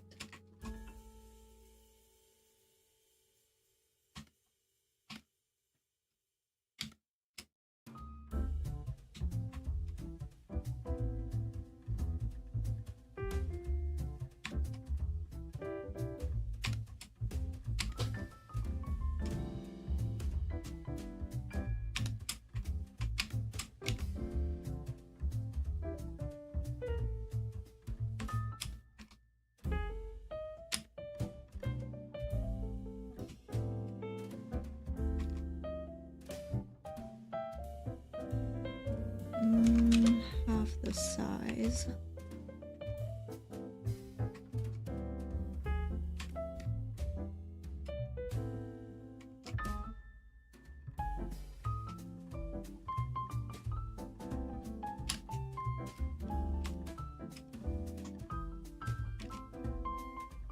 Okay. I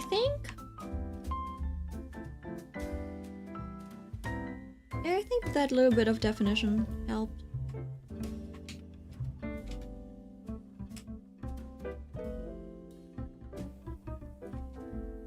I keep saying okay because I'm like, time to finish, time to finish. I'm doing the German thing where they like slap their knees and are like, so.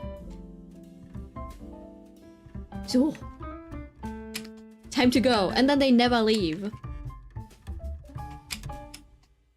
They keep talking in the entryway for another 3 hours. More chit chat. Yeah, okay, you know what? It's time to go. By the way, did I tell you about how grandma died in the hospital? Like, why are you saying it right now? As you're about to leave, and then you have to tell, like, you have to listen to their story in the entryway for another hour. Like, oh shit, why are you spilling the tea now? Anyways.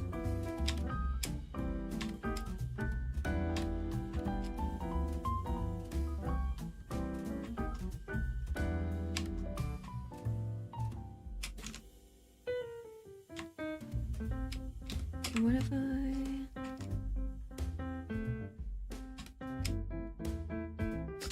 She's got such a long neck. Yeah.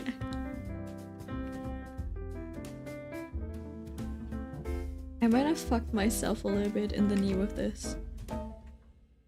Can I maybe add something? Like a high neck or something? A neckline? to mitigate the effects? No, I think it makes it worse. Maybe I do have to add back that little bit of...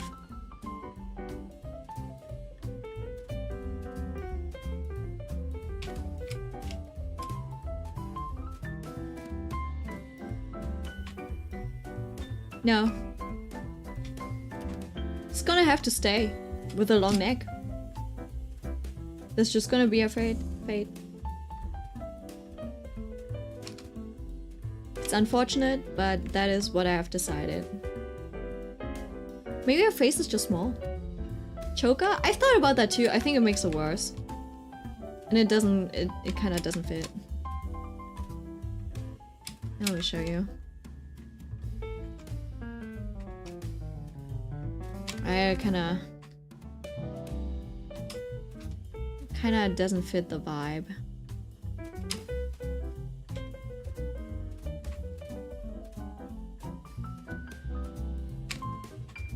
And then I don't know, I would have to add maybe, and then you're like, it's kind of taken away.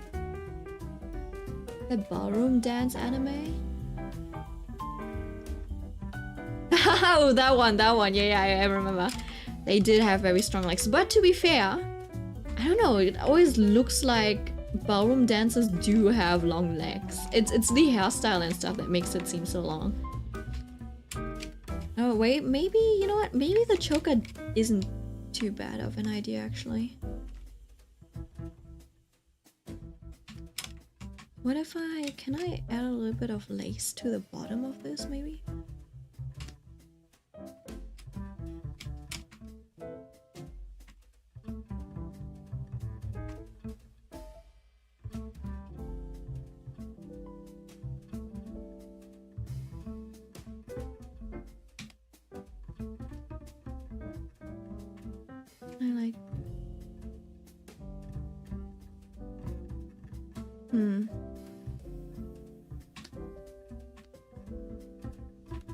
I don't like this. And this makes it worse, weirdly enough. So I guess I genuinely just have to take something. What if it's a choker that has... Can I make a layered choker? Nah. I guess the coin. The coin was the best option. Can I make it a different shape? Maybe diamond? Because we already have so many round shapes. Oh, what if I make it a star? Yeah, you know what? I like that. I like that. What a good thing for making me try the choker again.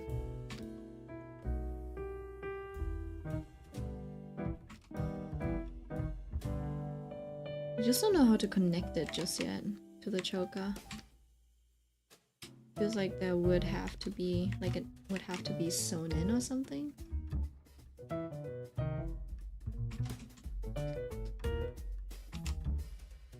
I guess it would be down here maybe? Again, manifestation of your aesthetics. It is, it is. But that's what art is all about, no? Why would I manifest other people's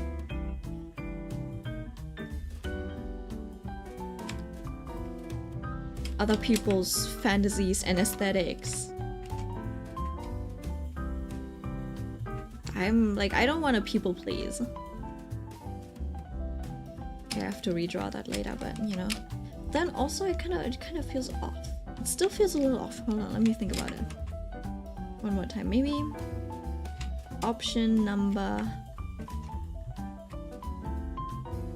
Maybe the star's just too big, but what about a heart? Since we do have heart balloons. And you know, she's got a braid, so it kind of fits in a little bit better, maybe. I think I just need to make it smaller. Yeah, it's fine if I just make it smaller. What if I add more? What if it's not like a choker necklace, but one of those like fancy ones? I think that's a little too much.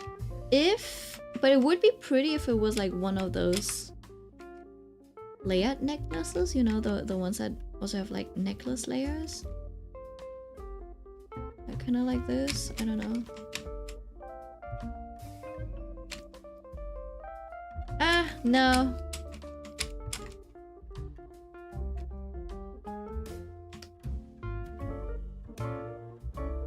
I think this is probably okay.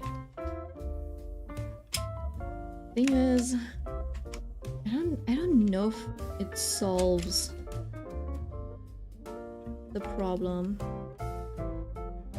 Maybe it does.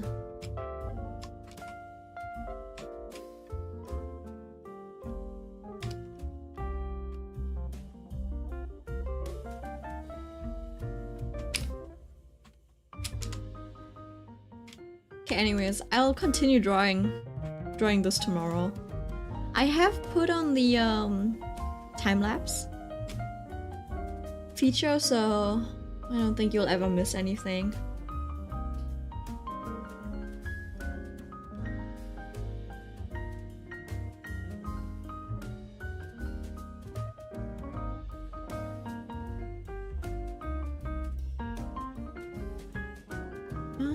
Let me watch it. That is kind of fun, actually. Hold on.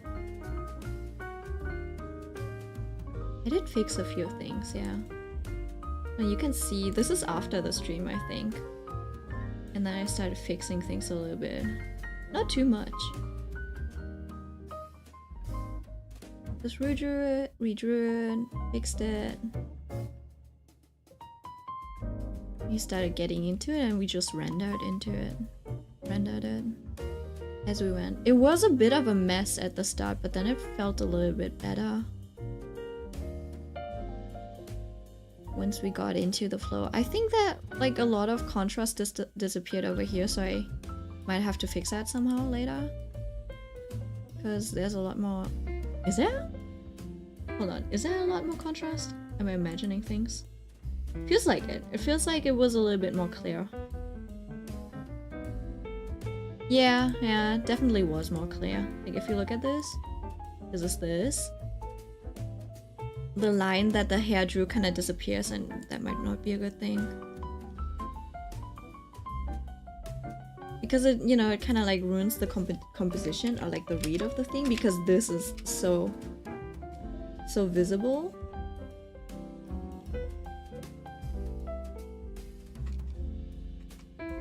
Yeah, maybe I just have to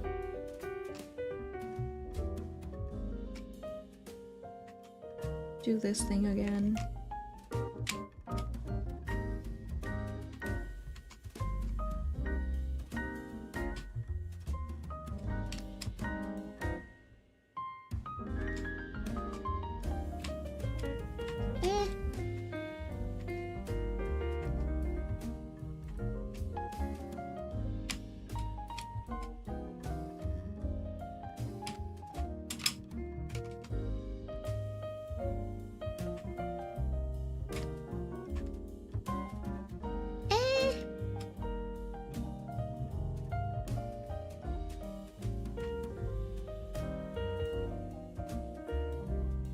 No.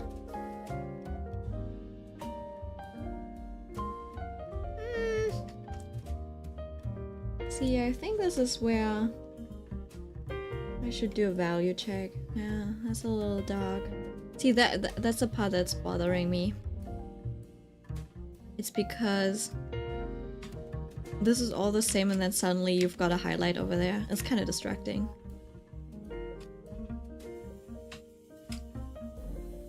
So option A is making this brighter as well. Including this part maybe.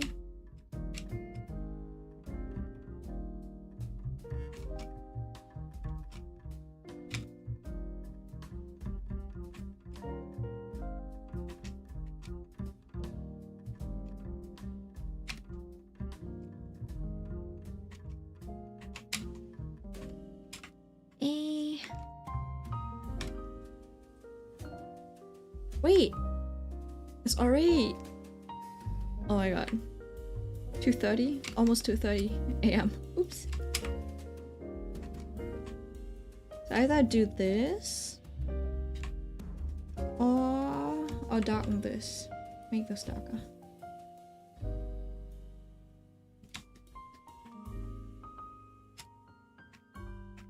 I guess we'll go for darken.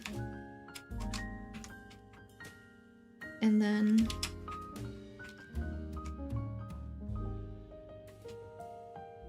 we can just brighten this a little bit.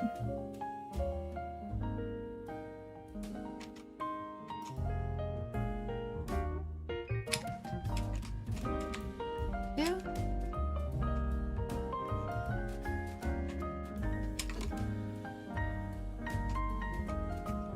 You know what's funny? Even though this is my aesthetic, the aesthetic that I like, I don't dress like this at all. I'm the opposite of this. So funny. So when people see me draw this, they'd be like, "You're so childish." And I'm like, fair enough. Fair enough. Always like cute things. Well, not necessarily cute, maybe pretty things. Cute, pretty things. Pretty cute things.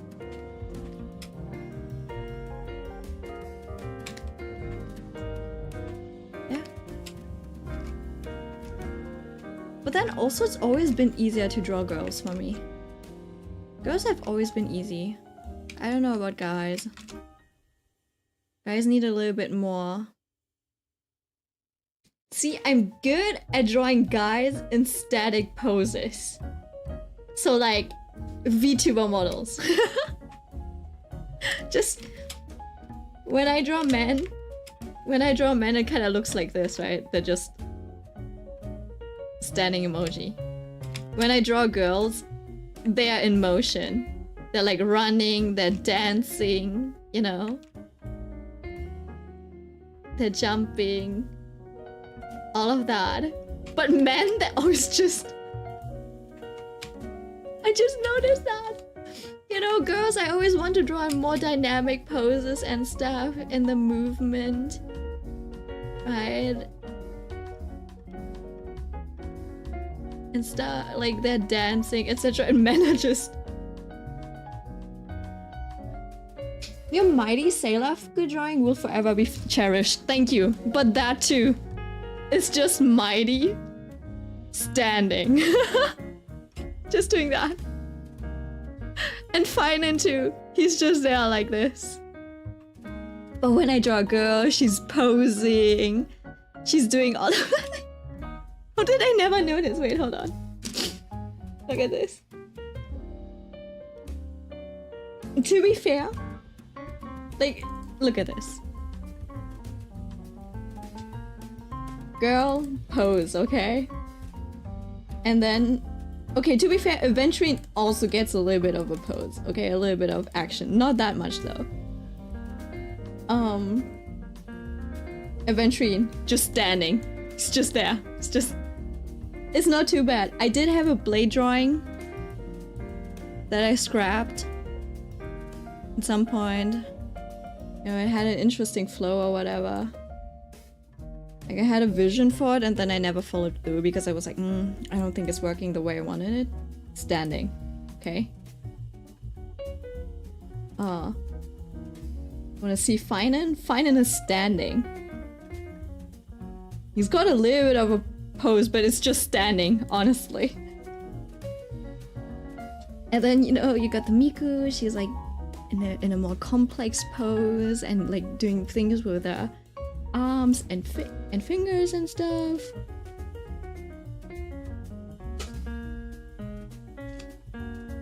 And then even this one zine piece that I'm working on, it was just standing. Nothing else. Right? And then this is for the girls. This type of movement. This as well. Nice and flowy dresses. And the man? The man is just standing. This is how I draw girls. in dynamic poses. Sitting, posing, being pretty. And then the man standing.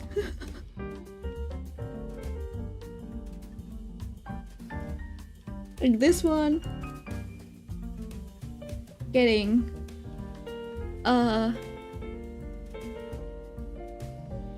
you know, running, whatever. There's a man, he's standing. Even my OCs, just standing. A man standing. It's okay. It's okay. Anyways, that's it for today. Thanks. I kinda, maybe I should change my, should I use this? Low-key, I kinda wanna use this as a profile pic. Maybe I'll change it. Maybe you'll see this as my Instagram profile pic sooner or later. But yeah, we'll see. Wait. Oh well, I lost the ties on this. Okay. Goodbye. Good night. Sleep tight. Don't let a bed bugs bite. Bye bye.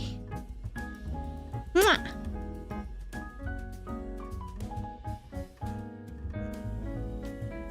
Oh my god, no, never mind. We're not finished yet. I also saw a tweet where someone literally talked about that girls get poses, guys get to stand. Have you seen the fire emblem? Wait, hold on. Fuck. Give me a second. There we go. Fire Emblem Heroes. Male characters. Almost all of them have a standing pose with one hand on their hip. Okay, to be fair, all of these are kind of fun. But a lot of the first gen units, oh, can you even see it? This was their pose. Standing, hand on hip. You can see FAR, Hector. Like their base pose.